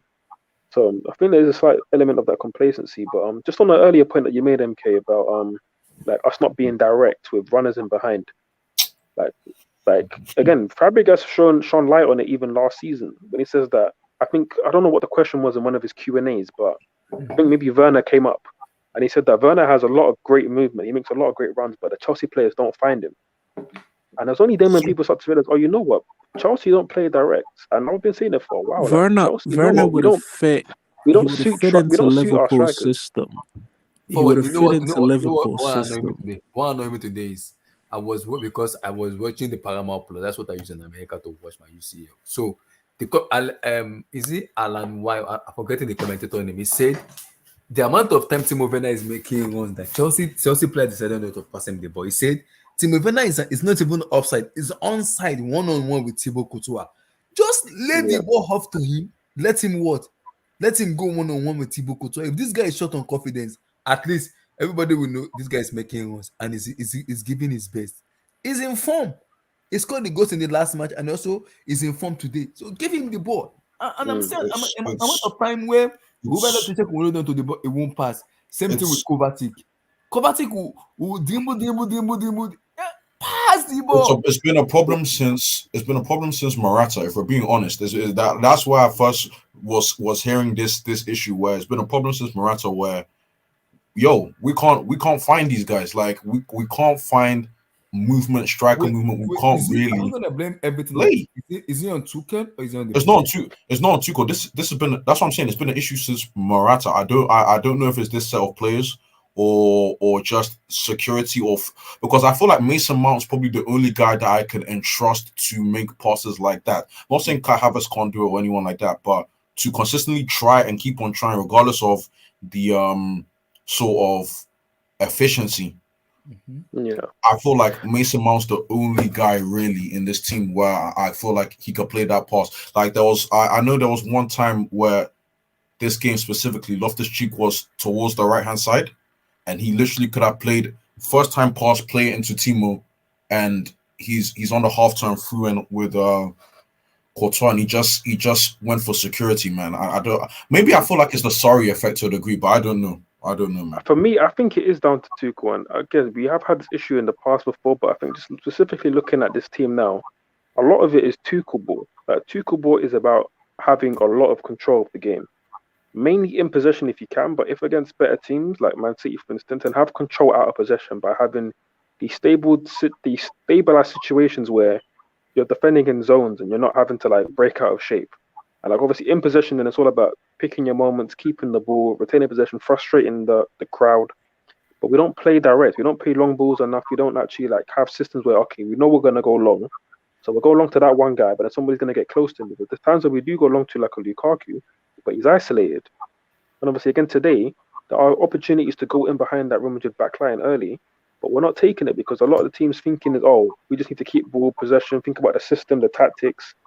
But there's that, and that's the issue with this team is that they're not taking it upon themselves to actually have that individual like mentality of, okay, I need to go and do something. Forget the system. I need to go and change this game or make my impact on the game. And again, we don't have enough of those players, which is why I say we need to bring in Mavericks like a Dembele or a Felix, because if you mold them into the system, then all of a sudden you have players who can play and give you the needs of the system, but they also have the individual ability to make something happen. Because again, today is another day where we don't have any natural dribblers on the pitch. Like somebody who can go 1v1 with somebody. That's why I thought Ruben did add something to our game, because he's a progressive dribbler. Like he's kind of similar to Kovacic, where he will progress the ball forward. That's a valid point. He will progress the ball forward. Now he's not gonna get somebody on the wing like call ISO and then go beat them 1v1. He's not that kind of dribbler. He's not like a Dembele in that sense, or like I and Robin back in the day or whatever. But at least he will progress the ball up the pitch. But certainly, yeah, we don't play direct enough. We certainly don't see our strikers' needs, which is why I say, don't buy a traditional striker in the summer. Buy an inside forward. Buy like a natural winger who can help us create more chances. If you want to keep this whole fluid football system, because again, for as much as Werner is technically limited, and even the assist today, like it bounced off his knee, like it's not very like like compare that assist to Modric's assist, like it's night and day between like the actual technique on display. But that being said, his movement at least gave the opportunity for Mount to attack the space in behind and score that goal. And obviously, it means a lot of runs in behind, like, and obviously he took his goal very well. But we can improve on somebody like Werner. Like we can get somebody who's fast. You tell them, you make them understand the tactics of this team and how do you want them to stretch the teams in behind and when to make your movements. And you'll find thousands of footballers at the top level that are technically more adept than Werner. Like it's not hard. Like it's really not hard. It's not So hard, man. you could get somebody like a Felix to do a similar job, or a Musa Dembele or Sane. Like we can do that. But for me, Werner, Pulisic, they have to go in the summer. They have to go. Oh, you're saying even Puli now? I've been saying Pulisic for time, bro. Like again, we only signed him just because he's American and the somebody whole like me, and the man. whole. Forward. Somebody like me, just one playoff run. Sorry, one bubble. Sorry, one run after lockdown, and people just I get about Pulisic now. Forward, because if the new owner comes, the new owner, the American owners, they will make Pulisic the face of Chelsea, and I hate it. They will do that. Yeah. I know them. I'm in Chicago right now. I know what they do. I told you, Adlai, this was annoying me the most as a football right now. The amount of hyped American transfers I'm seeing on Bleacher Report, and these are just average tickets. If we get the Cubs, they're gonna. The Cubs. Oh Lord, the Chicago Cubs. But for me, two attacking players need to go because it's clear our defense has been good this season. Our midfield been a bit iffy. Kovacic has had a good season. Kante here and there, whatever. But obviously, if we get Tuchel, that solves a lot. But for me, our attack has been abysmal. Like we signed a £100 million striker, and he's not been it. Havertz has only kind of just come to the party. And obviously, I think there is something certainly in there for sure. Mason Mount is technically a midfielder, but he's been our most productive attacker. So our attack has not been popping at all. And I think Werner, we have to cut ties. He has to go. And I think Pulisic should go, but if for marketing reasons, and I hate saying this, but if for marketing reason he has to stay because of the new owners and whatnot, and the fact that he's a big seller in America, and for some reason these CBS views are important to Chelsea, more important than trophies, which is annoying. For me, as much as I love the kid, and I think he's a special talent, and he obviously should have went to Bayern Munich years ago. I think we should just sell Hudson-Odoi. We should sell Werner and Hudson-Odoi, and we can use those two positions to go and buy a more natural winger who's going to attack players, and a creator like a João Felix. Sad state of affairs, man. It's sad, but at the same time, look, Hudson-Odoi, ever since the Achilles injury, he's changed as a player. I think he's still a good player. Obviously, before he was more electric, he was more dynamic, he was more in the Musa Dembele mode. Where I will take players on 1v1 and I will make shit happen. Whereas now, he's almost a bit like Sancho. It's Sancho. It's reminding me of Sancho, but it's Sancho. It's also kind of like the older version of Hazard, where Hazard was a little bit less explosive, but more like a playmaker. That's what Hudson-Odoi is. He's a playmaker. He's not. And people will look at, he's not clinical, all this, the other. Yeah, he's not like a massive goal scorer. He's not massive, running in behind threat. But you look at his ball retention numbers. You look at his dribbling, in terms of dribbling into important areas and they're making things happen. He's not like a super take-on artist anymore because he's not got that same explosiveness. But he's a creator, and I think that has its merits. But in this system, where again, it's mainly with this manager and this team where we're not giving him consistent minutes, and then when he's having a good spot, we go and play him through injury, and now he's out for a few weeks now because Tuchel rushed him back from injury. Just silly. And I just feel let him play in Dortmund, let him play in the Farmers League, and build his confidence up. Get his stats up. I agree with that. I felt like he should have gone on loan anyway. That's the ideal. When he was that is on his brother, because his brother tried to engineer a move in the last week of the summer window. That's just gone.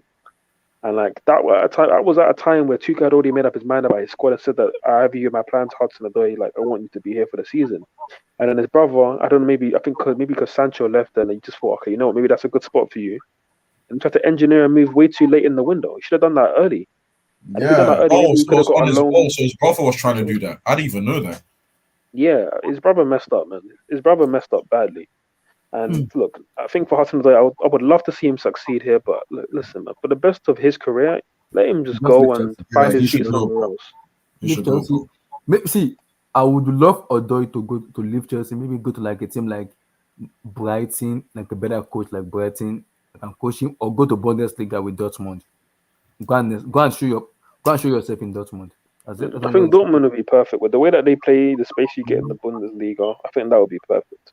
Yeah, sell him, buyback clause, obviously, and just let whatever happens, man. If you don't buy him back, great.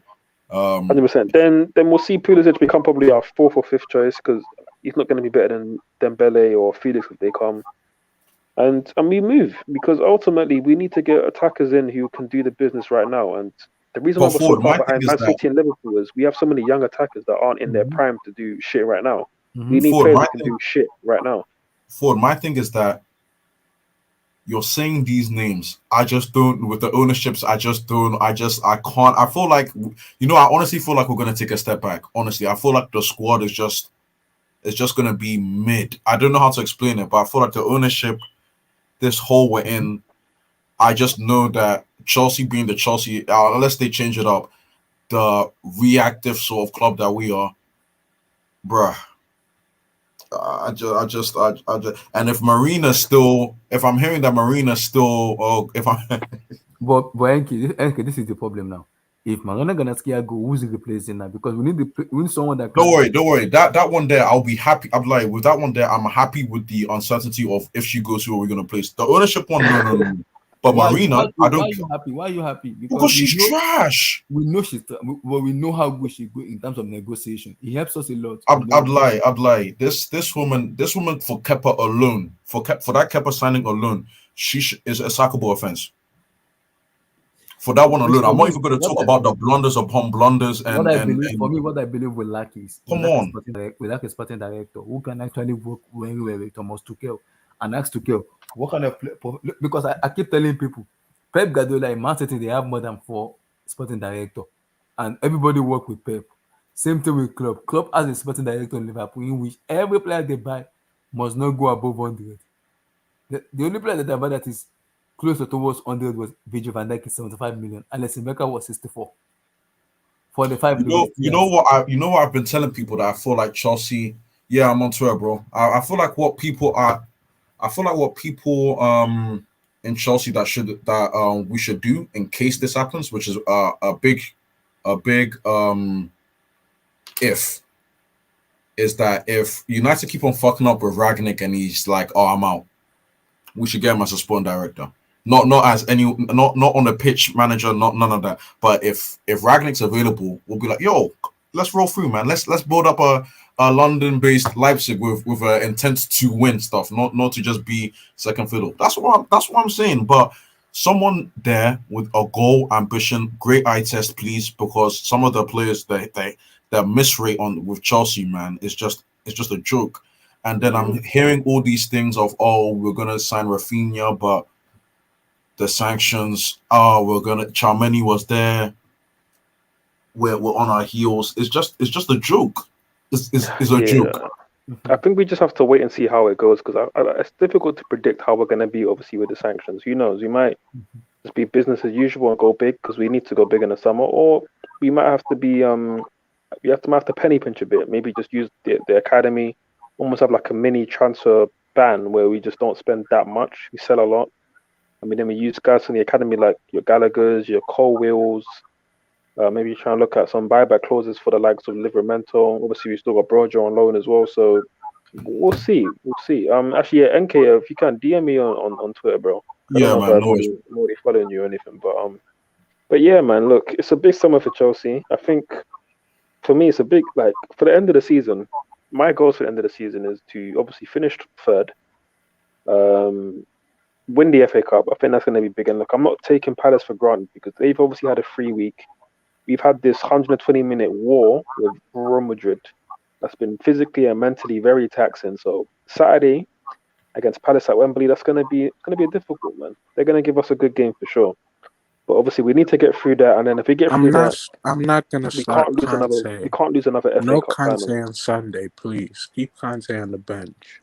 Wow. Yeah, he can come off the bench. Yeah, I don't have an issue with that. Obviously, he just started for like 100 minutes in this game, so obviously going to be a bit tired. He can start Kovacic and maybe Jorginho, I guess.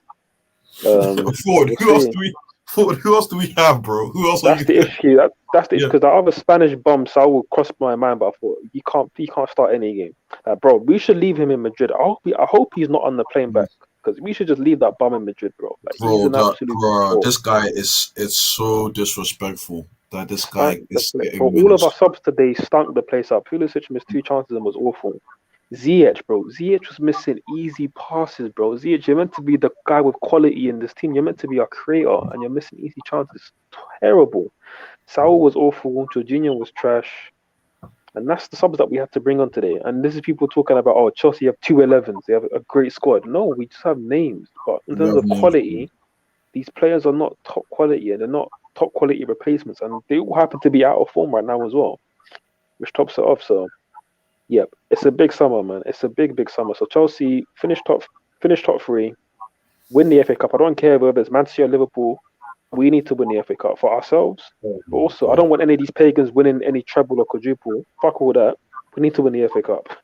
And then also, last thing is put the final nail in the coffin of Arsenal Football Club.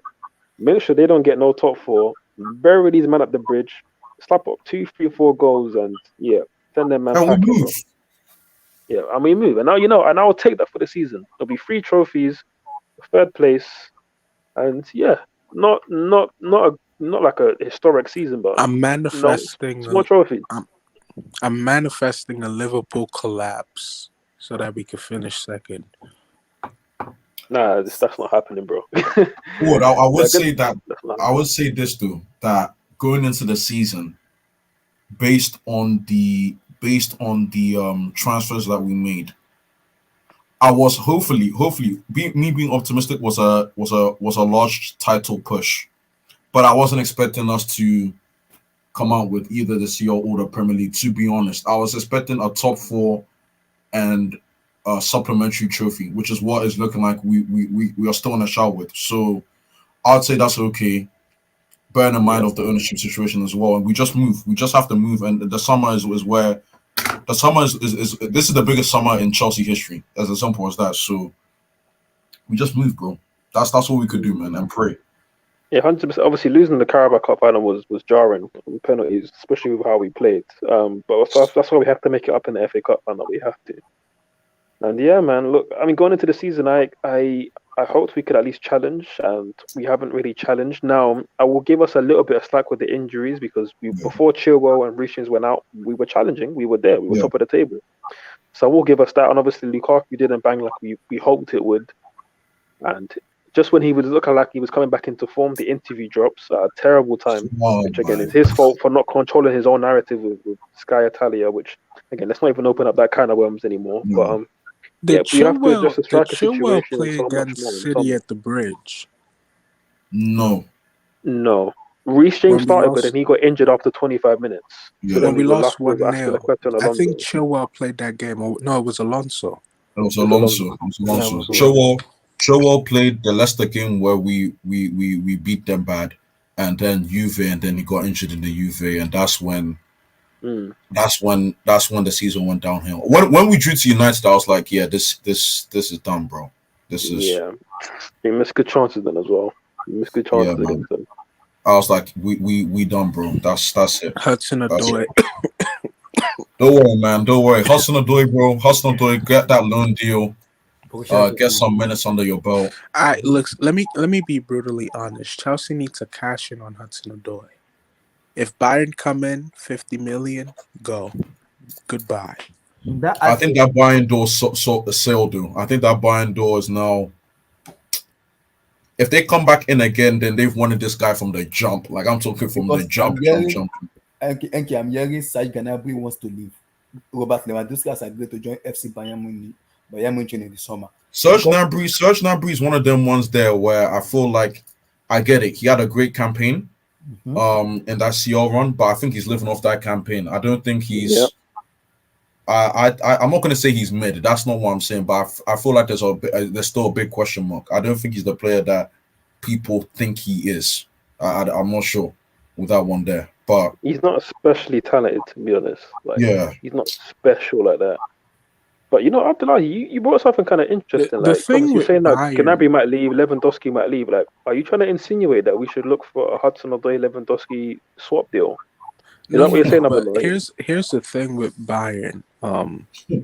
Typically, when their players look bad, like when they have bad seasons, poor seasons, aside from winning the Bundesliga like they always do, when their players look bad in Europe, they look bad.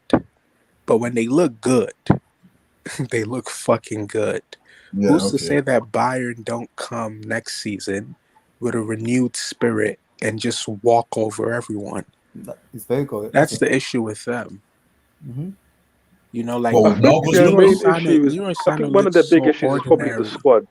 like the squad is so thin. Like if you look at the bench, there's only 2 or 3 recognizable names, and then a bunch of youngsters that you never really heard of. So while their starting 11 is quite strong, they just not got the squad depth anymore. So that's what they really need to improve.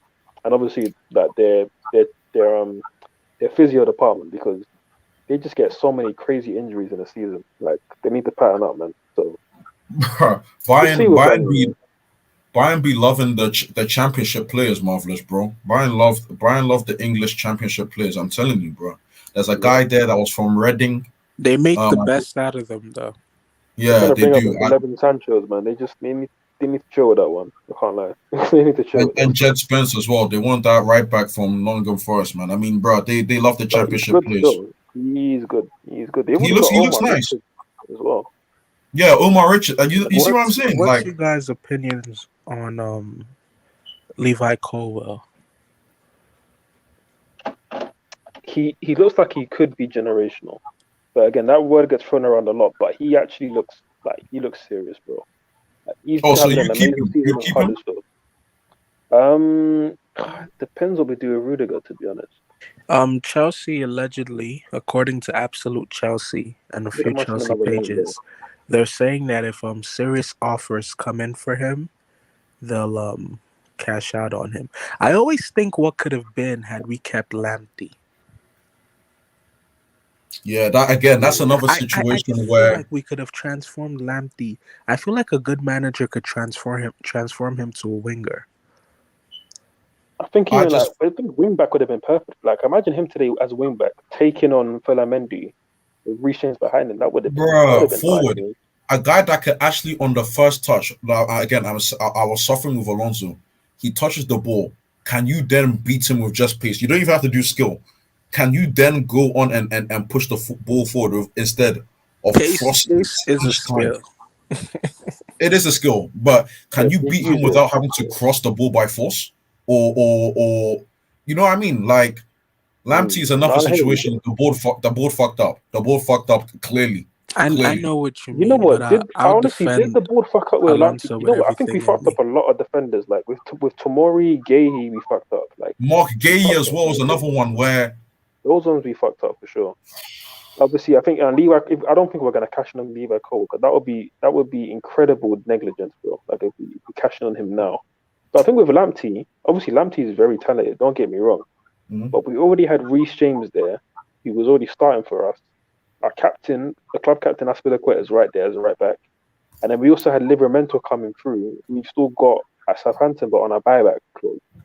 So Lamptey, like, who's good enough to start for a lot of Premier League sides, it's going to be difficult to keep a hold of him. If I'm honest, it was 100%. But because my thing with Lamptey was because his contract was expiring when we sold him. So that's why we decided to sell.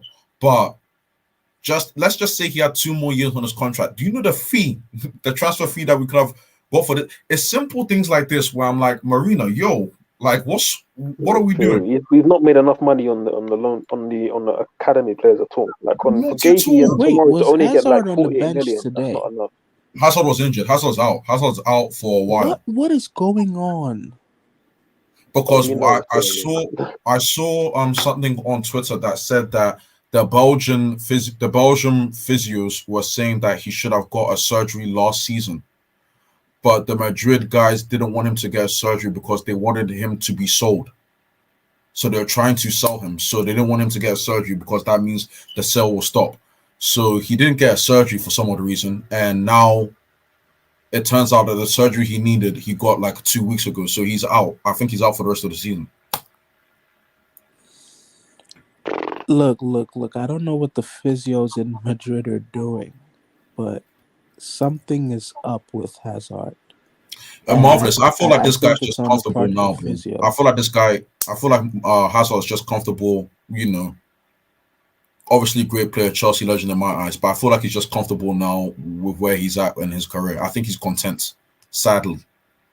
Yeah, he's never had like the same hunger as like a CR7 or like even like let's say a Luis Suarez, right? Like he's not got that kind of hunger in him.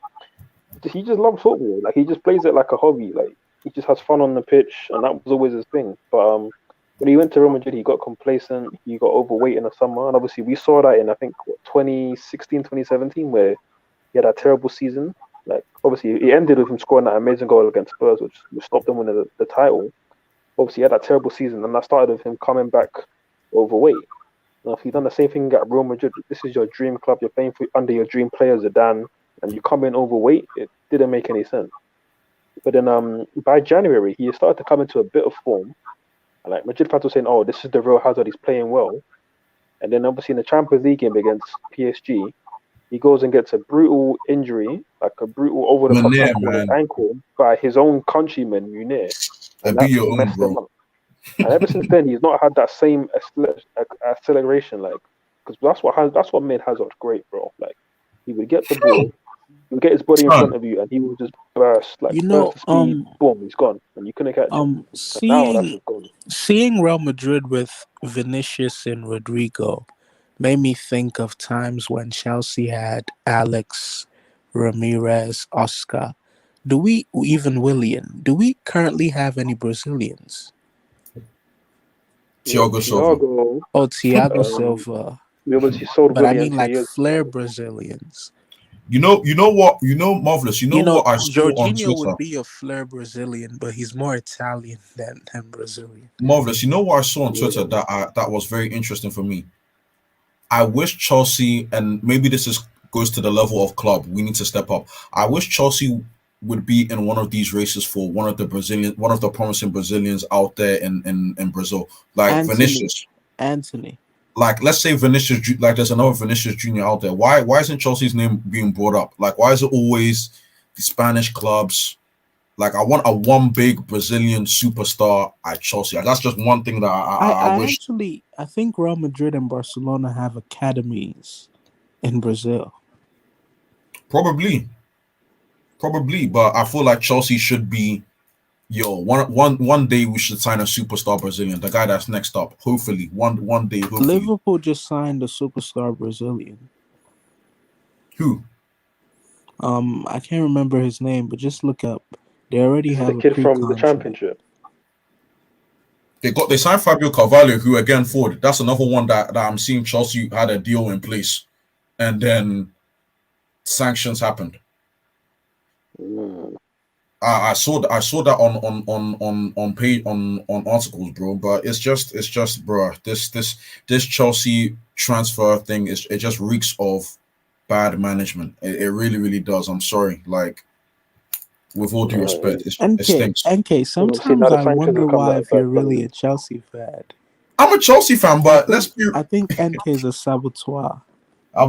You keep on saying this. I'm a Chelsea fan till I die, but nah, man. It's apart from Chill one is emotional there for obvious reasons, but we just have to be real, man. Some of these Alonso should have been gone. Aspi in a serious club, he would have been gone, like. Or he wouldn't be used. Like Fernandinho. Aspi has been a phenomenal servant to the club. He has been. And would you guys put him in the same breath as Czech and Drogba as far as accomplishments? Level below. Oh, accomplishments wise, he's won everything. Accomplishment wise, he sits at the number one table. Like, has he ever won a community shield? Everybody. No, I think we've gone through the longest drought in that community shield. We need all those finals to Arsenal, Man City. Bullshit. Hopefully, we win the FA Cup and we could win it next season against City. Boy. Oh, or maybe Liverpool. After now.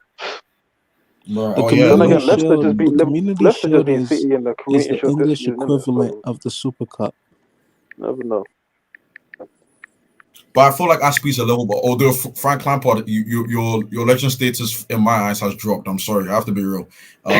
So Aspi's in that sort of just a level below, but you're still a legend. Don't get it twisted. But he should have been gone as well, bro.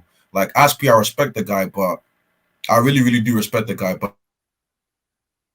I'm still struggling to wrap my head around the fact that we had 5.8. The drop off is a bit mad. Like the drop off from Reece James to Aspi is still. I'm still struggling to wrap my head around the fact that we had 5.85 expected goals, and Real Madrid only had 2.5 expected goals. And they scored 5 goals and we scored 4. We need to get more clinical.